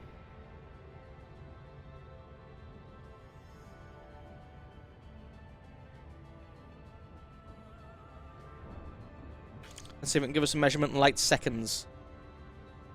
It is 1.029 to the power 8 light seconds. Alright, so it's still quite far. I'm sure it's something like 4 light years or something. That's 3.26 light years. Yeah, I thought it was some really arbitrary measurement. I don't know. So yeah, 3.86 light years. That's how far a parsec is.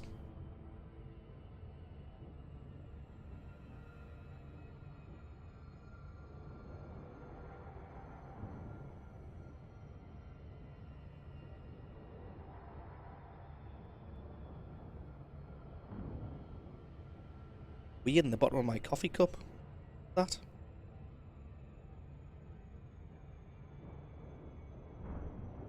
Strange. It looks like a piece of sweet corn. That was weird. Nice cup of coffee though.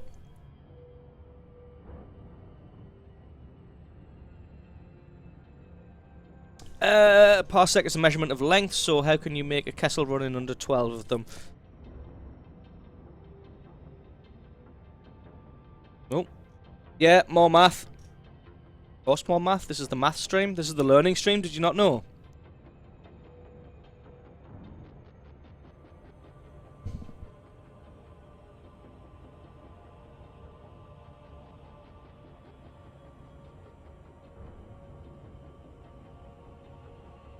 Only 5,000 light seconds. This seems like nothing now.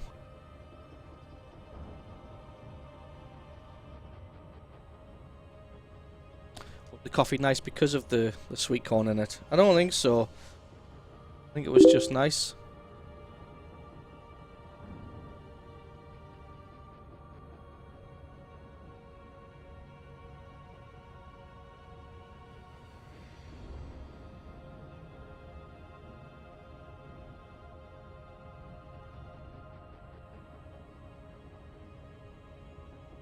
Right, still getting pinged on Facebook. Here we go. Seems like it slows us down quite nicely, quite gradually.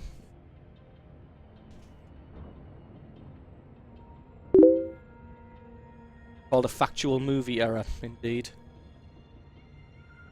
Of course you can have the phone. There you go. No problem. Don't forget to close the door. Thank you. There we go. Just giving my son a phone.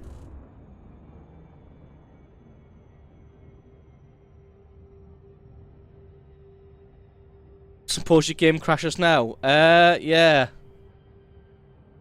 Don't say that, because Elite Dangerous has crashed a few times. When my display driver stops working.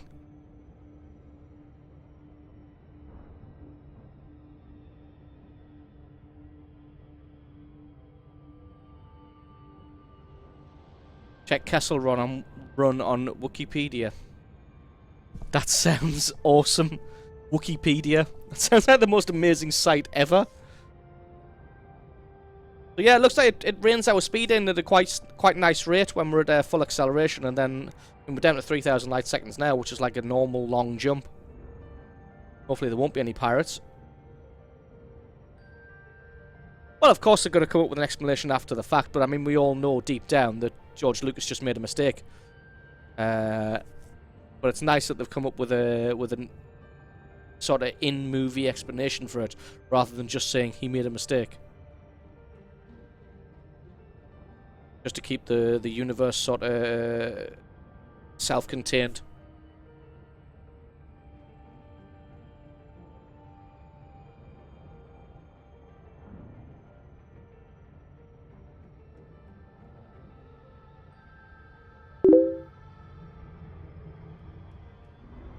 Probably start slowing down soon. God, why am I still getting plinged on Facebook?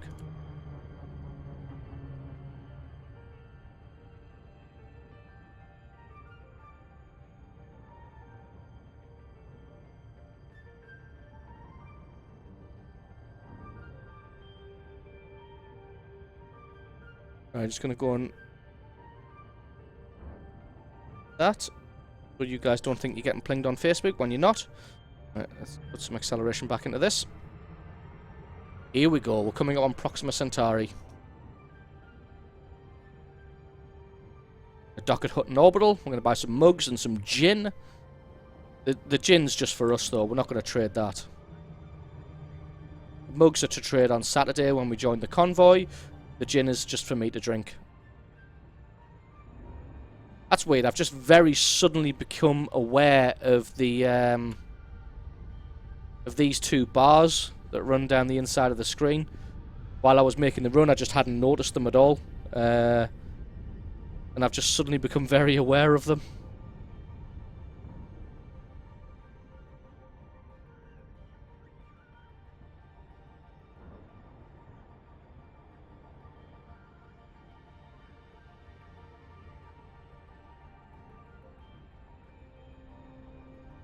Here we go.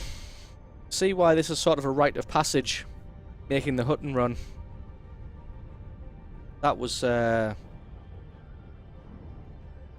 quite the thing. No problem, little Mark. Thanks for stopping by. Enjoy Circon's stream, and I'll catch you next time.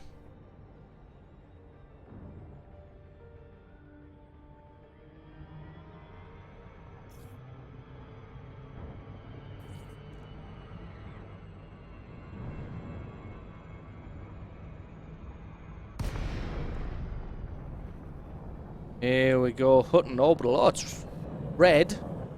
That's probably from the planet that it's orbiting.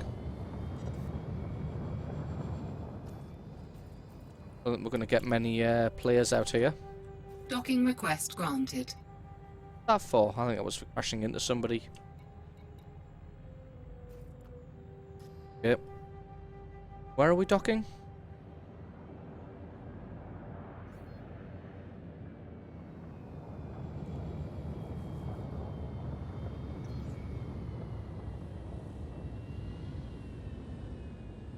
Hell is the medium pad?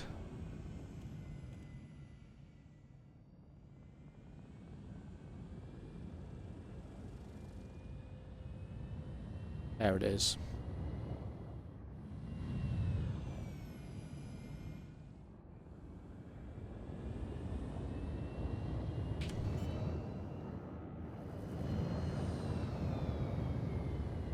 Am I coming in the right direction? Landing gear deployed. Yeah, I think so.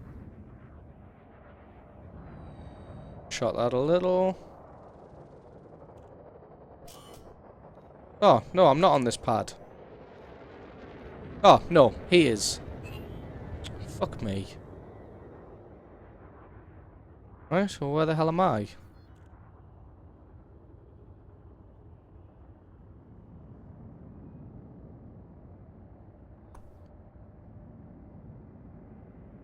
Oh, that's cool. It's got a little, there's 3 there, but it's got a little thing there. I've never noticed that before. Normal ships dock in there, or is that just visual? Oh no, it says no entry. Interesting though, I've never noticed this. Authorized craft only. I'm guessing that's where the police launch from. That's interesting. Oh shit, shit, shit, shit, shit. Oh, that's cool. Anyway, let's dock on the correct pad.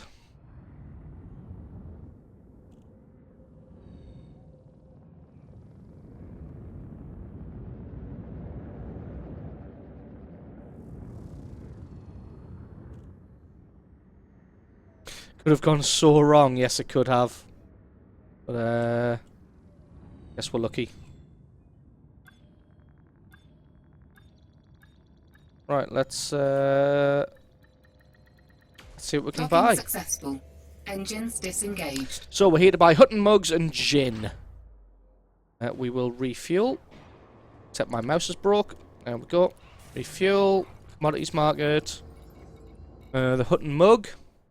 Well, there's 22 of them. Galactic average of 8,000. That's good. And isn't there gin, or is that coming soon? There, Centauri Mega Gin. You know, when something's called Mega Gin, you just know it's going to be good.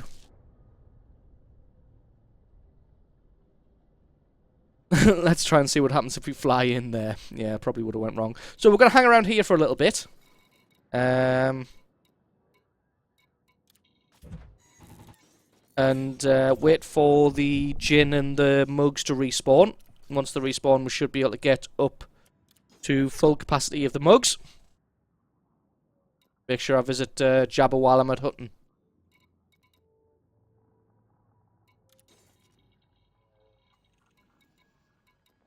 Available missions. Oh, we've got quite a lot of available missions.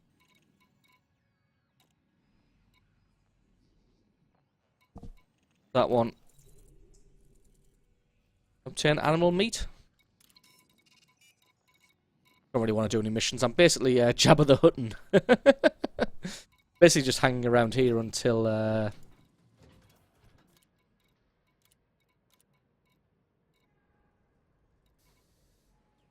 we can buy some more stuff. What's that?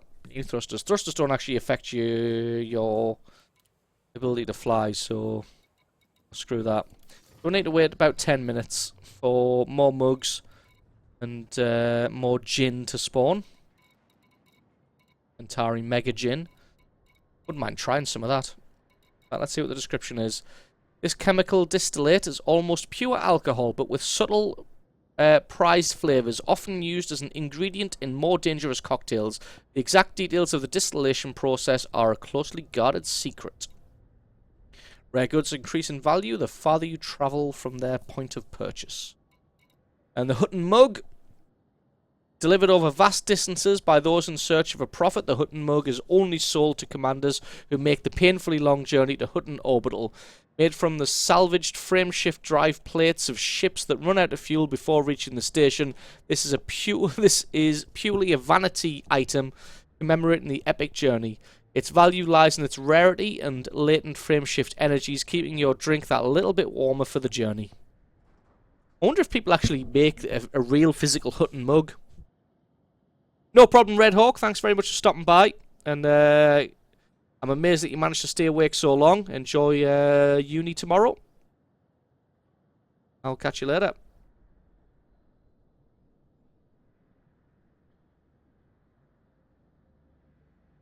Well, if somebody else turns up wanting to dock on the medium pad, they can wait. Because suppose I could just sit in space. There is a real Hutton Mug.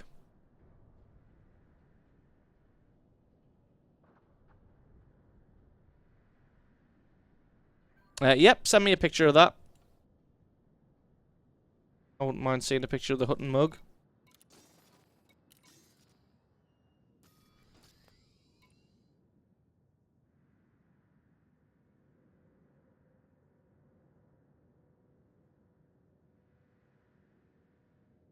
Diamond Black Explorer. Who is, whoops. Who's this? Commander Lollybolly 8. Is there any way of looking at contacts? Oh yeah, I could actually. Contacts, Diamond Black Explorer. Frameshift charge detected. I don't know who this Lollybolly is. OBJ Garmin, thank you very much for stopping by. Hello. Let's have a look at this picture of the Hutton Mug. That's pretty cool, actually. That is pretty cool indeed. Where can I buy that from? HuttonOrbital.com. Whoops.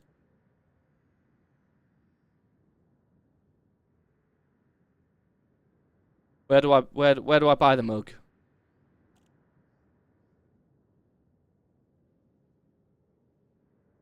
Where? Did I just not read this page enough? Can it be bought? Can we buy it? I don't know.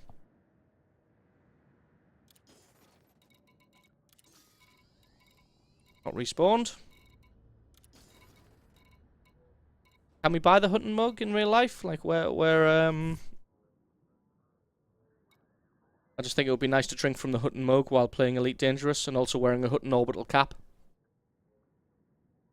Which I'm sure somebody will design at some point.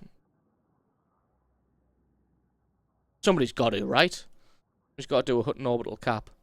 They're not on sale yet. If you join the Hutton Truckers on Facebook, you'll see when they're on sale. Fair enough. I will join the Hutton Truckers at some point. When I get round to it.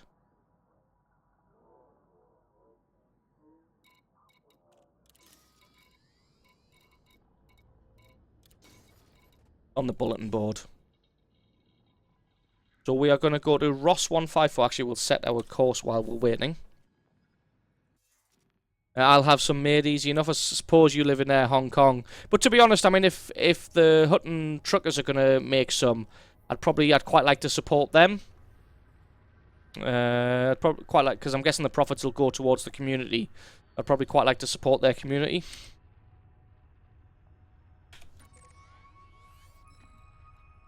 Is it Ross 154 that we depart from on Saturday?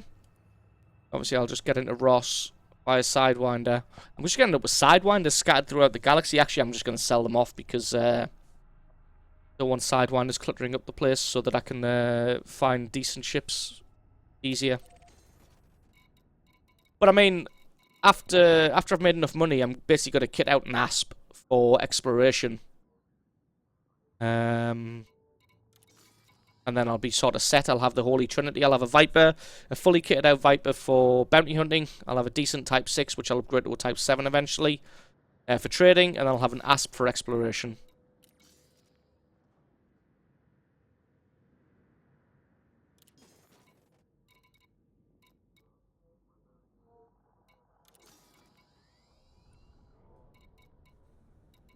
Still waiting.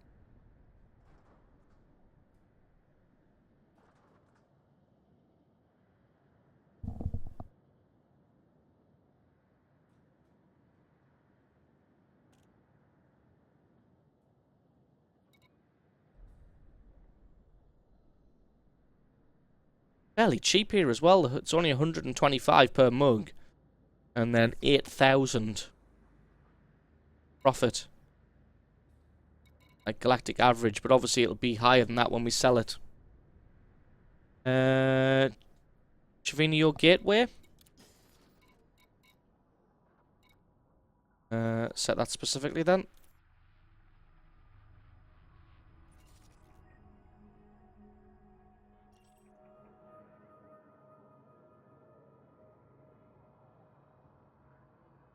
Hey Hoods, are you sure? Ah, afternoon Wapped. Thanks for stopping by, because I'm not seeing a gateway at Ross 154. I'm seeing Birkeland City.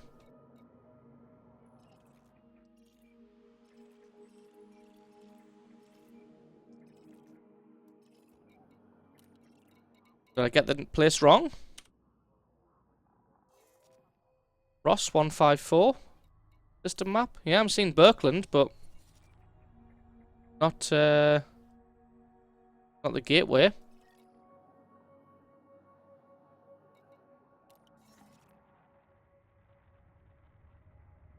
Oh, that's where you're going. Right. How far away is that? There's only one station in Ross, so I'm guessing it'll be that one.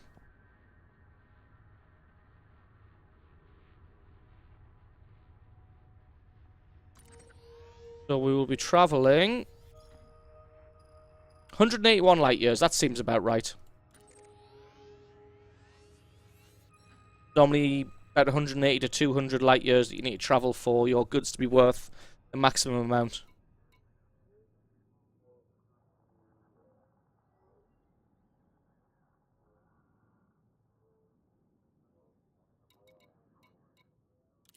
No, Wapped, you haven't turned up for the end of the stream like usual. We're going for at least another hour and a half. We're going to be doing some bounty hunting. I just want to load up on mugs. And then park this ship. Then we're going to go and pick up our Viper. And do a little bit of bounty hunting for the end. Got these mugs. Oh, there we go. We have 30 mugs. We can get 3 more Mega Gin. There we go. I guess that's the most we're going to get. So, off we go. Ross 154. It rhymes. Haha. Right.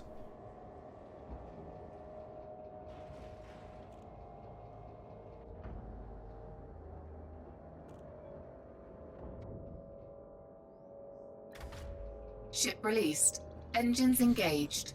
Landing gear retracted.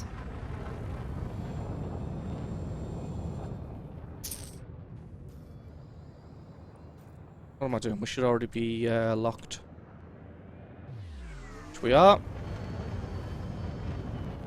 Hopefully there's no pirates blockading Ross 154. Frameshift drive charging.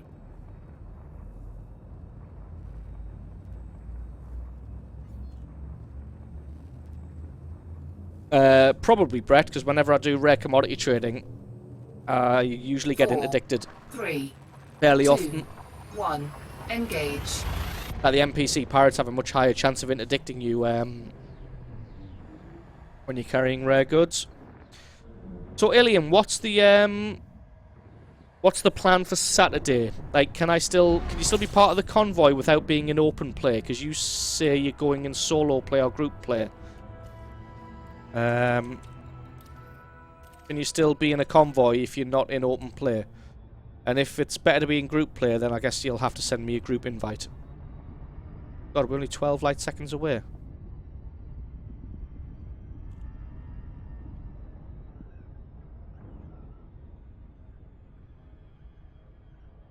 Might not get interdicted at this range. On the other side of the planet.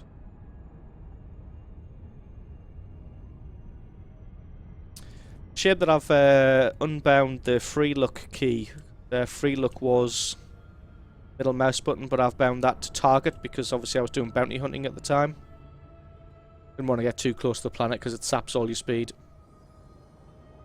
Joining a convoy for selling the rare mugs that I've just bought there.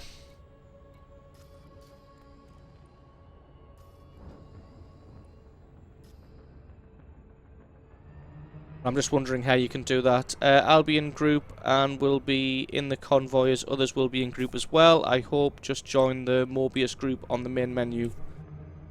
How do you join the Mobius group? Will it just be there listed as an open group? I don't know how groups work in this game. I always just play open play.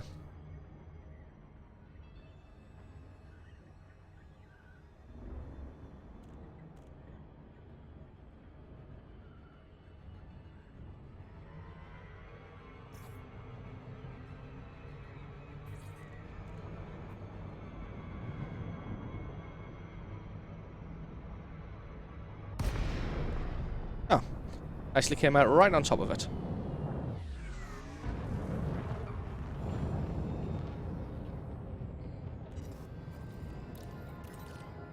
Docking request granted.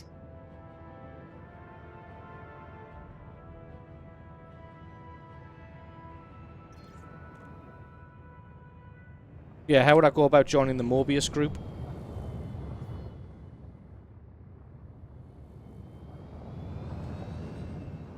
I should probably drop some speed because I'm coming in here way too hot and this thing doesn't decelerate. What part am I on? 35. It's right there as well.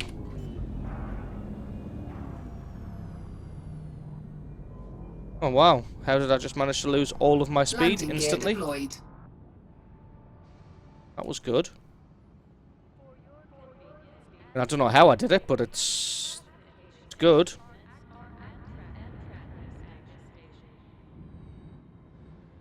Now on the main menu, go to Friends and Groups, search for Mobius and request to join it. I'll contact Mobius and get your request okayed. Fantastic. Probably just join the Hutton Truckers Facebook group before the event. It'll probably be a bit easier as well. Docking successful. Engines disengaged. Right. Let's refuel. Mouse. Get ourselves a Sidewinder. How far away is TZ from here?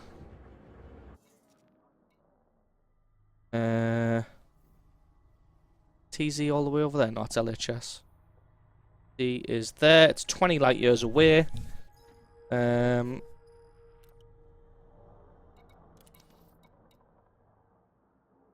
a new ship and store your current ship.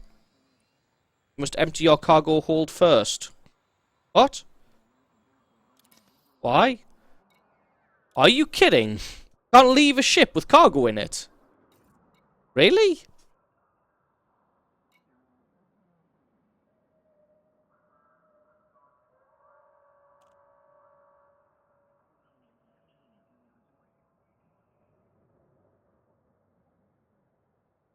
Make sure it's the Mobius group and not Mobius the player. Mobius is a nice guy, but the group was his name when he started it. Fair enough. I'm going to need confirmation on this. Why can't I store a ship that's got cargo in it? Is that really a thing? Guess we're going to launch and store this thing at TZ instead. If I still can't switch, then I don't know what we're going to do. Could do the hut and run again. Get some more Mega Gin.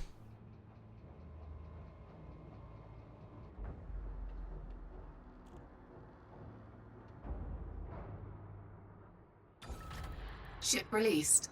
Engines engaged. Landing gear retracted.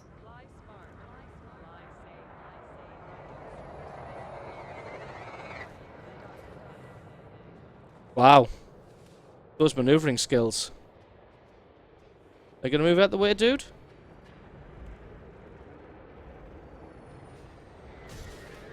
Holy crap.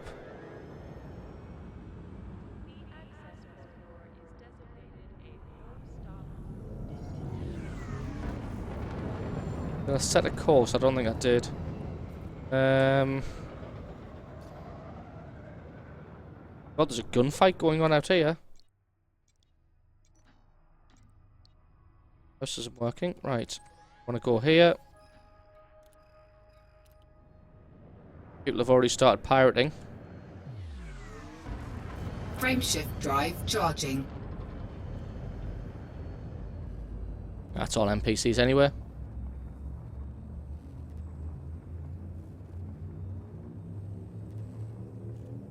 So I really can't switch 4, ships while I've got 3, cargo. That seems like a 2, bit of an oversight on the 1. developer's part. Engage. I'm going to drop this baby at TZ because it's much easier to come from T. That's the thing though. What time's it start? 8 PM. I suppose I could do the hut and run just before the stream because the stream's probably going to start about 6 on Saturday. So I guess I could Fuel scooping. do the hut and run Fuel again. scoop I don't disengaged. really want to because of how long it takes. Frameshift drive charging. Because it gives people a chance to get in and see. So I've kind of got 2 hours between starting and the 2 hours between starting and whatever. 4, 3, 2, 1. Engage.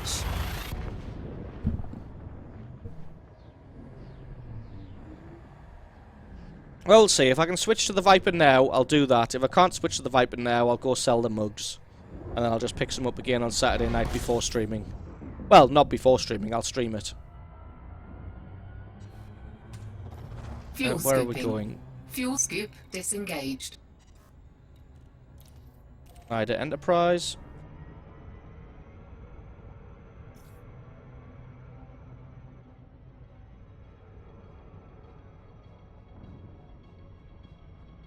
Yeah, if I can switch ships, we'll do that, and then we'll do some bounty hunting. If I can't switch ships, we'll go sell the mugs.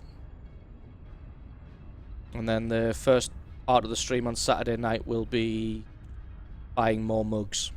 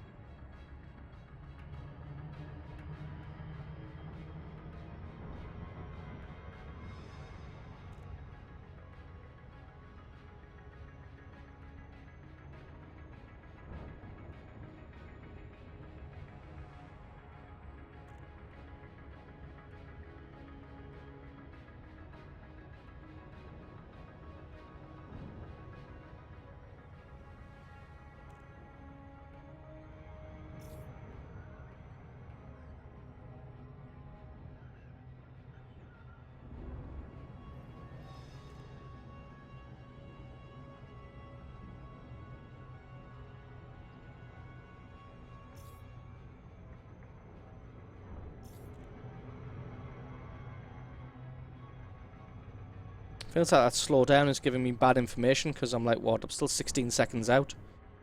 I think it's because there's a planet just on our right hand side. And we're getting a proximity warning. Now I need to slow down. Now I'm going to overshoot. Do that, and do that, lose a little bit of speed. Wasn't quite enough speed. No, we're going to overshoot this horrendously. My word.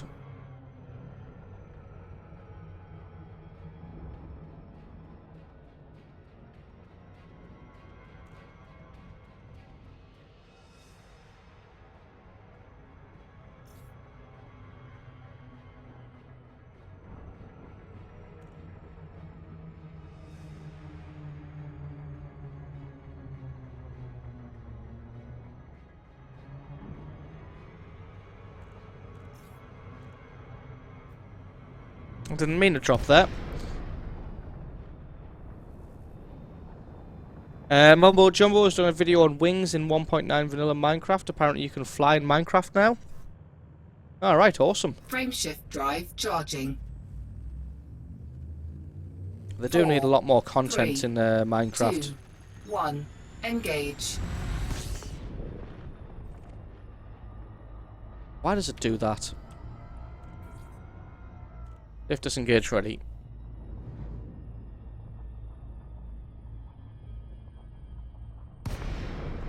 Aren't they also looking at doing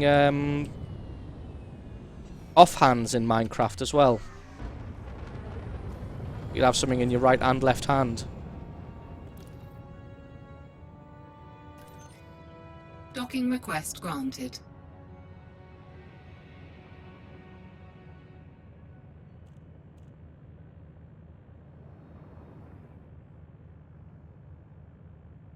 Afternoon, Commander True Me. Thank you for stopping by.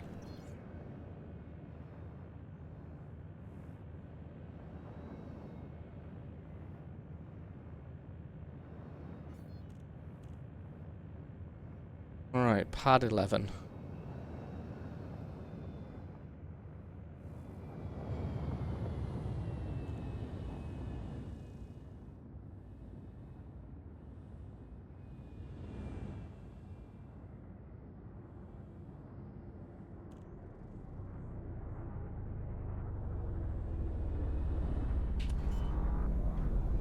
Where are we? Right here.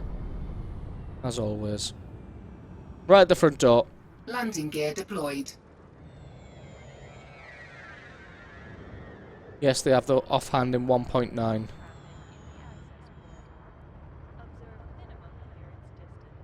I think with it being wings, it'll probably be slightly more complicated to use than just creative mode flight. Might be something like the way hang gliders work. Docking successful. Engines disengaged. Yeah. Mouse bug. Right. What do we want to do? Want to see if we could just swap ships? Nope, I've got to empty my cargo hold. That seems a bit strange that I can't store cargo with a ship. Right, where was that place that you said they were going on the convoy? I'll probably just take them here to sell them.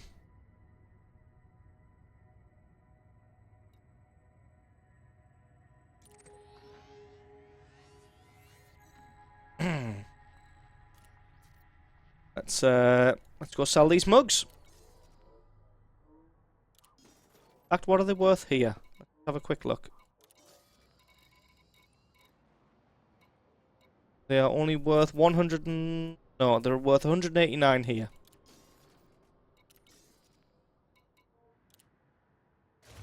Right, so we're going to go sell our mugs. Nah, I'm going to go sell them for a profit. Checked your bay number. Check again. Unauthorized loitering may trigger a lethal response. Let's face it, I'm not doing that much else.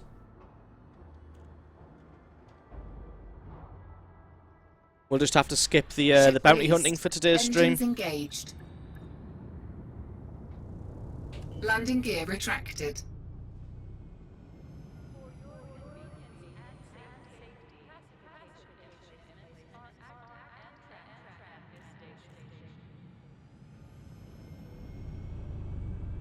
Yeah, we'll just have to skip the bounty hunting.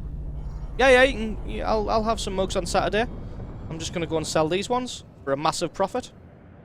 And I'll do the hut and run again on Saturday. So I guess all it means is that I suppose I only have 30, which isn't normally a full cargo hold full, but Frame shift drive it charging. shouldn't take that long. Shouldn't take that long to make a few jumps. We'll do it quick. We'll see how fast we can do it. We've been streaming for 4 hours and 53 minutes now. We'll see what time we're at when I get to sell the mugs. 3, 2, 1, engage. I'll only fuel scoop at a couple of stars. Basically, there was a community event a while back, WAPT, where people would turn in scrap to Hut and Orbital. And then apparently what they did with that scrap is they turned them into mugs, sort of commemorative mugs. Say that you'd made the jump to Hut and Orbital. And the reason that's a thing is because Hut and Orbital is like 7 million light seconds. Which you've got to make a flight in real time. Takes about 90 minutes. Don't worry about it. I'll go to Hutton again. Give me a chance to talk to people. People a chance to turn up and watch the stream. All content. 3, 2, 1, engage.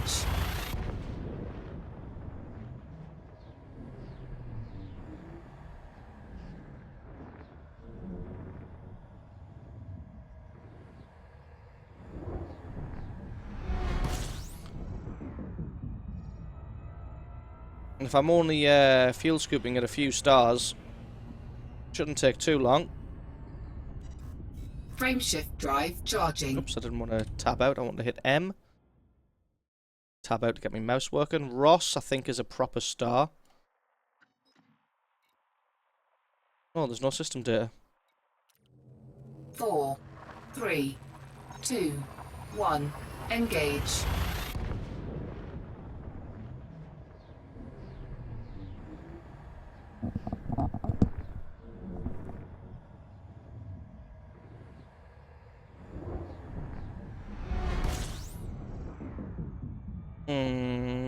I hope I'm not going to get caught out in the middle of nowhere with no fuel. That would be hilarious. Frame shift drive charging. We'll have spent about half of our fuel by the time we get to Ross. What's up with this mouse bug?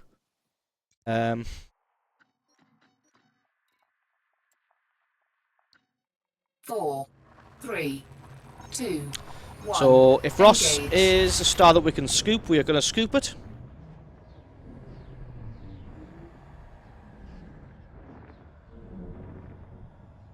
Sounds like a Top Gear challenge. It does, actually. Now, if we can scoop this star, we will scoop it. We can, so we will. The last few stars have been non-scoopable.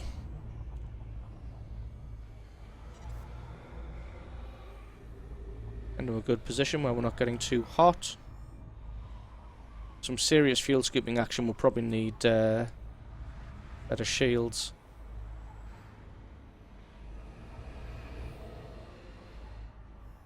I feel like we're probably going to get too hot here, but still. Scoop here for a bit.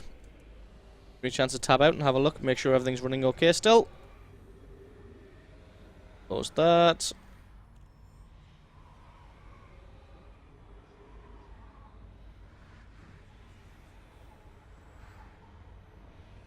Yep, everything's going good. We're not getting too hot. It's always a bonus. We can probably add up a little bit.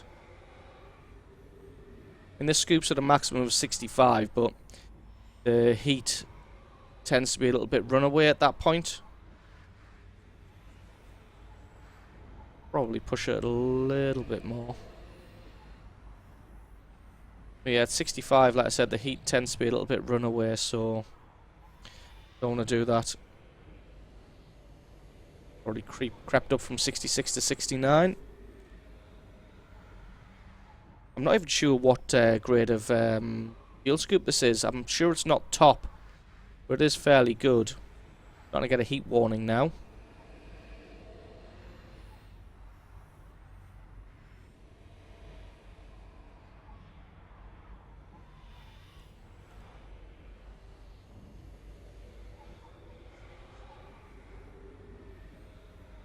Yeah, the other thing I'm planning on doing once Cuttlebug's got a PC set up in here as well is probably setting up some kind of green screen behind that we can both be on camera without having too much background in.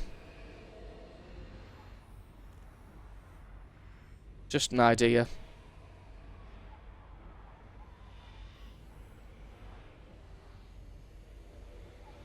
Yes, I do remember you talking about that in a KV1 dedication video.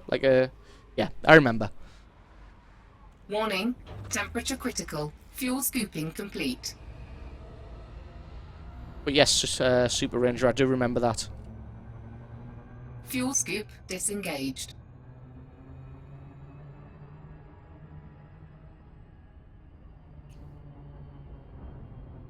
Frameshift drive charging. We have enough fuel to reach there in one go now.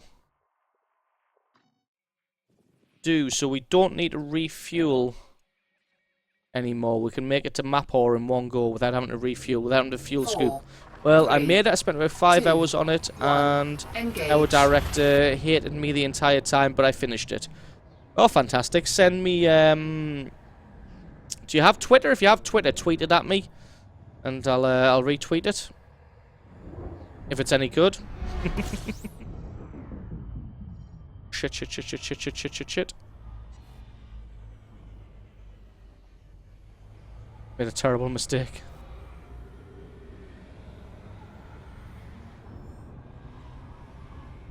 Obviously, I can't watch it now.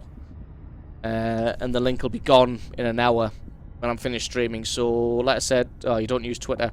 Send it me on Frameshift drive YouTube charging. as a private message. By the time I finish streaming, that'll have gone up the... That'll have dropped off the end of the chat. 4, 3, 2, 1, engage.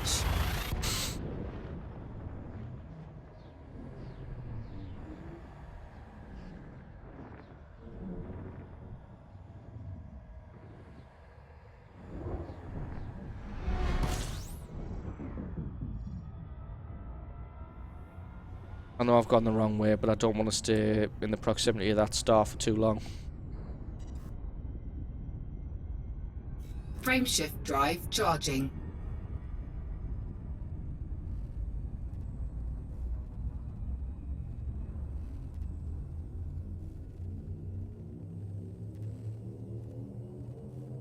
Four, 3, 2, 1, engage. Shouldn't be too many more jumps to go now. How long has this been so far? 4 minutes we have been on our way. Ah, PB, welcome back. You're back a little bit early.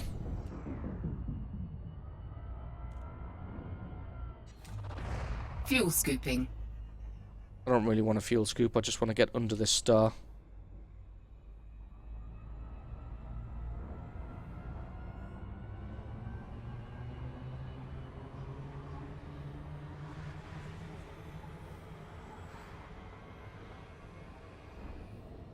Fuel scoop disengaged. Yeah, I thought Frameshift you back drive like, what, charging. hour and a half early? That's pretty good going.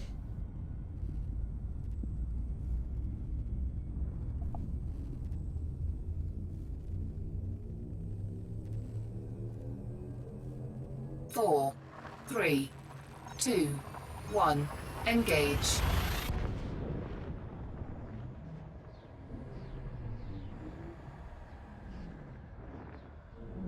Meant to check how many jumps are left.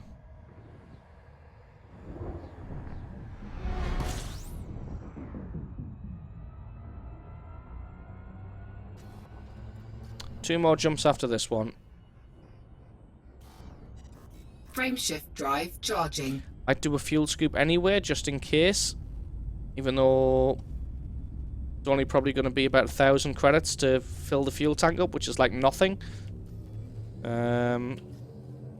4, Does look like I'm going to be cutting it fairly close. 1, I might scoop some fuel if I can, just to be on the safe side.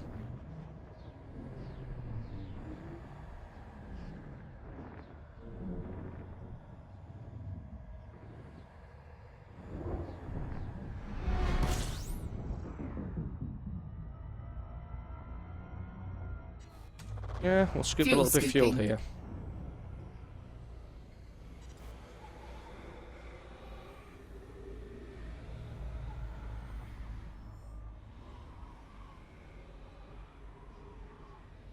Right, we'll scoop a little bit of fuel here, then we'll carry on. We'll sell these mugs, and then we'll get back and set up for the Hutton Orbital Community event on Saturday. So what I'll do, the event starts at 8, but I normally would start streaming at 6 or 7. So I'll spend that first 2 hours getting to Hutton Orbital, picking up some more mugs, and then meeting up with everybody at Ross 154.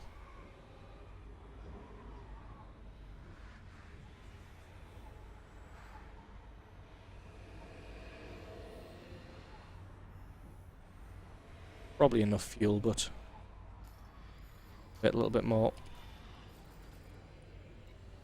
Got some Centauri Mega Gin and the Hutton mug. Do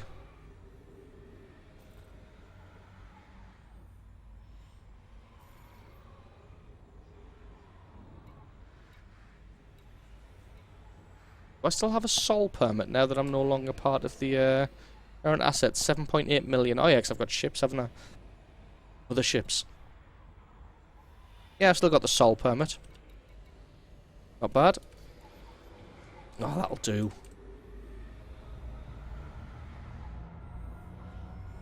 We're not going to accidentally run out of fuel. Fuel scoop disengaged. Frameshift drive charging.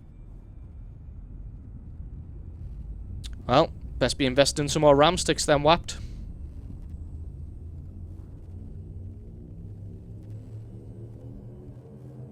Four, three, two, Capricorni. one. Engage.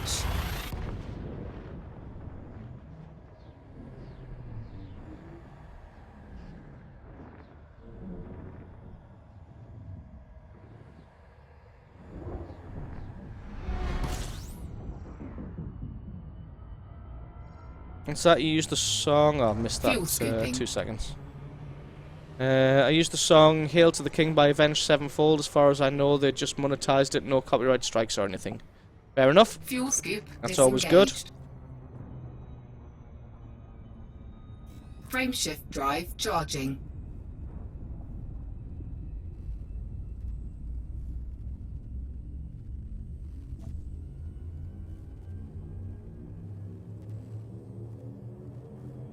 Four, three, Alright, this is our 2, last jump. 1. Engage. We'll arrive in Mapo. Sell our stuff.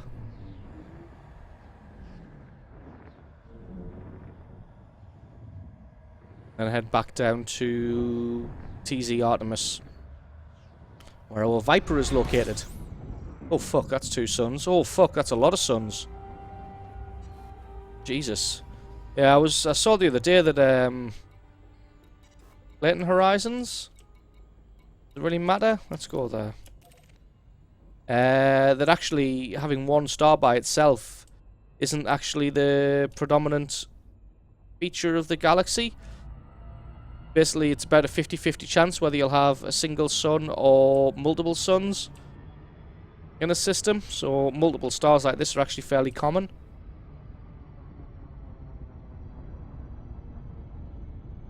I didn't want to do that. I want to do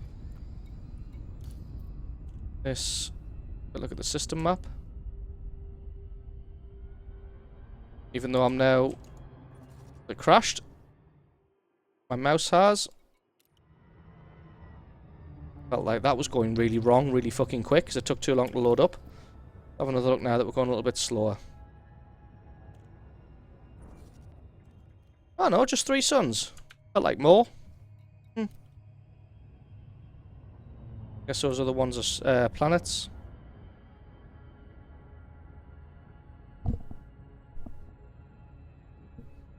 Yes, just uploaded a new Tekkit episode. You can watch that after the stream.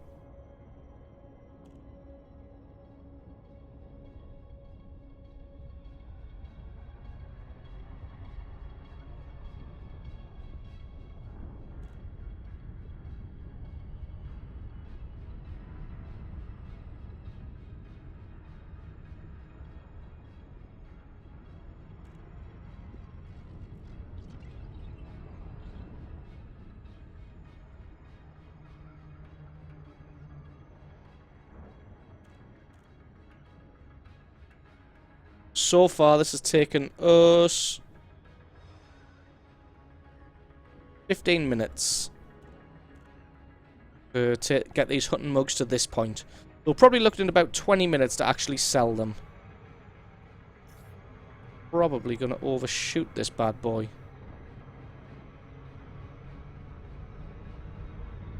Yeah. Ah, I had safe disengage, but think I overshot it. No destination lock, yeah. God damn it. Why is there a ship here? How far away is that? 161 kilometers? Yeah, that's super Frameshift cruise drive this. charging. 4, 3, 2, 1. Engage.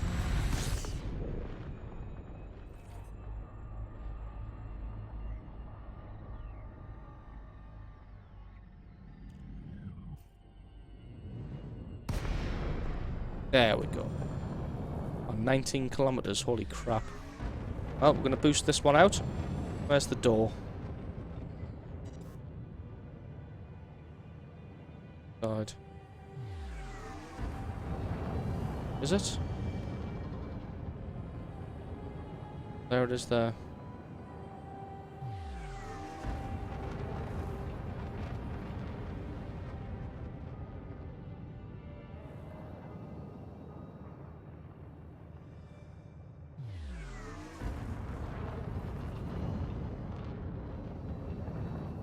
Mooched across the galaxy? Not quite. I need an ASP Explorer before I can do that. Oh fuck, I've overshot that. Docking request granted. Add 23.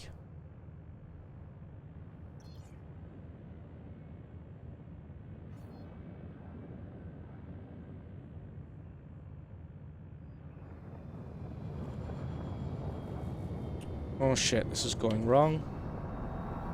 23's at the back. Yeah, we're okay. Landing gear deployed.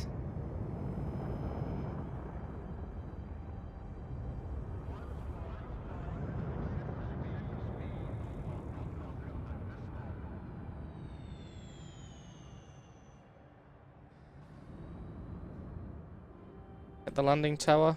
Oh, alright.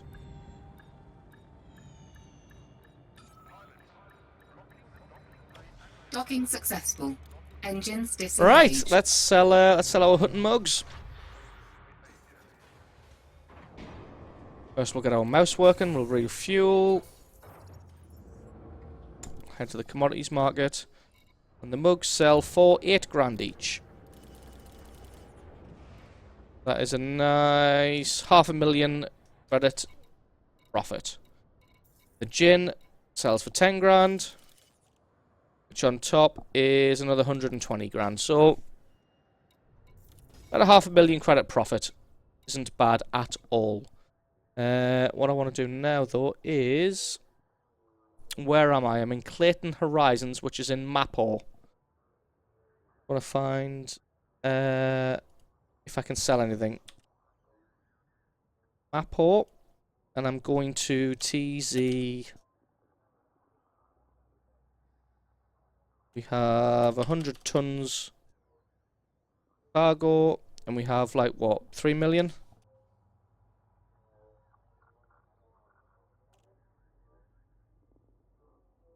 The best profit we can make is by selling beryllium to TZ. 60 grand. It's not much, but how old is that? 2 days.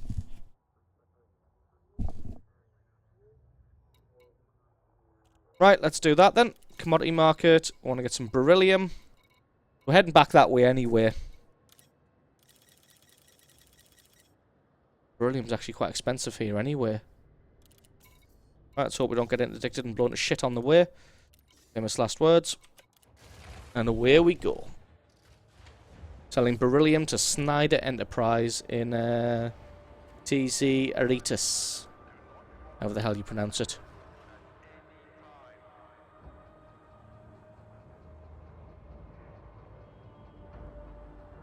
Yeah, that only took about 20 minutes, which isn't too bad. Ship released. Engines engaged. Landing gear retracted.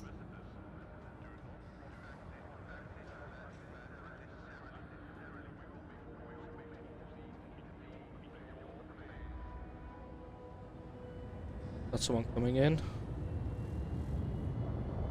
God, he's rubber banding, whoever he is.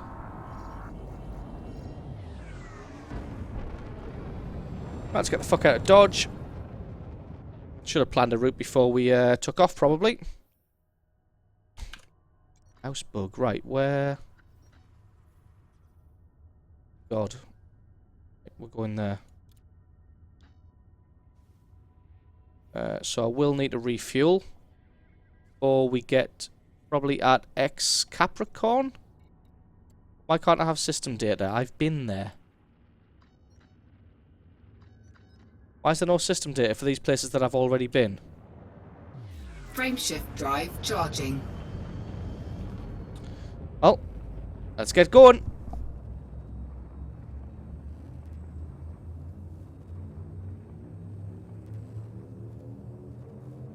Four, 3, 2, 1.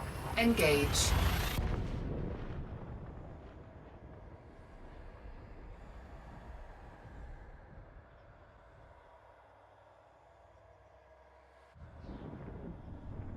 A bit of lag there. Strange.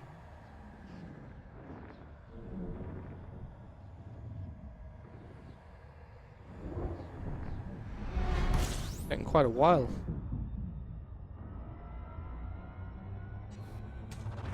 Fuel scooping. Fuel scoop disengaged. Frameshift drive charging. Wonder why I couldn't get system data on those places that I'd already been. Seems a bit strange.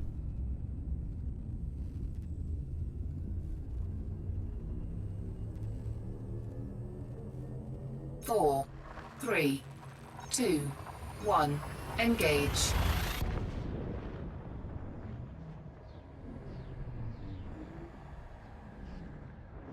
So we made about 500,000 there in the 20 minutes that it took to make that trip. Unfortunately, it took us an hour and a half to get to Hutton Orbital, so it's definitely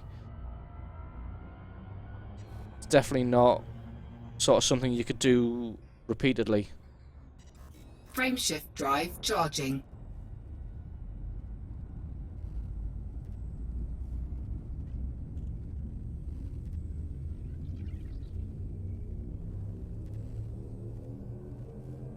Four, 3, 2, 1. Engage.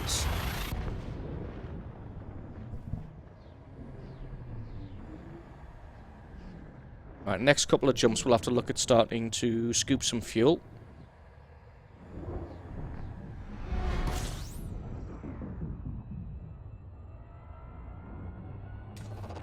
Fuel scooping. Fuel scoop disengaged. Frameshift drive charging. Right, so maybe 10 jumps, really. They feel like it was that many. 4, 3. I remember there was a 2, couple of brown dwarf 1. stars, Engage. so they felt like they were fairly early on. If we can scoop at this next... No, not the next one, but the one after. If we can scoop at the one after this jump, we'll spend the time scooping. If not, we'll just continue. So not this one. Scoop at the next star, we will. Can't. We'll keep going. Frameshift drive charging.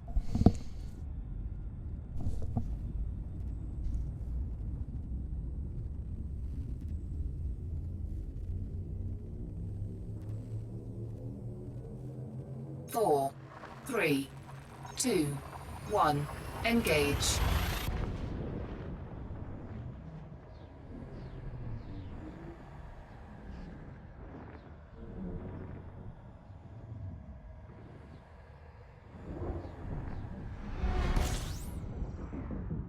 Right, we'll scoop here because we can.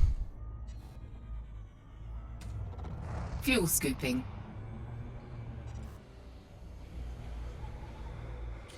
Get this up to around 50 at least. There we go. Try not to burn up.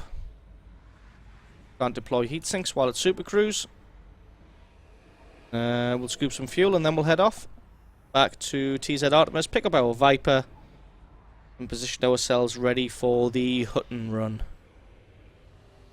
which will come on Saturday.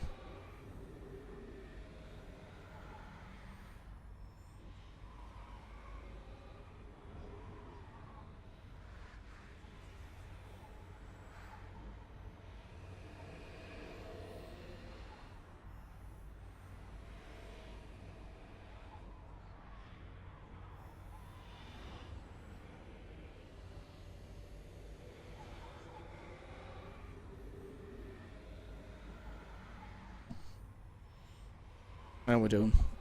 We don't need to fill the fuel tank.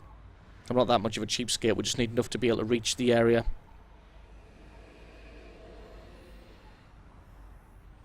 No problem, Wapped. Thanks for stopping by. And I'll catch you later.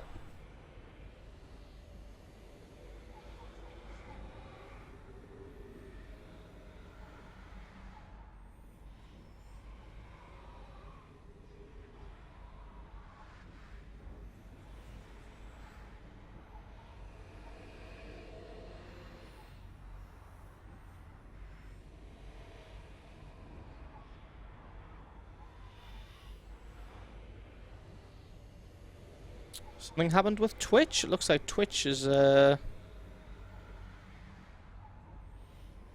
struggling a bit there. My OBS are still running. Restream's still going. YouTube's still going. Twitch derping?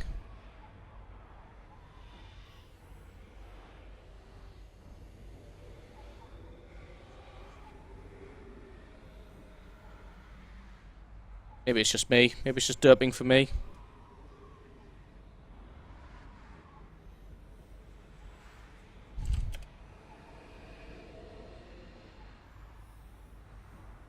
Alright, fair enough. Right, we don't need any more fuel. This is going to be more than enough to make it. Must just be me then that Twitch is derping for, which is interesting. Fuel scoop disengaged. Is that enough to make it though? No, it's not. We're going to have to refuel again. Huh. Interesting. This fucking mouse. I hope it's been reported on the forum that that mouse bug. Right, we'll make a couple more jumps. We'll fuel scoop again.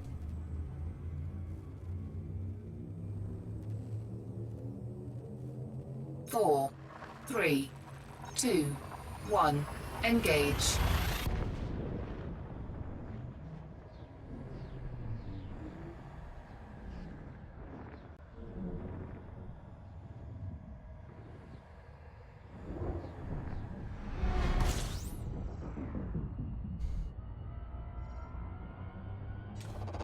Fuel scooping.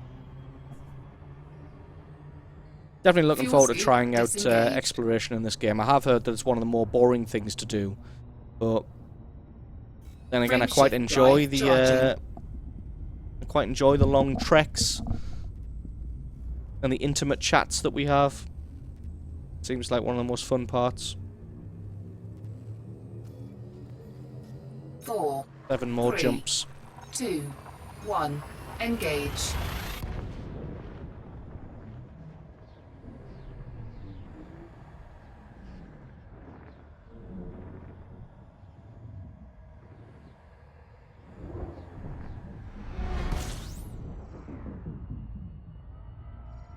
That's just on the other side of the sun, Fuel so scooping. sort of hook around the sun. We can get some fuel. Same time.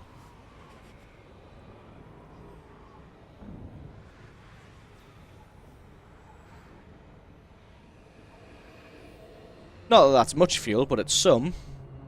Fuel scoop disengaged. Smoking a little bit, but we're alright.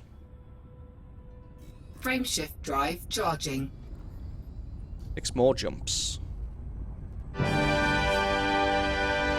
Nope. Hey Maxwell, keep up to the entertaining streams. Thank you very 4, much, 3, Super Ranger, 2, 1. for the very generous Engage. donation there. It is massively appreciated. Like I've been saying, all donations at the moment are going towards the Build Cuttlebugger PC fund, so that will help out amazingly. Thank you very much, dude. You are awesome. It is appreciated.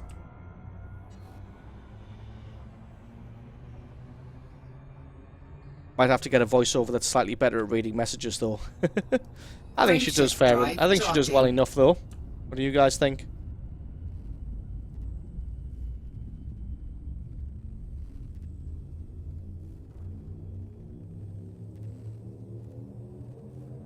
Four, 3, 2, 1. Engage.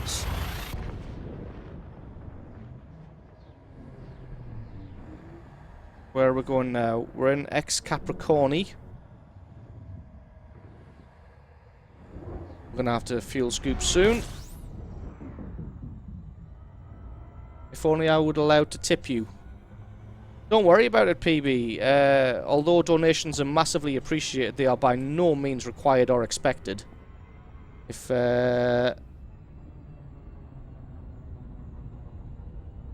it's a nice voice, I've heard worse, normally my own. Now, that's a lie, Commander Alien, because we spoke to you on TeamSpeak when we were playing Frameshift drive. when we were playing charging. Minecraft, and there's nothing wrong with your voice.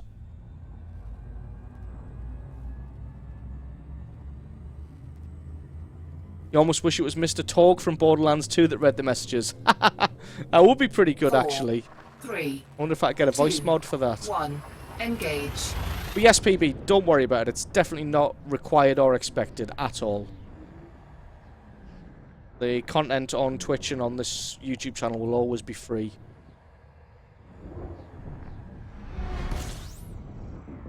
I don't think I can scoop this one.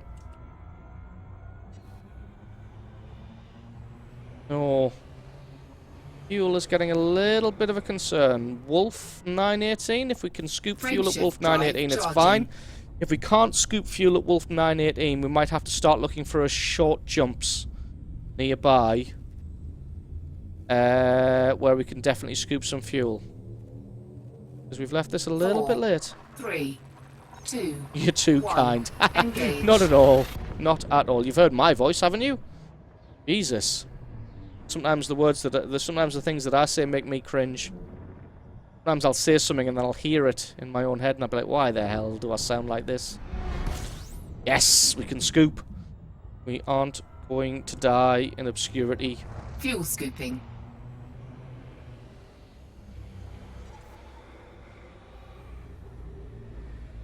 Pump this bad boy up to 60. And then we will scoop some fuel. Hopefully I'm not going to get too hot, or else we're going to have to... Oh, I think we're going to get too hot. That's just ticked up to 70. Yeah, we're going to get way too hot here. We're going to have to put some distance between this and the start, and then come back in. A better approach. Fuel scoop disengaged. Scoopable stars. Yeah, I think we just lucked out. Managed to get one. But then I managed to fuck up the scoop. Which is just my luck.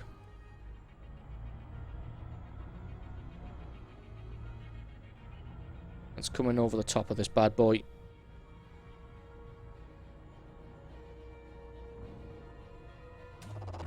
Fuel scooping.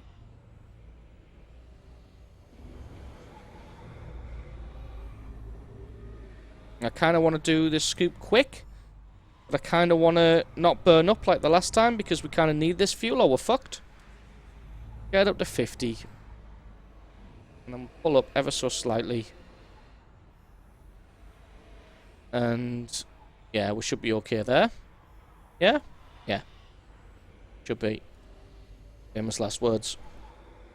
Yeah, our heat seems to be holding steady around 66%. I wonder if stronger shields would allow us to scoop for longer. Don't know if that's the case. But it might be.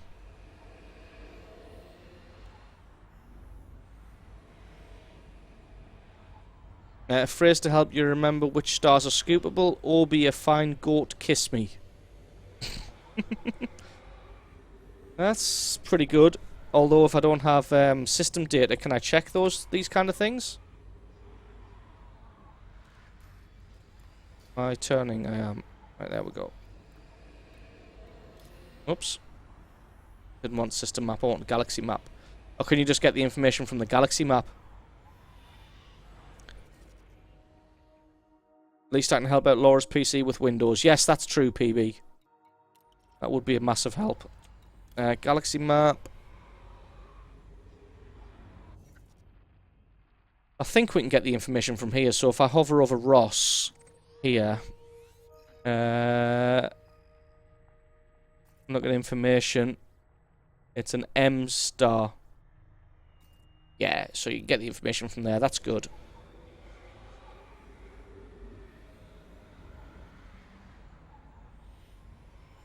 Ah, you can even have it so you can show only those types of stars. That'll be very handy when in a bind.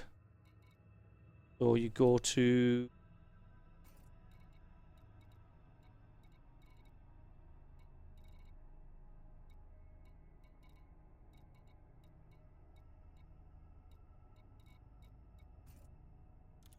Yeah, map, and then that's trade. Filters, trade. Trade routes off. Ah, it'll be around here somewhere.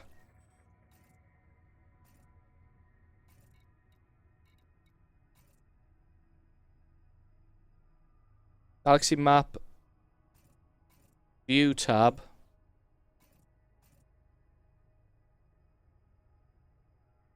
Yeah. Ah, there, star class. Right, excellent. Just for future reference. I can find only the scoopable stars. That's very, very handy. Cheers for that, alien. How hot are we? 66% still. We're all good? Yep. Brilliant. That's going to come in very handy. Oh, heat is starting to creep up now. Seems that when I go over 50 parts per second of fuel, the heat starts to creep up, where it holds steady at around about 50.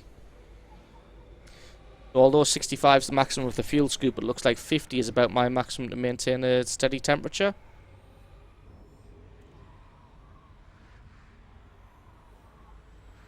Fuel scooping complete. There we go. Get out of here. Fuel scoop disengaged.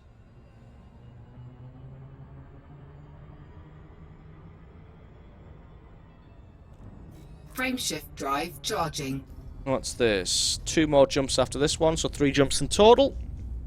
We will have arrived at TZ Aritus.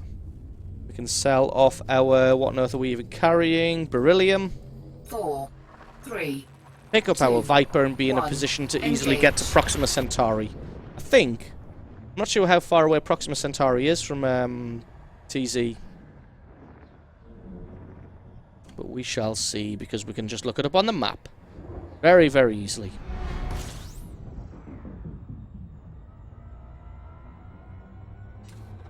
Fuel scooping. Fuel scoop disengaged. Ross 780. Frameshift drive charging.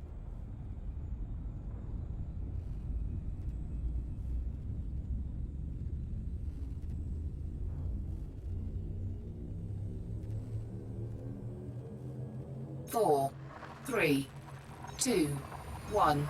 Engage.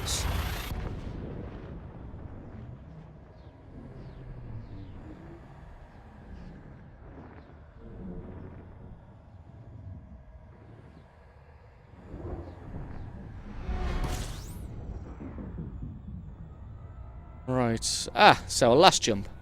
Howdy, is this game worth getting now or wait till the expansion? It depends, really. If you want to be in a better position to experience the content that comes out in the expansion, I would recommend getting a head start on it now.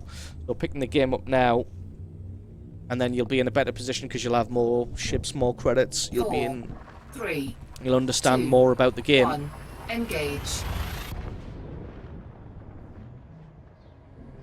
But yeah, like Commander Alien said, if you're willing to wait for the expansion, you'll probably go ahead and wait for a sale. We'll probably pull out a sale, not probably around about the time that the expansion's going to come out, and shift more copies. So if you can wait for the expansion, I would definitely wait for a sale.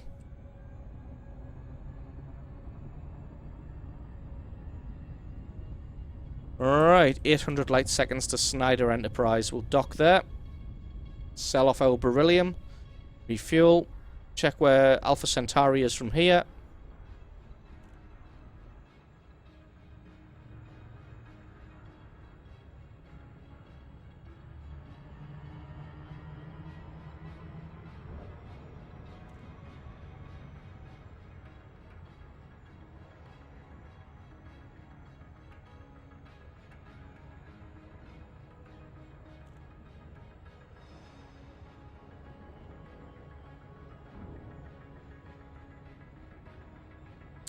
Yeah, if you're looking for a game like EVE Online, but with a bit more sort of first-person perspective, this is definitely a good choice. It's not as in-depth as EVE Online, like you can't do all the corporations and inside trading and stuff, but you do get ships that you can outfit, you can do dogfighting, exploration, you can trade commodities, so it's like a stripped-down version of EVE, but obviously you get the first-person perspective, which you don't get with EVE.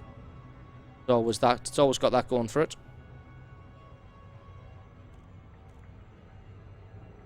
I'm enjoying it very much. To be honest, I always thought that EVE had a little bit too much in it. And some of it felt like just for the sake of having it. I know obviously EVE players think differently to regular humans. No offense. But EVE breeds a special kind of person. A special kind of player.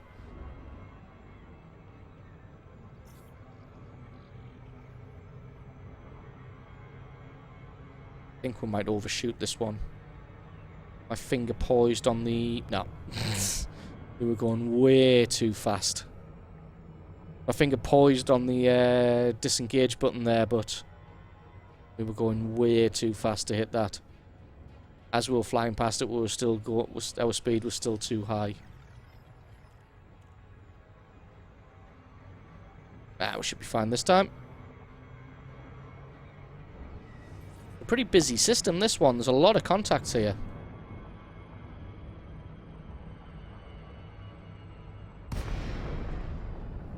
And there we go.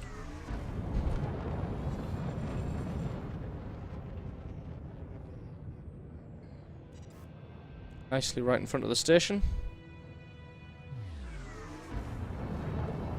Whoops. Put those weapons away.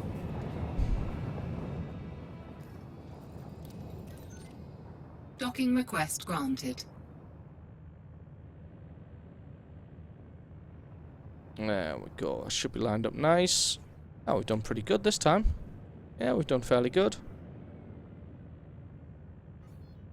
Probably still want to slow down a bit though. Where are we? Pad 18. I had a horrible suspicion there that we hadn't requested docking. Pad 18's at the back. Here we go. Landing gear deployed. This is coming from the person who sat mining ore for days. Yeah, that's true. When I played EVE Online, I just mined ore. I started trading as well. I got up to a decent sized ship as well. I think I got up to about 10 million ISK. I know that's nothing in the grand scheme of things, but I felt like it was a bit of an achievement.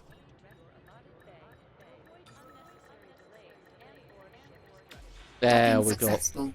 Engines disengaged.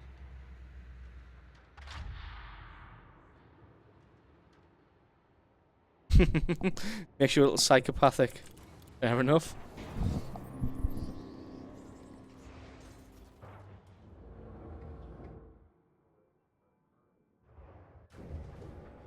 What does your outfitting look like to have good defense and maximize trading profit? I'll show you if you give me a sec. Outfitting on this, basically I've just gone for full cargo. What I did have before is I did take out the shield generator and put extra cargo racks in. But I decided that slight bumps were doing too much damage and I needed the shields to be able to fuel scoop. So I put a shield generator back on, but that's basically it. Just whack as many massive cargo racks as you can in there. Get a decent power plant and a really good frame shift drive. And for hard points, I've just got point defense, a chaff launcher, heatsink, and the pulse lasers. I don't care.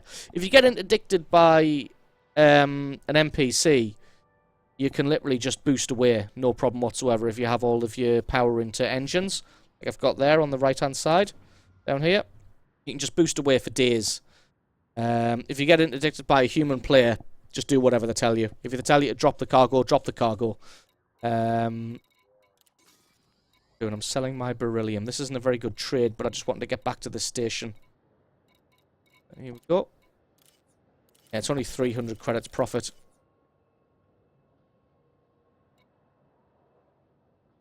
Profit for the Hutton mugs and the gin was about 600,000 credits for the two of them. It was about 470,000 for the mugs and about 160,000 for the gin.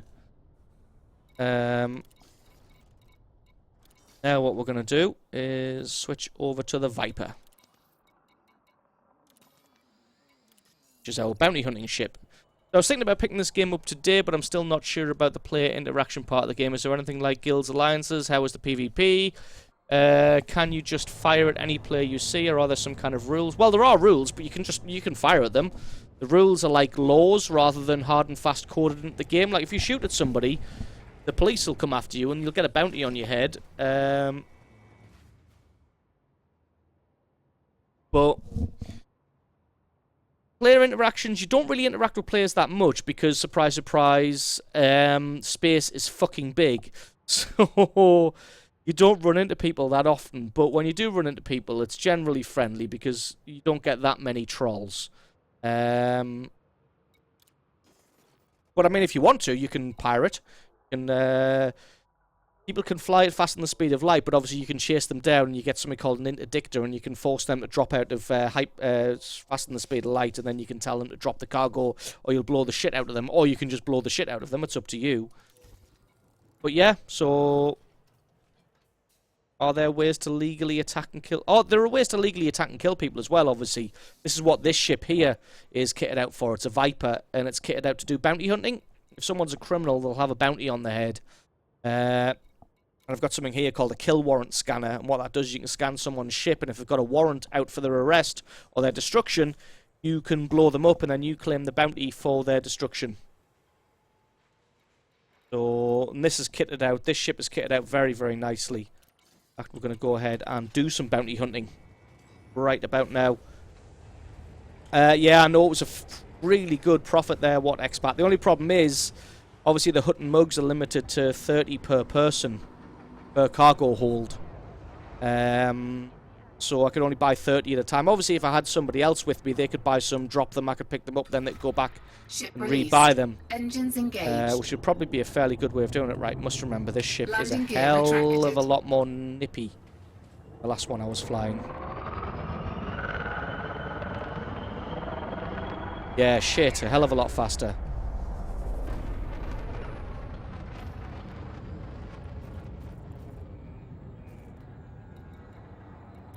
Oh. Is that a hazardous extraction site? Interesting. Not sure what goes on there. It's probably even worse than a high intensity. That's basically what I'm going to be doing now. I'm going to be going and legally attacking and destroying people. Because you can. As a bounty hunter. Not going to do that much bounty hunting because I normally only stream for 6 hours a day, and we're coming up on 6 hours in about half an hour. So I'll probably only do about half an hour of bounty hunting, and then we'll have to call it a day. Also, we want to come in from the top of this. We want to get as close as possible.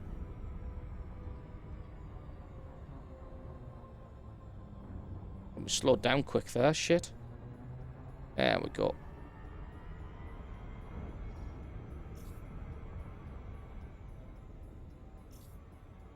Biggest ship chance, no authority vessels. Gets pretty hectic. If there's no authority vessels, I'm definitely not going there because I'm only in a Viper. Obviously can't afford a Vulture yet. Next ship I want to buy is the Asp to do some exploring because I've got a Type 6 that I keep stored there for trading. There's my bounty hunting ship. I want to get an Asp for exploration. And then once I've got a bit more cash, I'm probably going to go ahead and grab a... what do you call it? A Vulture. Hull integrity compromised. Oh. I think I just, yeah, I got emergency stopped there. Alright, though, how far away are we? 74 kilometers? Now we'll wait for the frame shift drive cooldown. We'll cruise in a little bit.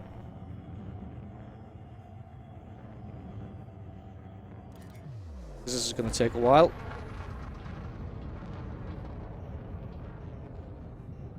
I got a full upgraded Vulture and trying to rank up for a Clipper, taking a while. Yeah, I can imagine.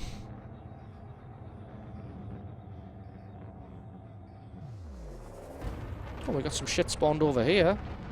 Might not need to,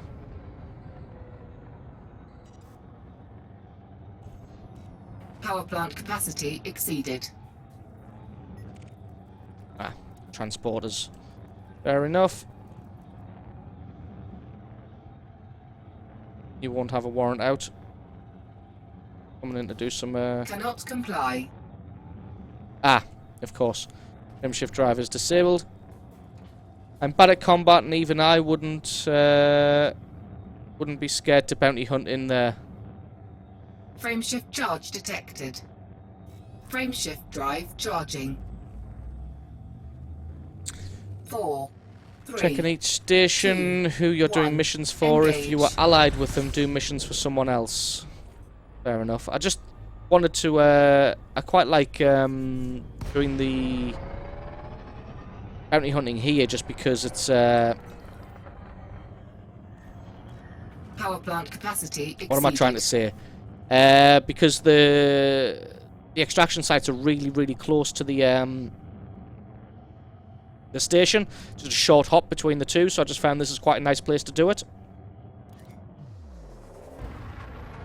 We basically head in here, have a mooch around. If you find anybody, blast the crap out of them. Don't be patrolling.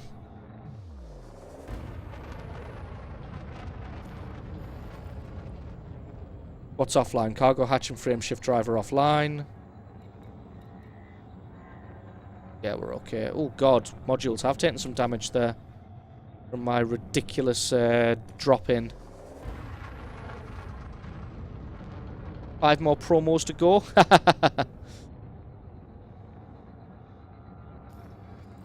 So, to get a Clipper, does that mean I'd have to actually join the Empire? Or can I just do it? Would I have to actually get ranks with the Empire?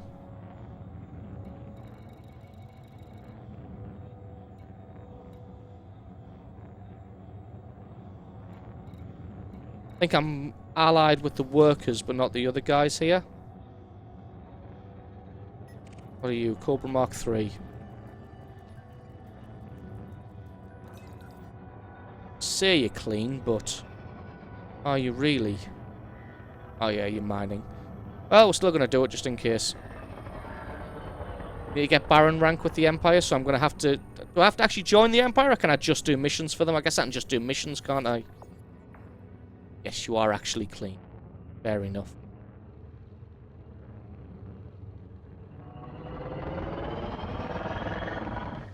Well, let's head off somewhere else.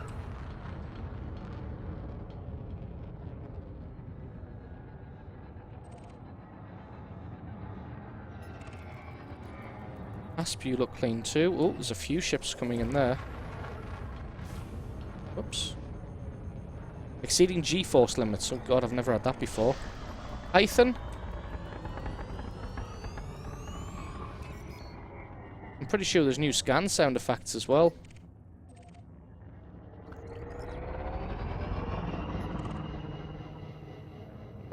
Miner, so you're clean. Not that I'd really want to take on a Python anyway. Guy I was looking at before. Who are you? Who are you? You're a Viper. You are wanted. That's, So yeah, has G-Force just been added in?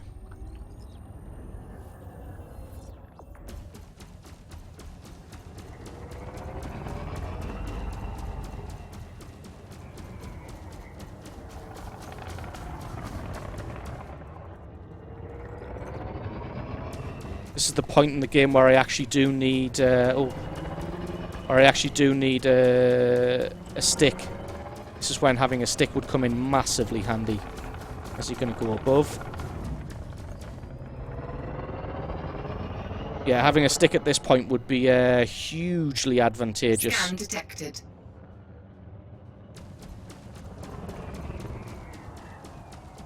Oh shit. He was watching my speed and not realising that that I'm not hitting him with lasers anymore. The pew pew, it does nothing. Once we get his shields down though, we will literally eat him alive as we have Target shields 2 offline. medium Scan detected. multi-cannons. Once his shields are gone, we'll just eat him for breakfast. God. Came in very close to an asteroid there. See how quick we take down his hull. Scan detected. Come on, you son of a bitch.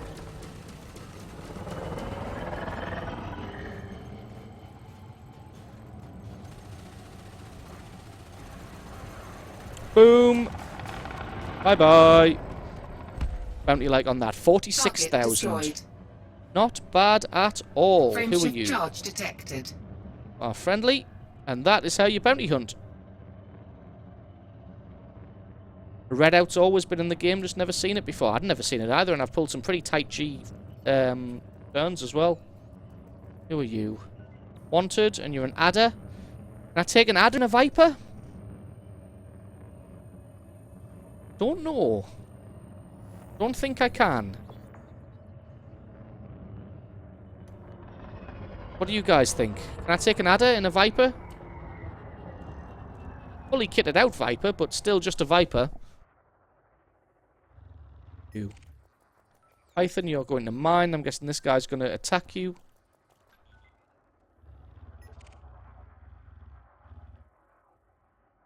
Not a Python, though. What about an adder? Can I take an adder?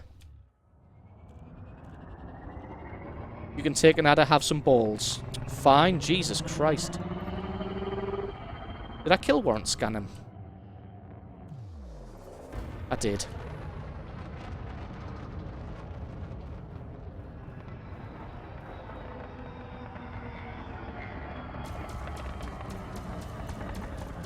Just remember though that I only have small hardpoint lasers, medium hardpoint multi-cannons.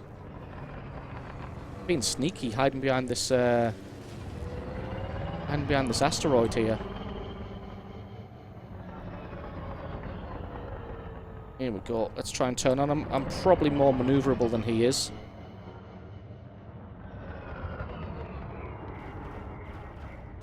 Under attack. I don't really remember the key for... Really? Don't really remember the key for deploying my shield booster. 'Cause I haven't done any bounty hunting for a while. A little bit slippery, isn't he? We get him now. No. A little slippery. What we can do, probably just flap each other till one of us falls over, and hopefully it'll be him. Just increase some distance between us.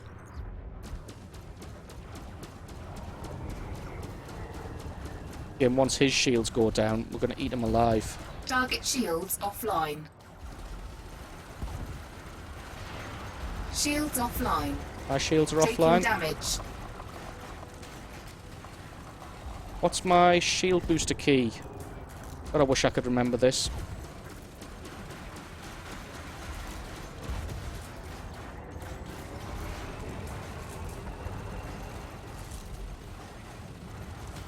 And we got him. 27,000. That was it. Right, let's let's charge the shields and let's find out what my shield booster key was. Flight throttle, landing, miscellaneous, targeting, weapons, no, cooling, miscellaneous. Or it could have been on our second fire. Looks like it might have been on our second fire group. Have a look, is it? Yes, it is. So we could have just right-clicked, I think. Shields online. Let's double-check that. Oops. Fire groups. Shield cell bank is right-click. Alright, so right-click on our second fire is what does this. Oh, there's a gunfight going on over there. We got an Asp.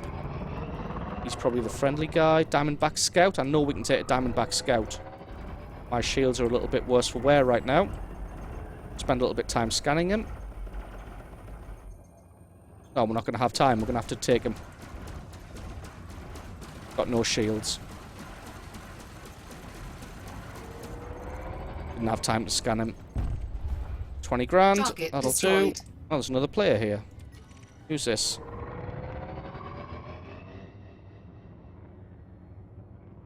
Lane? Who's he fighting against? Getting shot at. Wow. By who? Eagle?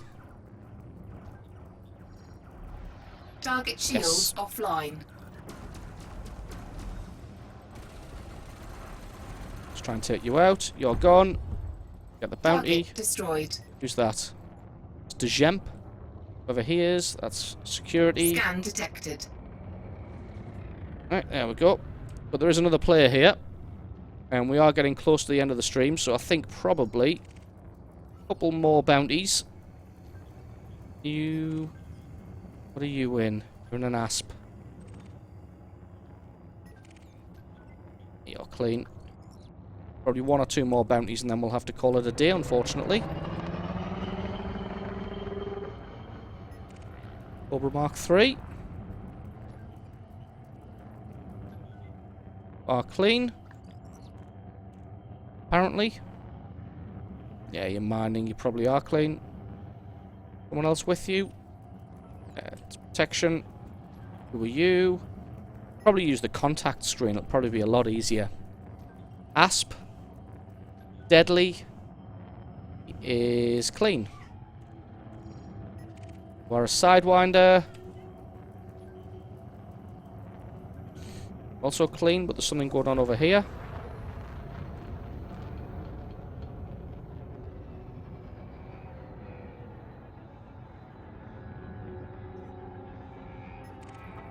You're an Eagle. Who are you? You're wanted. You are clean. You in a wings? It looked like there was more people. We're not going to kill warrant scan him because he's almost dead already. Just going to get in here and shots on him. So we can get the bounty because I don't think any other players are here. There we go. Should be ours. 7 grand. Target destroyed. Not much, but it's the quickest 7 grand I'll make. Scan detected. Who are you? A Viper. You look like a Torag.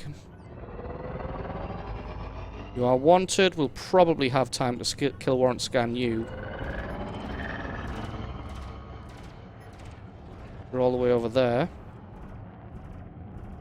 He's not in a wing. Should have the best of this. Getting the kill warrant scan range. Oh, he's getting shot now.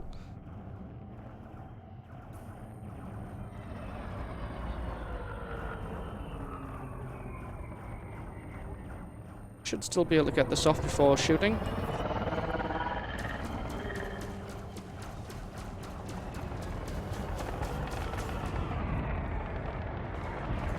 Don't like the way it handles bounties in this though, that the last player that gets a shot at him gets 100% of the bounty.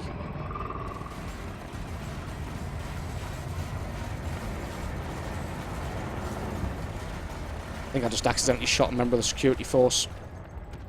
Oh well. 63,000? Holy crap! That was nice. An eagle. You're wanted as well, but you're in a wing. You'll be in a wing with another eagle.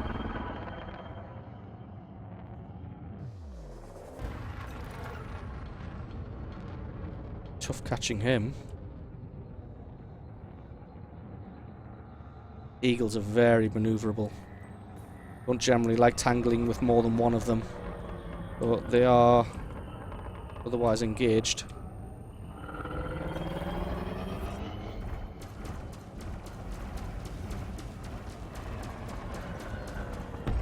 Oh. Target destroyed. I think he died before I even got to shoot there.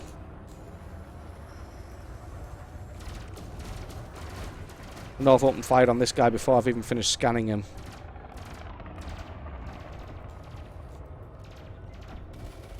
I don't get it. I think the other player got that. Well, Target destroyed. we've picked up our bounties. It's time to head back to Snyder Enterprise. Turn them in. See what we made.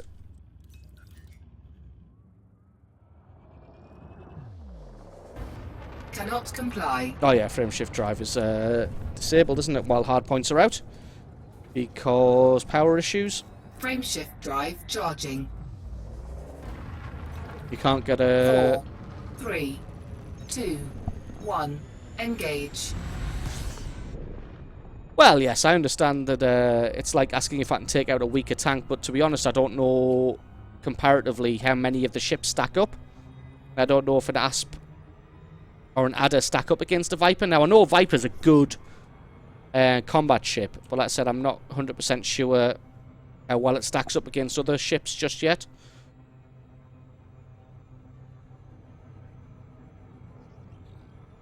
Death or glory, boys. Sorry, that's the problem with bounty hunting, I find, is I totally neglect chat while I get into bounty hunting. Which is why I always like to start the stream with a bit of trading and commodity running, then move on to the bounty hunting at the end, because like I said, I completely neglect the chat while I'm doing that. Right, so what does it look like we've made? Let's get a sneak peek. Not too bad. 100 and some thousand, probably.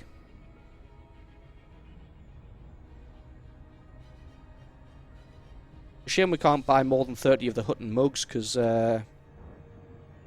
fairly crazy. Although I'm guessing you don't find many players at Hutton Orbital, so I wonder if you could just get 2 players, one in a big ship, one in a smaller ship, to just come out and drop Hutton mugs all over the floor, or all over space while you scoop them up. Yes, join the Mobius group in the main menu, I will do.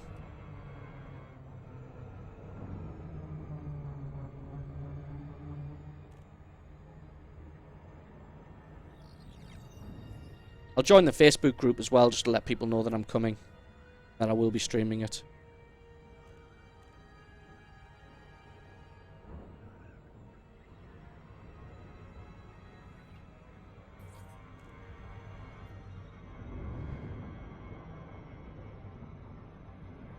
So let's see how much we made from the bounty hunting.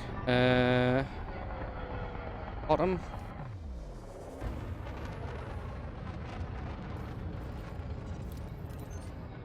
Docking request granted. Is the bottom, isn't it? Yeah. Oops, I'm pressing the wrong frickin' button. Going up. Where are we? Pad 31. I always like to confirm that. I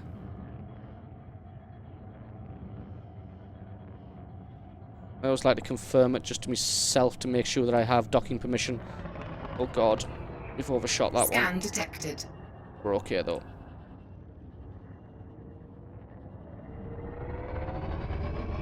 Different docking this than it is docking a Type 6. How do we always seem to get pads at the front? Drop down actually, so nobody crashes it well back. Deployed. Only pad 31.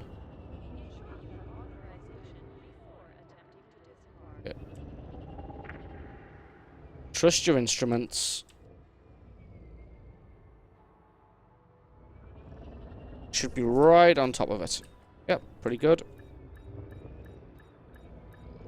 Unsanctioned acts of aggression will not be tolerated. Docking Ouch. successful. Engines Here we go. disengaged.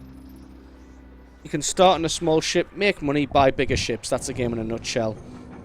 It's more complex than that, yeah. There's a bit of everything for everybody in this game. You can run, you can trade, you can fight, you can explore, you can pirate, you can bounty hunt.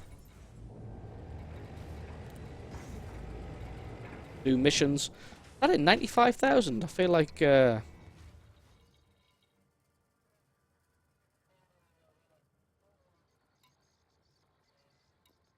earn more than that.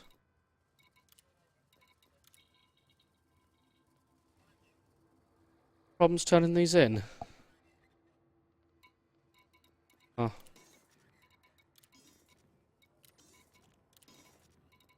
Why can't I turn in my bounties?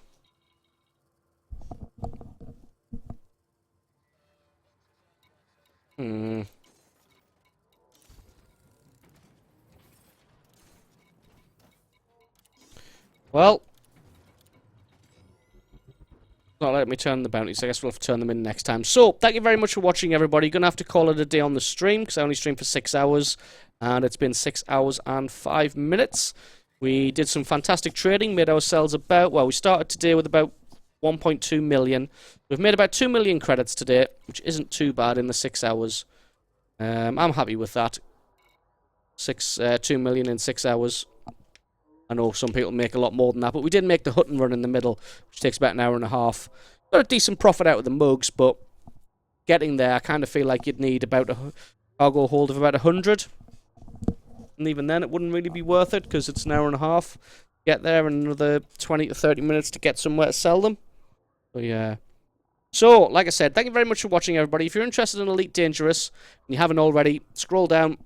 You can click the follow button. You can also find links to my YouTube channel down there and have a look at the streaming schedule. A lot of my content goes up on YouTube, so if you're not already, think about subscribing over there and you get notified every time new videos go up. And there's a lot of content on the channel. And definitely think about following the Twitch channel so you can be informed every time that we go live with something amazing for you guys to watch. Obviously, it's amazing every time. I'm just annoyed that we can't turn these in. So, I've been Maxwell. This has been Elite Dangerous. You guys have been awesome. It's been great hanging out. Tomorrow I'll be streaming World of Tanks with Sir Havoc. Yes, World of Tanks with Sir Havoc tomorrow night. Friday I'll be streaming Armored Warfare during the day, and then Saturday night I'll be streaming more Elite Dangerous. We'll be doing the Hutton Orbital Community event, which you guys should definitely tune in to watch. So, I'll catch you guys next time. Bye-bye!